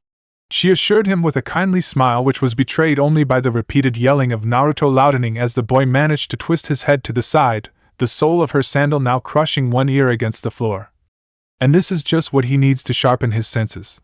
When I'm through with him, he'll be hearing bugs farting the Anaburaim hives. Though he was all for a laugh and a joke when the situation allowed it, Sarutobi realized he was a little pressed for time at the minute and couldn't stand for too much more time wasting, however amusing it might have been to watch. Midarashi Anko, desist or I will slap a 300% tax hike on all imported sake greater than 30% proof. The response was immediate and electric. Anko was bolt upright at attention, every inch the perfect ninja as Naruto groggily hauled himself upright. Ow. He shook his head like a bear waking up after winter and shot his sensei a nasty look. Temper like a snake, white toothache, insane cravings for dango and occasional outbursts of hooded people. You sure you're not gonna be a mum anytime soon? Naruto-kun. Once more the Hokage seized the reins, though this time it was as much for Naruto's safety as his sense of good timekeeping. He'd seen that look in Anko's eyes a few times before, and each one had resulted in someone getting hurt. A wise man once said, never step on a sleeping adder. Keep that in mind over the next few minutes. That aside, I believe now my earlier guesses were correct regarding your unique use of the henge jutsu. As expected, this brought Naruto snapping to attention beside his teacher, and, with one eye still on the time, the Sandaime decided to make this brief. As far as I can tell, your henge is, and please don't use this word in the future, Naruto-kun, a Bastardes cross between the henge and the Kanpakina henge. By that, he moved to explain as the boy looked perplexed by his vocabulary. I mean, it has similarities to both those techniques but is in fact unique. It uses almost the same hand seals for henge, but the result is similar to the Kanpakina. From Enko-chan's expressions I could tell you weigh the same regardless of your form. You were as heavy in the small form as you are now due to the compression of your tissues. Added to that though, you've replaced the Oni of the Kanpakina technique, still having a ninja's chakra signature, with the Akuma of not having any usable chakra at all. It's an odd case, not one even I've ever heard of before, so I must leave it the hands of both you and your teacher to see the limits of your new technique. Enko-chan, I want a report from you first thing tomorrow. For now, though, I'm afraid you'll both have to depart. Stooping over his desk, the Hokage began shuffling the paper he'd need for the impending council meeting. I have business with the elders and I'm already running late. I'll see if I can catch up with you for a bowl of ramen or two sometime next week, Naruto-kun, a celebration for a month's hard work. As always ecstatic with the lure of his favorite dish, the Jinchuriki smiled and raised a hand in farewell. Fine by me, Gigi. Look forwards to it. Okay, mummykins. I know this is going to hurt. The expression on Anko's face, to say nothing of her grip on a convenient kunai handle that was leaving fingerprints in the steel, was enough to assure him of that fact. But she was going to get even with me for hugging her. In for an A, rank in for an S, I guess. Let's go home. The snake mistress said nothing, merely lashed out and grabbed part of his jumpsuit shoulder and then vanished, dragging her apprentice off to a training session that Sarutobi was quite grateful he wasn't going to accidentally oversee in his scrying orb. He was getting on about a bit after all, and seeing Anko-chan in full flow against his favorite village orphan might have put a bit of a strain on his heart. Straightening up and reaching for his ceremonial headdress, the Hokage glanced upwards out of habit more than anything else. Unknown to most, the office was actually studded with a large number of almost unnoticeable reflective surfaces, each of which allowed at least one of the hidden anbu posts to be seen if you knew where to look. This had mostly been a precaution that had fallen out of favor with advances in Fuinjutsu. The Yondaime in particular had made the entire Hokage Tower virtually impregnable to all but the most awe-inspiring of jutsu with his skill in the craft. But the Sandaime had never quite had the heart to pull the mirrors down. After all, those who wouldn't look at and learn from the lessons of the past were surely doomed to repeat them.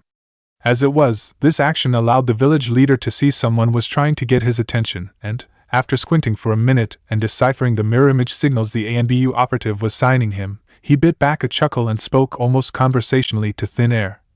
I hope I don't need to say that everything that was said in this office goes no further than these 4 sacred walls? After watching some more frantic signing, he shook his head, sighing wistfully as the Hokage hat swayed on his head. I know, tragic that such humor must go forever unrecorded, and at Anko's expense as well, something I hear the little mouse has a bit of a knack for, but, now that's just sad. Sad it might have been, but the sight of an ANBU operative, a trained killer through and through, on his knees and wringing his hands in the air, desperate for permission to unearth these priceless nuggets of hilarity to the rest of his core, was enough to move even the god of shinobi to a slight snicker, as he finally sorted out the paperwork he needed and stood to his full height. Well, I have to admit that pride is a deadly sin, and perhaps the snake mistress could do with a few kunai in her bubble of contentment. No mention of Naruto-kun or his unusual technique, however, that remains private. The ANBU straightened up so quickly even the Sandaime almost missed it, though as the old man left his office there was no mistaking the grin that started to spread over a face concealed by 2 masks, one of them painted into the loose form of an Inu. Even before the smoke cleared, Naruto had ripped himself away from his teacher a fraction before she was ready for it, the Jinchuriki bounding and rolling away just as she gripped empty air hard enough to crack a few knuckles. I regret nothing! Yet she snarled back out of reflex, snatching some saban out of her equipment pouch before remembering who her opponent was and reining her temper in with a visible effort. But believe me, before we leave this field tonight you'll be regretting a lot of things. The blonde Gaku wisely stayed on edge, eyes flicking between his sensei's evil expression and the thin weapons she was twirling between her fingers, though his panic state seemed to fade somewhat as, dragging down a very deep breath, she closed her eyes for a moment before, reluctantly, slipping the samban back into her weapon pouch and looking at him directly. Right, well, much as I'd like to, there's one reason I'm not going to gut you like a fish. Apart from fact Gigi'd get mad, luckily for Naruto, his rapidly evolving danger sense took that moment to chime out a warning and he ducked before the launched samban shot through his tongue, a bead of sweat rolling off his brow as he felt the missile leave a trail through his hair. What was it Gigi said about not stepping on snakes again? Not even that. I know ways to hide that even the Sandaime would be hard-pressed to follow. If I wanted to, I could leave you a bloody mess in this training field and be out of Fire Country before he was any the wiser. No, before Naruto could go too pale, however, Anko had offered up her reason with a sly smirk. The reason I'm letting you leave this place alive is because I'm interested, very interested in what this henge of yours can do. Do you know what we were talking about when we were on about chakra signature? Gigi might have mentioned it at some stage in the past, but he couldn't for the life of him recall it. No, perfectly. Of course, Anko muttered to herself. That would make my life easy, something Cammy seems hellbent on preventing at the minute. Well, clean your ears out and listen up. I'm saying this once and once only. A chakra signature is one of the downsides of being a ninja. Due to our training and use of jutsus, seals, and all that fun stuff that goes boom, a ninja's chakra coils are much larger than a random person's. Because this size is unusual, it means it can be picked up on by other ninja. As you can imagine, this can be a serious problem if you're deep in enemy territory and a random shinobi walks into the bar you're waitressing in and starts clocking onto the fact you've got chakra coils that could fire off more ninjutsu than he could even dream about doing himself. So, the fact your henge completely discounts this problem could potentially be a very big bonus in the future. Ever heard of the knight-aimed Tsuchikage? No. Well, read up on him, Anko commanded before turning slightly more serious. Until I say otherwise, he's now your idol. I want you to see what he did, how he was able to do it, and figure out if you can do the same as him with your henge, got it? But even as part of his brain filed that information away, the other half of what Gigi had said made itself known in Naruto's mind. I can't do any jutsu when I'm henged. Wouldn't that mean I can't do any ninja mission unless I drop henge? The snake mistress shrugged dismissively, hand in her kunai pocket again, fishing for some saban. Doesn't matter if your target's a genin or a kaige. A kunai to the throat still kills, and you don't need chakra to wield one of them. Apart from that, not all targets for assassination are ninja. Daimyos and other officials seem to love having their own little political empires to rule over. Off one of his trusted bodyguards, henge into him and stab the target when he's in bed or something. No chakra signature, no telling it was you who did the deed, and then afterwards you just henge into someone else to slip away. A potentially perfect assassination, very pretty, very neat.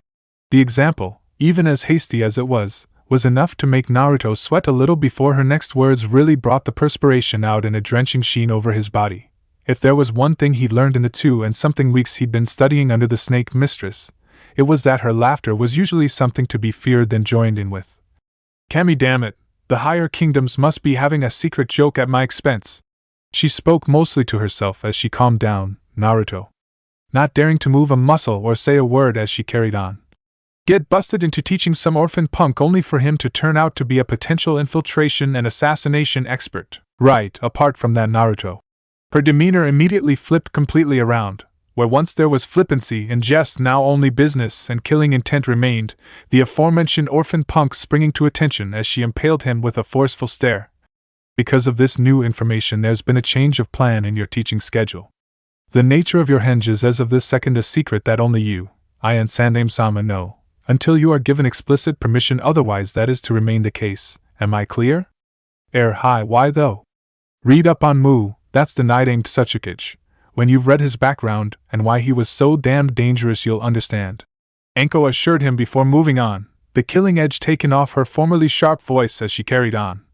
Apart from that though, because of your henge and the fact it's virtually undetectable, I'm going to use whatever time I have left with you to train you in espionage, demolitions, and, though you're young, assassination as well. I won't mess around here, brat. That henge is something I've never heard of, and because of that it's a surprise for most ninja. What do surprises mean in shinobi terms? Death. Naruto answered instinctively, having heard enough speeches and lessons on shinobi fighting to last him a lifetime. But because I'd be a surprise, that would mean I'd sneak in and kill people before they knew I was there. That's what you're wanting me to learn to do, isn't it? Anko nodded, no apology in her eyes even as she did so. Yep, this is what it means to be a ninja for Konoha Kid. You can and will use every trick in your book to complete any mission you're tasked with, and unfortunately for you, because of that little trick of yours, I can see you're going to become very popular for assassination-type missions. I won't lie, I've done them before and they're not glamorous, they're not pretty, but they're what keeps the world ticking rather than just blowing up and taking us with it.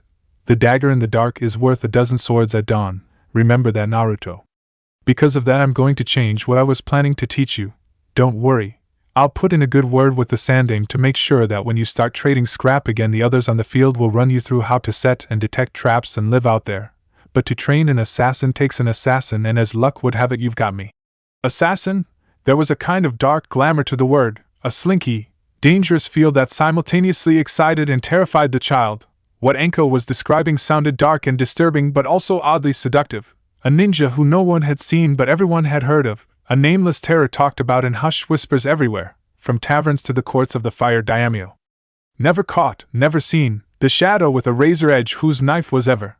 Even as his mind was preoccupied with his daydream, his body responded and almost got him out the way of the Senban, though the flare of pain from his shoulder told him that he'd been hit, and his free left hand immediately clasped his right shoulder, the Senban protruding even as he glared at his teacher. Not bad, you almost made it. Then again, in the field, almost usually means you're bleeding out rather than immediately dead. Anko told him, her underlying message of not getting distracted not lost on her pupil even as he gingerly tugged the Senban out of his shoulder. So, here's the deal, early day for you, kid. I'm going to get a few things of my own, but before I get back this evening I want you to have information on the Naruto Tsuchikage. The village library might not have much, but it's a start. But Anko-sensei. Seeing a flaw in this plan, Naruto had to point something out. I don't have a library card, they won't loan to. Hey, what was that? Are you completely stupid? Having thrown the kunai he just leapt aside from, Anko reminded herself that he was young, dumb, and therefore had an excuse to be this annoyingly dense. What have I spent the last 2 weeks teaching you? Everyone in Konoha hates your guts, so turn into someone else, you moron. Kami, damn it, what did I do to deserve this? Oops. The sight of his teacher's obvious frustration made a cold worm of contrition thrash around slowly in Naruto's gut, and he mentally berated himself for opening his mouth before thinking. Of course, he could just disguise himself to get what he wanted, though since he didn't have a library card he'd probably have to take a pen and paper to take notes. Sorry, sensei. It sounded hollow and heavy even to his own ears, but it was all he could manage by way of apology. Wasn't thinking. That's obvious. She shot back acerbically, still looking disgruntled as she hooked out a kunai before turning back to him, still looking slightly disgusted at her student's apparent lack of brains. Right, just for that display of idiocy I'm carrying out my mission now. Get Hengaki. The Sandaime wants to know exactly what your screwed-up little stunt is capable of, and I owe you one for the cracks you took in his office. Start running, sweet little child of mine. Her smile could have made the legendary Kyuubi itself run a mile and certainly got Naruto moving. With a terrified squeak he hinged into his deep cover mask, and a split second after that Zaki Momaro was hurtling all over the clearing pell-mell, inches ahead of the deranged lavender-haired Chunin, taking leisurely swipes with her weapon as she sang out threateningly. We've got all morning to practice, and this'll help your dodging ability. Just remember to dodge occasionally, though. I don't want to get too much blood on my uniform. Wincing as he sat back down and cursing Mitarashi Anko to the deepest pits of Makai for the 1000th time, as it appeared bruises and cuts did not disappear when he dropped or adopted a henge, the Jinchuriki had to admit that she had been right in one regard. From what he'd been able to read up on him so far, having snuck into the library after returning home and throwing on a minute mask of a random civilian boy and telling the librarian he was reading up on a history project, the Naruto Tsuchikage had been a very dangerous, extremely talented shinobi. Mu, even his second name was unknown in Konoha, had gone by many aliases, the Na-person and the Invisible Nin chief amongst them, and was famous for 2 abilities. According to the information, he'd had some kind of bloodline that allowed him to utterly obliterate his opponents with nothing more than a touch, the secrets of which had apparently died with him, though there were rumors that his successor, the Tsuchikage who ruled IWA even to this day, also possessed a similar ability.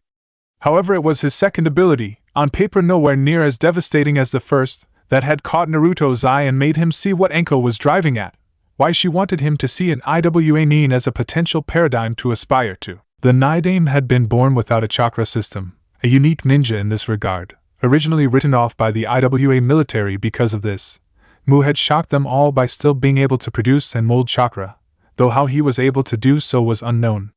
Much like Naruto's henge, he had no chakra signature due to this anomaly, though the fact he had access to chakra at all times made him thousands of times more dangerous than the Jinchuriki's henge. According to the scrolls, the librarian, much kinder to his false face than she'd ever been to Naruto, he noticed with a well-hidden scowl, Mu was still acknowledged by the shinobi world as the most successful infiltrator to have ever existed. His ability to completely obscure himself and, at the opportune moment, turn his enemy to dust with a touch had granted him the nickname of the Skulking Ghost by the man who had eventually killed him, the Nidaime Mizukage, after Mu had sneaked into Kiri and assassinated 2 of the 7 swordsmen of the mist without them even being able to draw their blades in self-defense. Quickly making notes on a pad he had brought with him, Naruto once more found his thoughts clouded as they had been before a certain chunin with a kunai had intruded on them rather violently. An assassin, like this man. He read over what he'd written and checked the time, realizing he'd better wrap this up and beat Enko back to the apartment. She was in a foul enough mood as it was, no need to antagonize her further. Could I really do that? If it meant becoming Hokage like Musan became Suchikage? The question still occupied his mind as he carefully replaced the scrolls where the librarian had taken him from, the woman favoring him with a smile that he just about remembered to return as he was still wearing his mask when all he wanted to do was pull off the wig he was wearing and outright ask her why she was so nice to the other kids but threw him out on sight. No, not yet. Just accept people like this face and live with it. With that thought in his head, he exited the library, took a deep breath and headed for his home, slipping inside his apartment block only when he was certain no one was looking. It wouldn't do for Konoha in general to spot a procession of people going into the lair of the infamous demon brat and not come out again. Luckily he did manage to beat Enko back by a good 15 minutes, the snake mistress throwing a scroll into the floor of the lounge where he was reading his notes and nodding. Right, from that I assume you now know about the Nidaime, and why I think he's a role model for you. Naruto nodded. Hi, he was a virtually perfect assassin cause he had no chakra signature. But I don't get it, sensei. This was the crux of the issue he couldn't overcome at the minute. He could kill with a touch and still mold chakra. I can't do that when I'm in a henge, any kind of henge, so I can understand fishing for information and espionage, but how am I supposed to assassinate someone and get away afterwards? His question seemed to throw the older woman somewhat before. To his slight surprise, a smile spread over her face, and she pointed to the scrolls she'd brought with her. Good, very good. A lot of people trip up by just thinking about the assassination rather than the whole picture. No point completing a mission unless you can get out afterwards, unless you're from Kiri, of course. Those crazy SOBs don't care if they live or die usually as long as they get the job done. Still, you have raised an important point and one that, as you're smart and sultry sensei, I might have solved for you as long as there's no repeats of the stupidity I saw this morning. The library won't loan to me. Well, boo-hoo, get on with it. You want to be a ninja, don't you? Okay.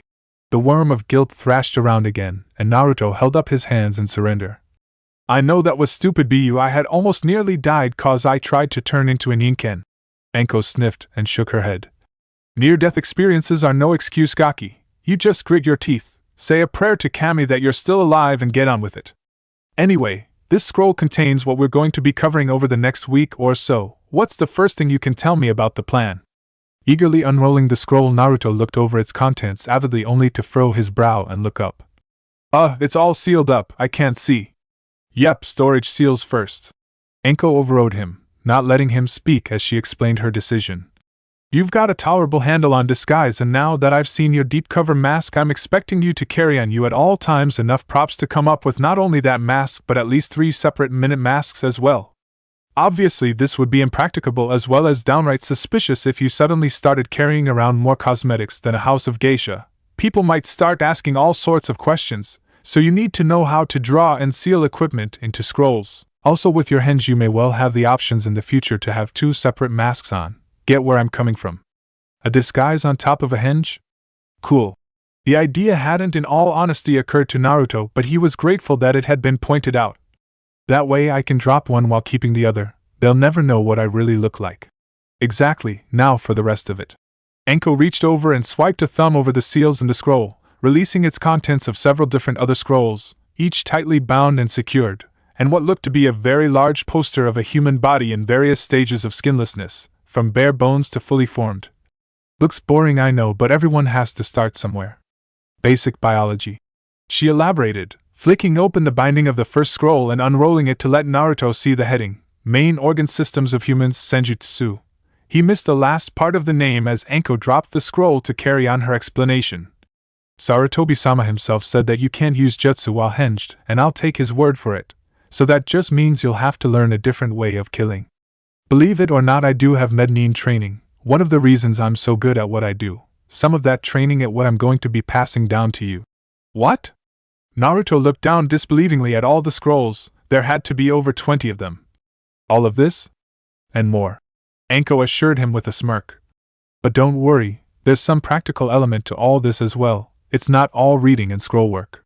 Here's the deal. You read all this and tell me what makes someone tick, and then, regardless of whether you're using a blade, a senbon, your bare hands, if you want blood, no blood, or whatever. Her foot moved, flicking the tall poster upwards just as her hand became a blur. Even before Naruto had turned around, the anatomy poster had struck the back all, pinned there by a quartet of senbon with accuracy that made him cringe slightly, and reminded him just how lethal his sensei could be if provoked, though she did a good job of hiding it as she casually smiled and flicked a last senbon, impaling the fully skinned figure of the poster in an area that immediately made Naruto cringe and clamp his thighs together. I'll show you how to make the ticking stop. Oh yes. She gave a smile, eyes delighted as she watched the last senbon slowly stop quivering where it had embedded itself in the wall. You need to learn assassination, concealment, and espionage like Nai-chan needs to get laid. By the end of next week I'll have laid the groundwork for this kind of training and get the word out on the training fields to you up to speed on the rest of it. Any questions? Was getting laid, Kurenai-san's not sick, is she? No, she's not, and never mind. Look, just get ready to read a lot and work even more, because by the end of next week, if you can look at me without screaming in fear or flying into a violent rage, I'm not doing my job right. Though perhaps understandable due to his age and despite his unfortunate circumstances in being generally disliked by pretty much everyone in his home village, it had never really occurred to Naruto until he started reading up on even basic anatomy just how complicated and integrated his body actually was. Everything from cellular structure to neural impulses had to work together in seamless synchronicity for him just to breathe and stay alive. When it came to walking and talking, never mind fighting, it appeared to him to be a minor miracle that he was even able to function at all without devoting extraordinary brainpower just to keep his heart beating and his lungs inflating. The basic things his body needed to keep itself ticking over. He'd never known, never even considered just how amazing every human body was and how many different parts it was made up of until Anko-sensei had introduced him to the elementary medical ninja training scrolls. Unfortunately, he also hadn't given much thought to the myriad ways there were of making such a marvel of biochemical ingenuity stop working. Luckily for him, though, Anko-sensei took her time to point at least some of these ways out to him. Personally. Yo! I need that Raihuich. See, the Chunin spoke calmly over the row of her flailing student, the palm of one hand locking his elbow straight, while the other had hold of the back of his hand and appeared to be attempting to twist it around like a corkscrew, with a reasonable amount of success if the volume of the shrieking was anything to go by. Twist the wrist both ways, doesn't matter in which order, to break it properly, and stop them using that hand again unless they can get seen by a competent doctor. But if they're a lot stronger than you, go for the fiddly bits. She dropped his hand like a puppy Nienken fetching its owner's slipper before seizing hold of her student's thumb. Dislocation of the thumb, for instance, stops most hand seals right off the bat. Grateful he couldn't see her vindictive smirk, she gave a gentle tug on the captive digit, Naruto immediately screaming and swearing up a storm as she did so. Such is the way of the world, brat. You call me mummy one day, I make you scream uncle the next. Gah, I give. Naruto squealed, doing a great impression of a worm on a hook as he attempted to squirm his way out of his sensei's tenacious grasp. I bet Moose and Neva had to go through this. The complaint made Anko have to bite down on a sudden chuckle as she finally dropped the 6-year-old's arm, standing up and brushing her skirt down as Naruto immediately hugged his abused arm, moaning and gasping broken thanks that it was still attached to the rest of him. I'd bet he didn't, but that's probably because he was competent rather than a snot-nosed little bug like you, Anko informed him, eyes crinkling in mirth as Naruto flopped onto his back and shot an evil glare up at her. Besides, look on the bright side. At least because of this you're getting exercises and suppleness at the same time as learning the textbooks. You can dislocate your index fingers now, can't you? Only 'cause you pulled them out their sockets. Never one to let facts take the shine off a stroke of good fortune, Anko merely shrugged, wafting the point away like a cloud of midges. Can you blame me for having a sneezing attack at just the wrong moment? Besides, it happened. You snapped them back in. Everyone's happy. Get over it. Wincing as he gingerly rotated his wrist a touch and wiggled his fingers individually, the Jinchuriki slowly stood up from where he'd been thrown onto his side in his living room and faced down his sensei once more. This is about what happened in the Sandame's office, isn't it? I said sorry. Hell, even you said it was a good line. True, but take it from me, there's nothing worse than a student with a huge ego. What happens in the Hokage office stays in the Hokage office, but I thought it prudent to remind my student, you, of a basic truth in life. She favored him with a smile as she ran a calloused hand through his tangled hair, ignoring his shout of protest at the gesture of rough affection. She who laughs last and loudest is usually your sensei. Naruto opened his mouth to argue the toss before closing it again, realizing it probably wasn't worth the aggravation, and though he wouldn't admit it out loud, she was probably right. His apartment block was deserted, so there was no one to hear his screams of pain or pleas for mercy. These past few days had taught him much, and, with only 1 week to go until Liberation Day, as Anko had dubbed the day when her month of tutoring was over, he found himself oddly looking forwards to learning even more about the best way to slice a throat to make sure no blood sprayed on your clothes, or how to cripple an enemy ninja without killing him so he could be interrogated earlier. Even more of Anko-sensei's dreaded flexibility training wasn't quite as scary as it once had been, though this might have been due to the fact he had a high pain threshold and his joints were, according to Anko, rather more supple than she'd been expecting, something he guessed he had to be grateful to Gaisen for. Still, he winced as another twinge shot through his shoulders. Try as he might, he couldn't do the handcuff trick with them just yet, though he was close.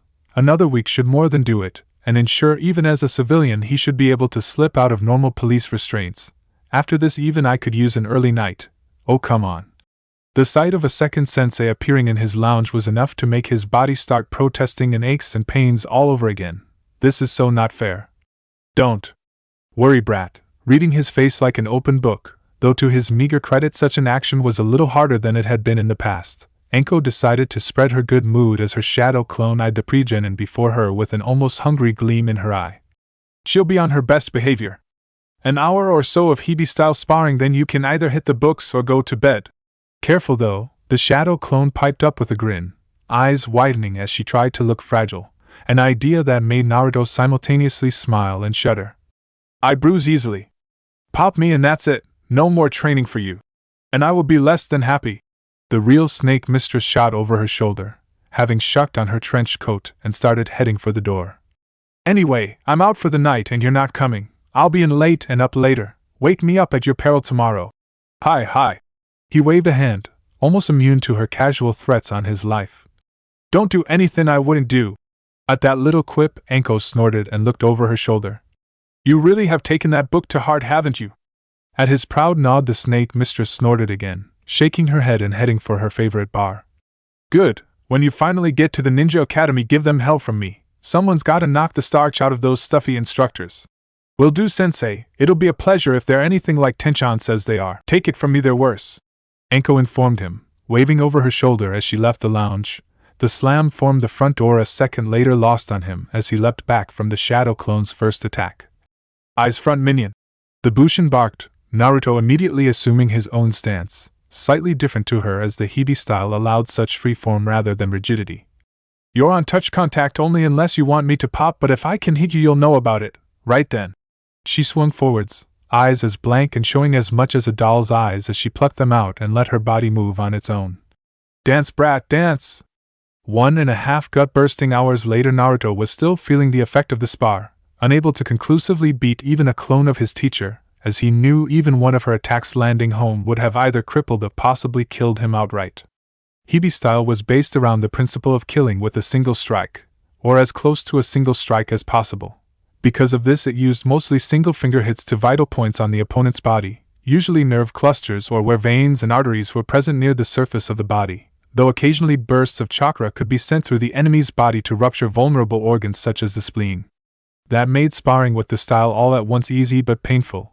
Easy for Anko and her clones, as all he could do at the minute was poke them lightly as he wasn't quite accurate, or tall enough to hit the pressure points of a moving target.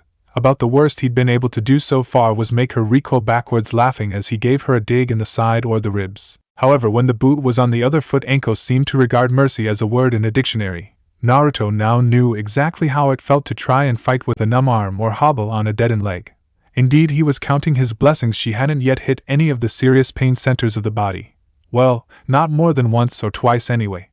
Shuddering as phantom agony ghosted up and down his arms again, Naruto looked over as the kettle boiled, heating up the water for an evening snack as he browsed through another medical book on his kitchen table, this one detailing the formation of bones, ligaments, and tendons.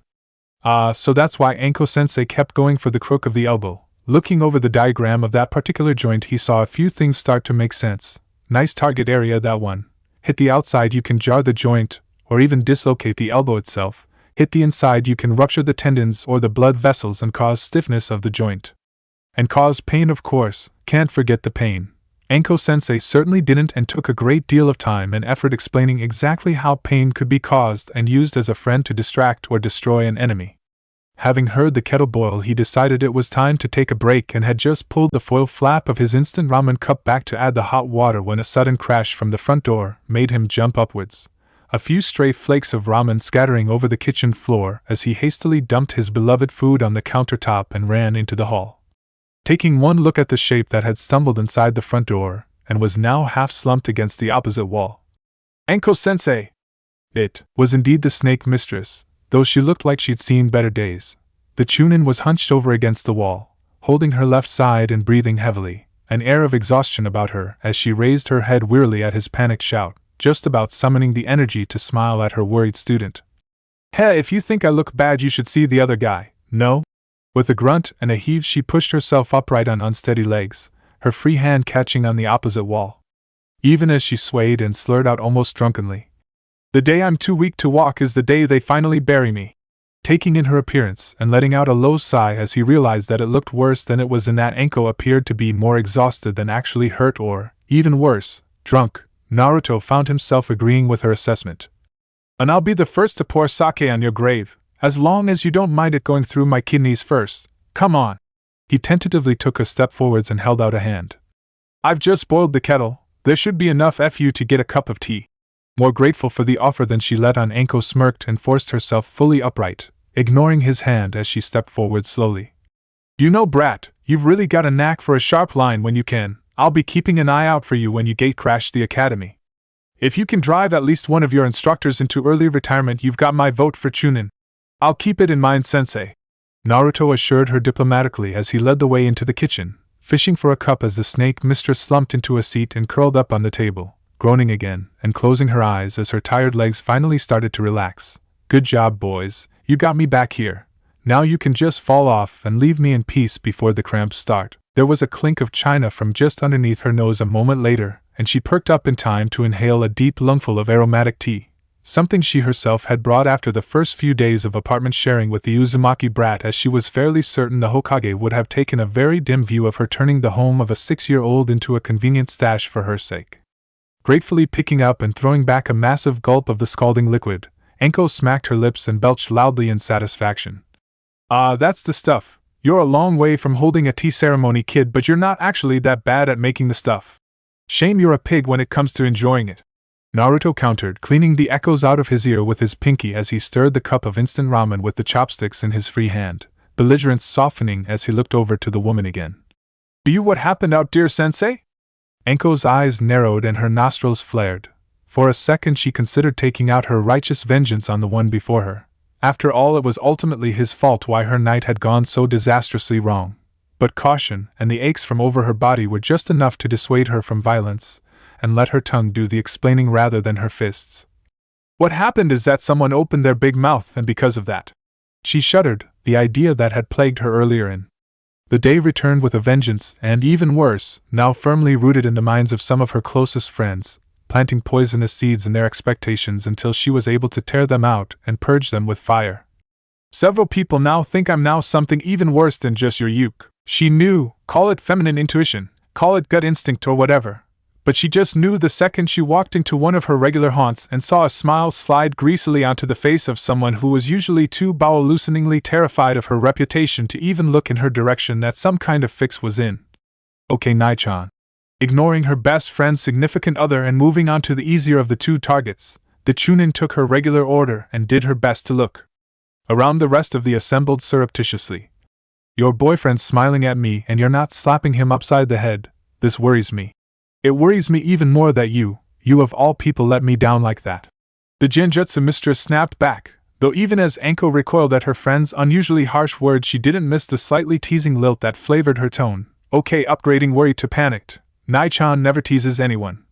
The only time I decided to put my money where my mouth is about you and it all goes so horribly wrong. You put a bet on me? Fair enough, doubt there isn't a ninja in Konoha who hasn't. Even though most of them lost when she was involved, Anko was never going to stop them. The old proverb regarding money and fools had kept her coffers full even when missions were lean. And judging by the smile on your juggered mug, I take it you won? Seeing the snake mistress's eyes on him, the older Chunin snapped to attention, his dark glasses almost slipping off his nose as he did so.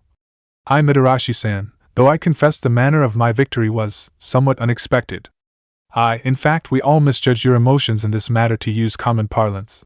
Dropping the teacher speak as Anko had dubbed it, Ebisu smiled and bowed shallowly to the shorter figure. You really came through good for me and I owe you one. Not a problem. Just let me sit in on the lap dance Nai-chan gives you. That was the wager, wasn't it? Seeing both partners suddenly crimson, Kurenai almost choking on her drink, Anko once more found herself groaning at their ineptitude. Oh, for Kami's sake, just stop dancing around each other and do the horizontal dance. A good lay for the pair of you's about the only thing I haven't tried to loosen you both up, you especially Nai-chan. Spluttering and coughing as she swallowed fresh air, Anko's brazenness once more catching even her on the fly, the red-eyed woman looked over at her friend as though she just crawled out from under a rock and started sunbathing nude. You are, she began, flames of outrage fanning around her raven mane of hair as the tirade went on. The most obnoxious, self-absorbed, sadistic nymphomaniac I have ever had the displeasure to cross paths with. How Mouse-chan is going to survive when that paperwork goes through, I have no idea.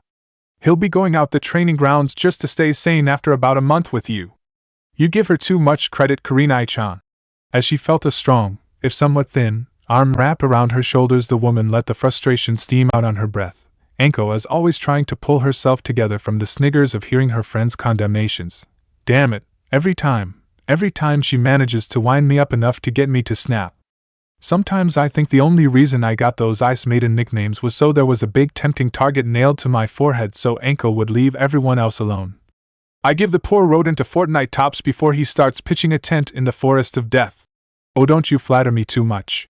Anko grinned, miming coyness before the second part of both speeches caught up with her and her expression morphed into quizzicalness. Wait, what's the gaki got to do with this? Don't tell me you bet on him too. He was part of it. Ebisu admitted, rather perceptively taking half a step back in case Anko truly blew her top as, friend of Nai-chan's or otherwise, the snake mistress outright terrified him at times. The wager was to see if he could even without trying force you to get attached to him, though I must say I never expected things to go quite this smoothly, or this far.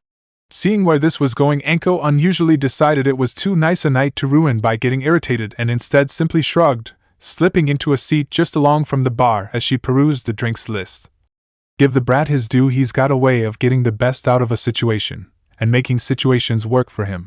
She commented offhandedly, her mind resetting itself slightly to the sudden shock of feeling contact under her hand where she'd expected there to be nothing but air and chakra. Naruto's deep cover alter ego starting back at her affronted as he rubbed the bruise on his head. Hell, it's got to the stage now where I'm sure I wouldn't tie him up and leave him in the forest of death as a bear snack unless he did something stupid like try to smile near me. Nice try, Anko-chan. She'd expected that to be the end of the matter as she virtually admitted she had grown a little closer to her temporary student over the months she'd been with him, but obviously Kurenai had different ideas if the grin on her full red lips was anything to go by. You say those things but you don't mean them, I know you better than that. Besides. The grin only increased in length as Anko felt the nape of her neck start to itch, a sure sign in her book that something she was not going to like was lurking just around the corner waiting for her to walk into it.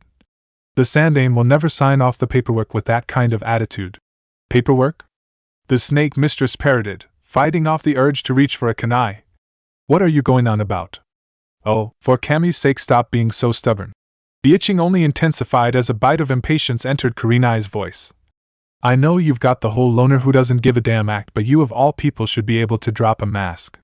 You just don't want to admit that Naruto broke you down, got his hooks in you and made you put your sign on the dotted line. What? Okay, now officially confused here. Contrary to popular opinion, Anko could keep her temper when she could see getting angry wouldn't help the situation. What the hell was I supposed to have signed this time? If I can't remember it, it's because I was drunk and therefore any contract is null and void. For the first time her words seemed to throw her friends off, Ebisu and Kurenai sharing a glance before, apparently being elected as spokesperson. Ebisu spoke a little more delicately. According to reasonably reliable sources, you were observed with your charge in the Hokage's office earlier today. According to these sources, the reason for this visit was to... He immediately clammed up and started perspiring hard as Anko suddenly slammed her fist down onto the bar and glared around at him, expression murderous as she saw, or at least thought she saw, exactly where this was going. If you either of you so much as imply that I asked the Hokage to marry my so-called Shotokan, only one of us will be leaving this bar alive in the future, and I swear it won't be either of you two. Speak, Ebisu, she requested, not giving the other Chunin a chance to sneak his way out of this. What did your so-called source say went on in the office, where there were only the three of us there? Well, once more Ebisu was forced to screw up his courage as much as he was able to and, with a rush, got it all out in the open. He said that you were there to request guardianship of Uzumaki-san. The temperature of the bar dropped so quickly the glasses-wearing Chunin was half tempted to check if the snake mistress was using a Hayatan jutsu of some kind. She was so angry she actually looked calm, the paled face and blank expression belied by the raw intent to maim someone or something in the very immediate future that was boiling beneath her calm veneer. A school of blood-maddened piranha thrashing just below the surface of a tranquil lake. She took a deep breath, then another, both her fellow Chunin looking on with trepidation, ready to hurdle the table and use it for cover at the sight of the first flicker of fire on the snake mistress's breath. Which person? Her voice was frozen malice, eyes snapping open and glaring with a force that could have put a weak-hearted man in his grave. Which soon-to-be rotting corpse put about the rumor that I would ever want to adopt? Even the word made her skin crawl. And how the hell did? The eyes had it. The second Kurenai's eyes had moved, Anko had followed them, and a streak of silver flickered across the room. As always, dodging without apparently meaning to, Kakashi glanced up at the shuriken quivering in the wall by the side of his head before smiling over the top of his book at the now furious Chunin. Evening, Anko-chan. Apparently immune to the killing intent that had suffused the atmosphere, the copy ninja returned to his book. Anything you were after? Your testicles on a skewer. The snake mistress hissed back, plucking more shuriken out her equipment pouch and readying them for the fight that was about to happen. What the hell did you say, and who did you say it to? Oh, just a few people here and there. He shrugged carelessly, unconcerned about the death that was stalking him across the barroom floor. What? I thought you'd be grateful. He's already calling you his mother, and I'm sure you can get dango for a baby shower. He swatted a brace of kunai out the air with the spine of his Ika, taking in Anko's now brilliantly red face and bared Fang's snarl with a second eye smile. I thought it looked rather cute myself. You, me, forest of death right now. His plan having come to fruition, the Jounin snapped his book closed and replaced it away in his pocket, gesturing towards the door. As you command, Anko-chan, though it pains me to say this will just have to be a spar, nothing more. Just before he disappeared into a cloud of smoke, he gave his final cutting line. I'm not looking to be a family man just yet. Just as Anko screamed in rage and activated her own technique to arrive in the place she considered her second home, Kurenai finally let go of her laughter and, ordering another drink, turned to her boyfriend and immediately offered him a double or quits on their previous wager as to what state the two combatants would be in by the end of the night. The memory of that spar, fun as it had been, was now etched into the aches of her skin and bones as she slumped at the kitchen table, drinking cooling tea as her explanation finished, and she sat back with a sigh, feeling her chakra slowly replenishing itself as she'd burned through most of it in her training. Kakashi was a true professional and never held back in a spar. Like most anbu, his philosophy was train hard and fight easy, and he'd been a jounin almost since before she joined the academy.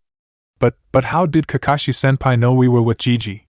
He's an anbu kid, she replied as she stretched her legs out and groaned as the stressed muscles pinged in pain. He must have been in the Hokage office when you pulled that little stunt of yours. Remind me I need to kick your ass for that tomorrow. Trying to avoid the cold sweat that broke out over his forehead at those words, Naruto tried to steer the conversation into safer waters. So, did you get him? I can dream. I tagged him a couple of times, but if Kakashi was being serious, I'd be dead 10 times over before I got close. The snake mistress grudgingly admitted, stretching off her neck and arms. He's one of our best for a reason. One of the reasons I'm always trying to catch training off him. By throwing kunai at him? Best way to do it, she assured him breezily. Though sometimes a snake for variety works wonders as well. A ninja never teaches you more than when he's out for your blood. Also helps that Kakashi's mask has an allure all of its own. There's a standing reward for the kunoichi who manages to pull it off his face at last. Thinking on this, Naruto decided to ask, "Any idea why he wears that mask?" Anko shrugged. "None whatsoever. He's worn it ever since I've known him and before that as well as far as I know. Still, he grew up in war, right out on the front line, and it's changed him a lot. Made him a damn good ninja though." Seeing his teacher sit back on her seat with a slightly distracted air about her, Naruto decided he could see the similarities between her and Ebisu, on this occasion at least. Because of that similarity, he took a breath and crossed his fingers before asking the question that could see him enlightened if he was lucky and quite messily deceased if he wasn't. Anko-sensei. She looked over just as he managed to dredge up a sickly-looking smile from somewhere. "Do you like Sharayan Jihan Kakashi?" The look she gave him was somewhere between amazement and disgust, and he had his fingers squeezed together very tightly to pray that the former outweighed the latter. The two of them existed in an billowing, uncomfortable silence until, to his obvious relief, she chuckled and shook her head. "Nah, not in the way you're thinking about at least. It's not easy to explain a relationship, brat, least of all relationships between ninja, but Kakashi and I, we sort of understand each other." The post-exercise buzz was in full flow, the rush of endorphins dulling the pain and, as a result, loosening her tongue somewhat as she made an effort to clue him in. "We've both been through pain in our lives and we don't show it to the world, Kakashi with his mask, me by just being, well, me I guess. Because of that we get on. We certainly don't love each other, least of all after that little stunt he just pulled, but we get on. That's about all I could ask for really, least of all with a ninja like Hatake Kakashi." Hatake? The unfamiliar name confused Naruto somewhat. "I thought his name was..."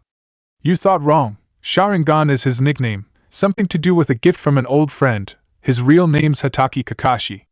But to answer your question, no, I do not like Kakashi in the same way Nai-chan likes her teacher Kun." A sudden devil of mischief popped up on Anko's shoulder and began whispering instructions into her interested ear.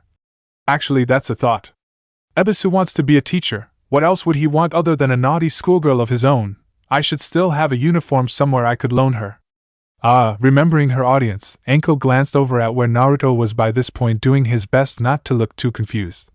"Not a word of that to anyone. It's adult stuff you wouldn't understand." "Oh, okay." Naruto knew when to argue and when to give it up as a lost cause, though Anko obviously must have caught something of a guilty look on his face as she suddenly swallowed what was left of her tea and spoke again. "Spit it out, brat." "Huh! You're not fooling anyone, least of all me." She glanced at him from the corner of her eye. "You're thinking about something other than ramen, a minor miracle as far as you're concerned, so spit it out, brat." Seeing Naruto still shying away from speaking his mind, the Chunin eased off the kid gloves, a hint of steel in her formerly soft gaze. "Unless you can pull a Kakashi and figure out a way to beat half a dozen of my favorite summons and me simultaneously, I suggest you spill your guts. Promise not to hit me?"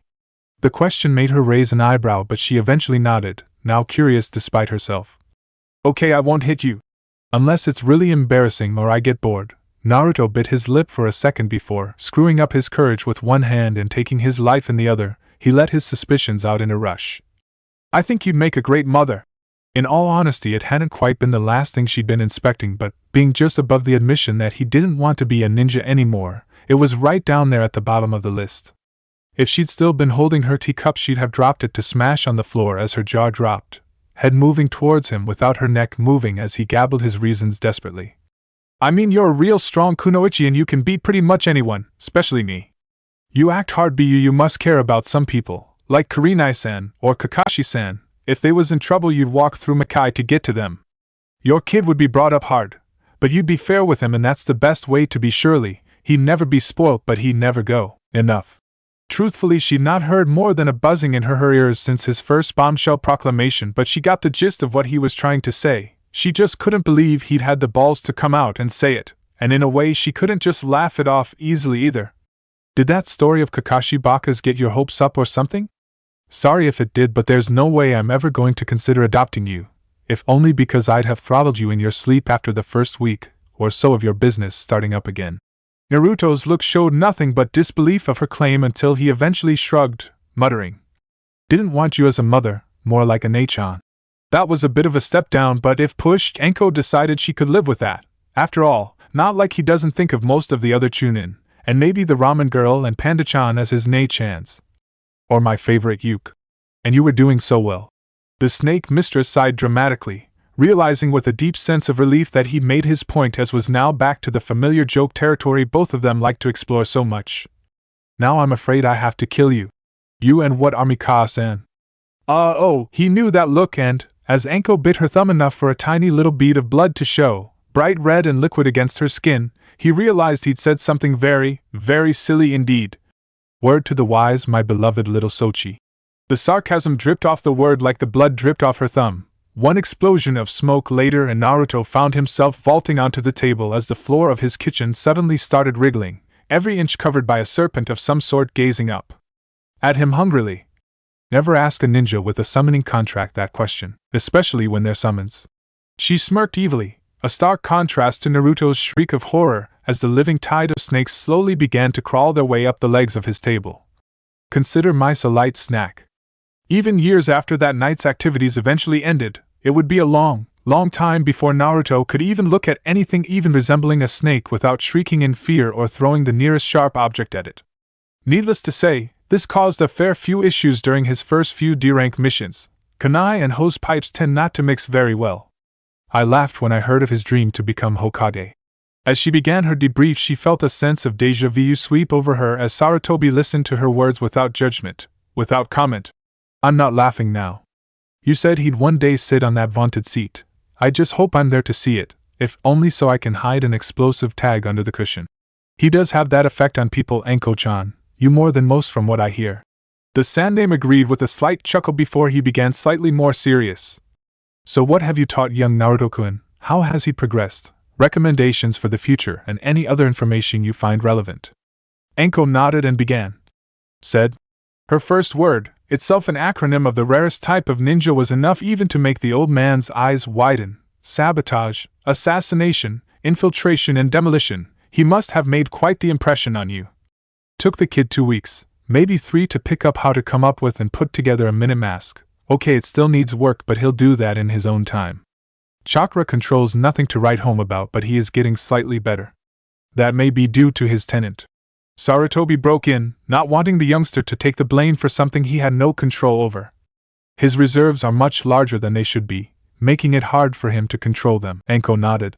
Yeah, I heard from Nai-chan's team. Well, he'll get it down through pig-headed stubbornness to give in if nothing else. Apart from that though, his hench. She tailed off, shaking her head as even now she couldn't quite believe what she'd seen. It might have been a bit of a bad influence, but I had him read up on Mu, the knight-aimed Suchikage. He might have a new idol now. And not a bad one to have if truth be told. I saw similar promise through the eyes of the student's jutsu. Still, recommendations? For the most part, let him get on with it. Interesting.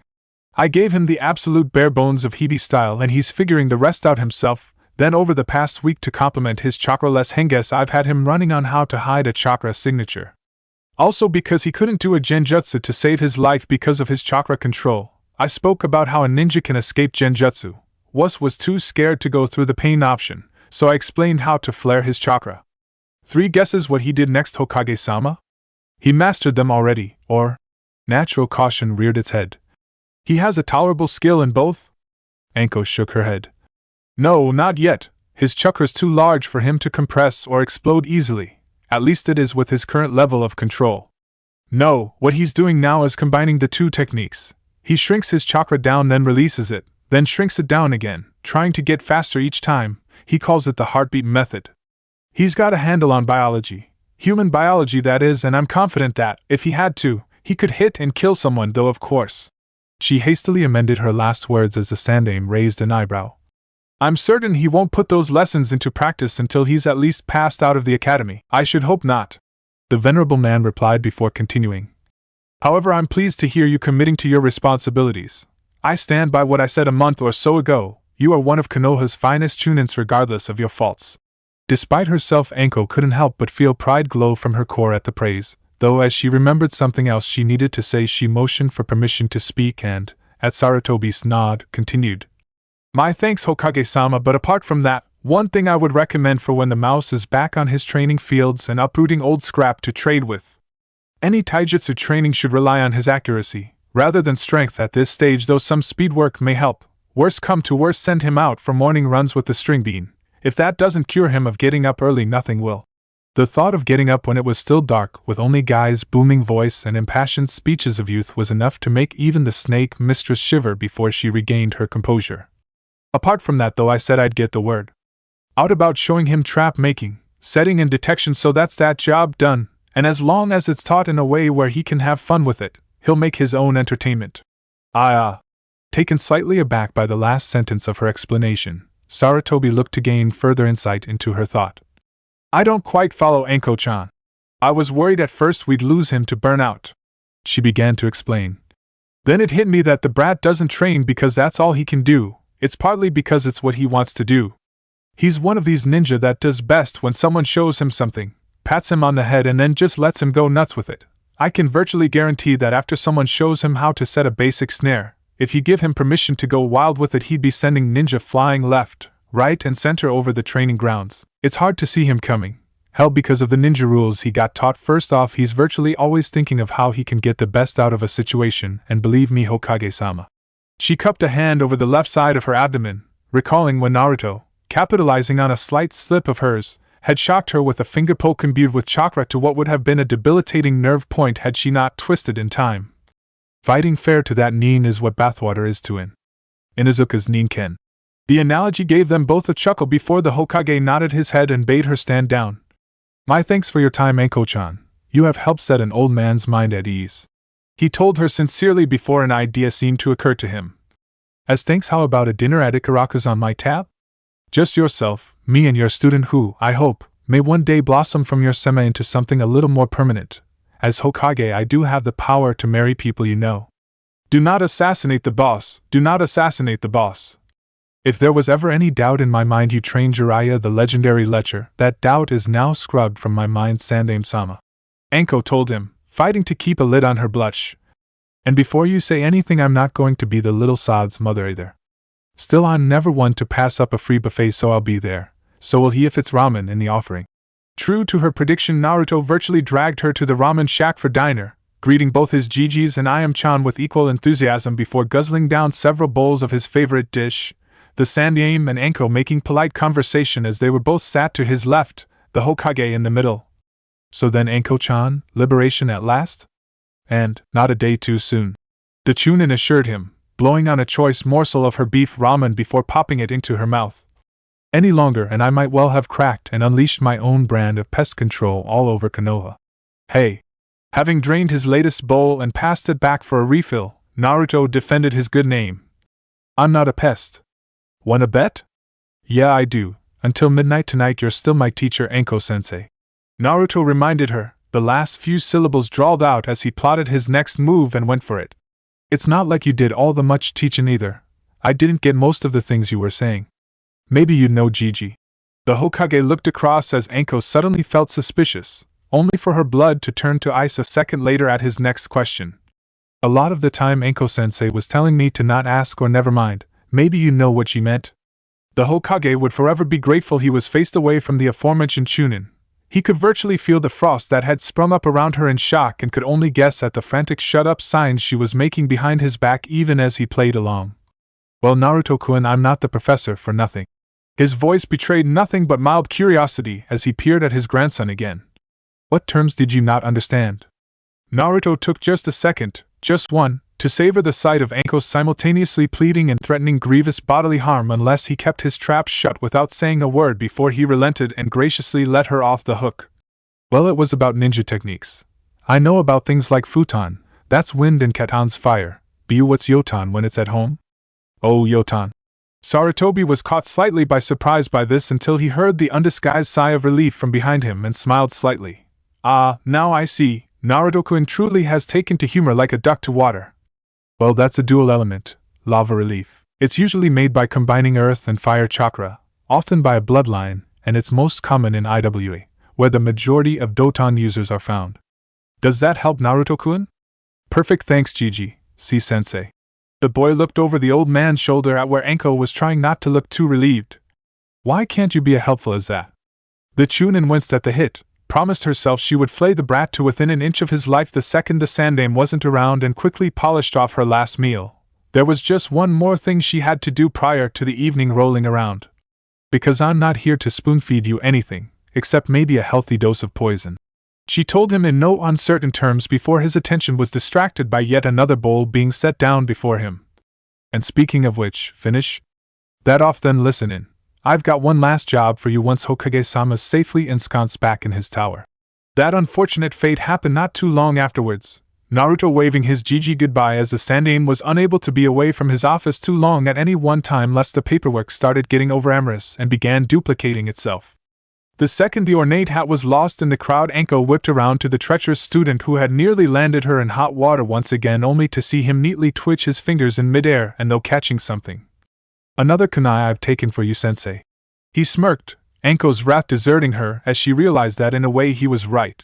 The Hokage wouldn't have charged her, but she would have bet 3 S-ranked missions he'd not have let it go unremembered that she'd introduced his grandson to a few of the fruitier terms ninja used in jest. Can we make it another week? Over my dead body, the Chunin assured him before flopping onto his seat next to him and, on a whim, ruffling his hair again. Come and see me when you graduate, and then maybe, till then just try and keep out of trouble as best you can. Anyway, one last thing before the day is over and I wash my hands of you. Even with his mouth full of noodles, Naruto made an attempt to look interested as Anko leant across to him silkily, an evil purr on her lips as her hand rested on his shoulder, and she whispered into his closest ear. How do you fancy helping your dear old sensei pull the wool over the most famous eye in Konoha? By the kami, a miracle. Kakashi looked up from his book as the door was opened to reveal Mitarashi Anko in all her faux fish-netted glory, the Chunin carrying on her oration as she theatrically checked her watch. Only an hour and a half late. Will wonders never cease today? Well, I do my best not to keep a young lady waiting. The off-duty anbu smiled as he took in the little bag she held in one hand. Mao, are you sure a kunoichi such as yourself couldn't manage such a little thing on your own? Ha! Her laugh was more of a bark, but as always that teasing quality was still there. The masked shinobi was only grateful she wasn't walking her fingers up his front yet. After the hammering you gave me a week ago, I'm still sore now. Wasn't able to walk right for days. We need to do it again sometime. Hi, sometime. Kakashi agreed amiably as he reached for the bag. It wasn't that he was attracted to the kunoichi before him, though he would admit she was very good looking in her own right, but he did like her as a sparring partner both in the physical and mental sense, something he wasn't looking to complicate with the excess emotional baggage of a relationship. So then, where is your new place? Oh, hang on, it's... She fished through the pockets of her trench coat before pulling out a grubby, creased piece of paper. After smoothing it out and squinting, she found the address. Oh yeah, East Side. I'd shunshin but don't know the place well enough. Knowing my luck I'd end up halfway into a wall and my doton jutsus are a little rusty. Rusty earth, a nasty complaint to have. Maybe a few remedial sessions with some sand would help. Only if you're volunteering to dig me up when she was finished with me. Sometime I swear the woman's half mole rather than half wolf. Perhaps not then. The copy-nin genteelly shot down his own suggestion before turning to lead her out of the apartment block she'd stayed in for just over a month. So then, lead on Anko-chan. Unknown to the jounin, as he left on the mission Anko had requested at the end of their impromptu spar a week ago, another figure had arrived at their destination and, having identified their target, immediately broke into a huge grin, summoned a clone and got down to business. Well then, home sweet home, Anko stated, looking around as she let herself in with the key she'd picked up earlier that morning. Just drop in the lounge somewhere, Kakashi-kun. I'll deal with it later. Your wish is my command, Anko-chan. Taking his order literally, the jounin threw the bags carelessly into the middle of the room and dusted off his hands. So then, job's done, and the sound of what was unmistakably a trench coat hitting the floor behind him was not altogether unexpected, but it did pose a complication. Kakashi had a reputation as a ninja it was impossible to pin down, and he had no intentions of losing it here to Mitarashi Anko. So then, try letting her down gently at first. If that doesn't work, drop her off a cliff. Anko-chan, much as I'd like to help you get properly settled into this place, I fear Gai-sen challenged me to a duel at midday and I'm already running late, so I will have to decline. Fine by me. It was so unexpected that the jounin barely caught himself from opening his mouth with a rejoinder that was no longer necessary. I mean, it's embarrassing enough being a Shotokan, but a Shota confused as a Lolikan, that's gotta be the pits. Kakashi span on his heel just in time for a cloud of smoke to disperse and Uzumaki Naruto to appear. bedecked in one of his sensei's spare shirts and chafing to redness because of it, his customary jumpsuit sealed in a scroll he'd taken out of one of the pockets of Anko's trench coat. "Praise the kami to be rid of that thing," he muttered, stepping out of the uncomfortable garment and kicking it away before activating his scroll and a second later stepping into the comforting embrace of his usual attire, Kakashi looking absolutely stunned by this transformation and hastily trying to reorientate himself before a sudden thought made itself very clear in his mind. Regardless of how he'd been duped, all that mattered was that because he had been caught unawares, Anko was who knew where and undoubtedly up to some kind of mayhem and mischief, and he only had a single lead to go on. "I assume you are Uzumaki Naruto then, Mouse-sen as you're sometimes known?" "Yeah, that's me, and before you ask." He held up a hand as the single eye hardened. "I didn't have a choice. Do you know what that woman can do with 4 small snakes, a pair of chopsticks, and an empty teacup?" "No, but I can take a guess it's not pleasant." Seeing Kakashi shake his head, the ninja in training gave another shiver and looked up seriously. "Do yourself a favor and hope you never find out, BRR." He shook himself down and looked up again. "All I know is she roped me into this project and said it's good for my henge training as long as you didn't use your Sharingan. I have no idea where she is." The rest of his sentence was lost as Kakashi suddenly erupted in smoke and vanished, leaving Naruto coughing and wiping his streaming eyes. "But I guess you do." "Oh well, not my problem." With that thought in his mind, the Jinchuriki looked around, saw everything was in order, walked out the door and locked it, dropped the keys through the letterbox, and took off for home before the Irk Jounin came looking for him. It had been a long time since Hatake Kakashi had known fear, but now as he saw the bare, empty stretch of wooden shelf before him and held his head in despair as he realized Anko had struck like a snake into his most vulnerable point, he felt that sensation sweeping over him in great, all-smothering waves. He saw the note on his bed, of course, but was afraid of the contents. What if the devious hellion had smeared the precious pages, or even ripped? He shut off that thought with a conscious effort. He couldn't bear to think about such a thing now when his last remaining vice was in the hands of the enemy. Instead, he steeled himself, reached down and flicked the letter open, trying to keep his killing intent down to levels that would only paralyze rather than kill any nearby civilians as he read, "Dear Kashikun, Ma, these books are so boring. I could have given you a better read when I was 14. Still, there must be something about them you love, so come and find me. If you make it fast enough, you might be able to save them before I get bored and break out the coloring pens. See you in a while." The one who puts all Ika to shame, Mitarashi Anko, though at the moment he would have quite happily tossed the woman to Kyubi and bidden the bijou bon appetit. The Jounin couldn't help but grudgingly admit she had one thing right: the attached photo, showing Anko in all her naked splendor save for a couple of strategically placed mint gold edition Ika volumes, truly made her someone who would not have looked out of place in the hallowed pages of the premier literature. Not that such a thing was going to save her, of course, Kakashi reasoned to himself, already having caught her scent and moving to follow it with extreme prejudice. The second he caught up to that devious little harridan, the first thing he'd be testing was the old legend that a snake could regrow a head if it was cut off. And cut off it will be, he promised as he flew across the city, little more than a blur against the skyline, slowly, and with a very rusty, very dull kunai if I have any say in the matter.